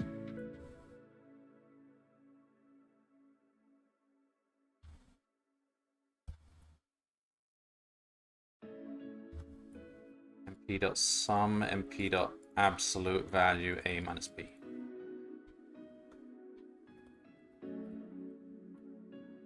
Is this what they asked for?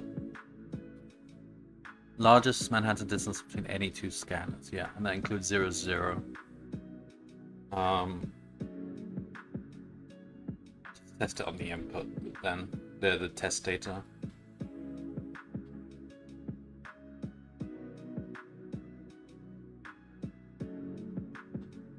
So we're expecting 3621.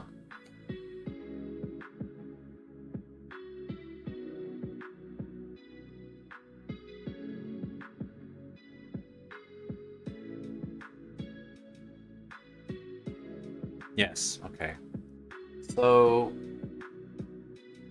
it remains for me to run it on that.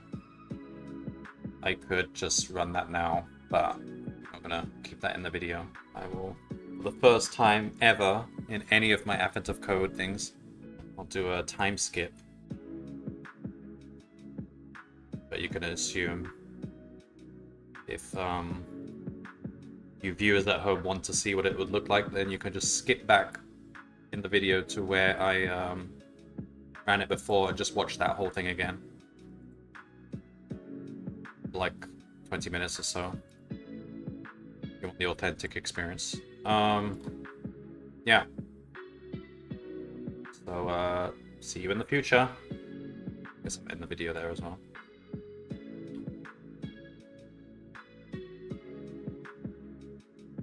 And yeah, I'll be back tomorrow with day 20. Will hopefully be nice relaxing day in comparison.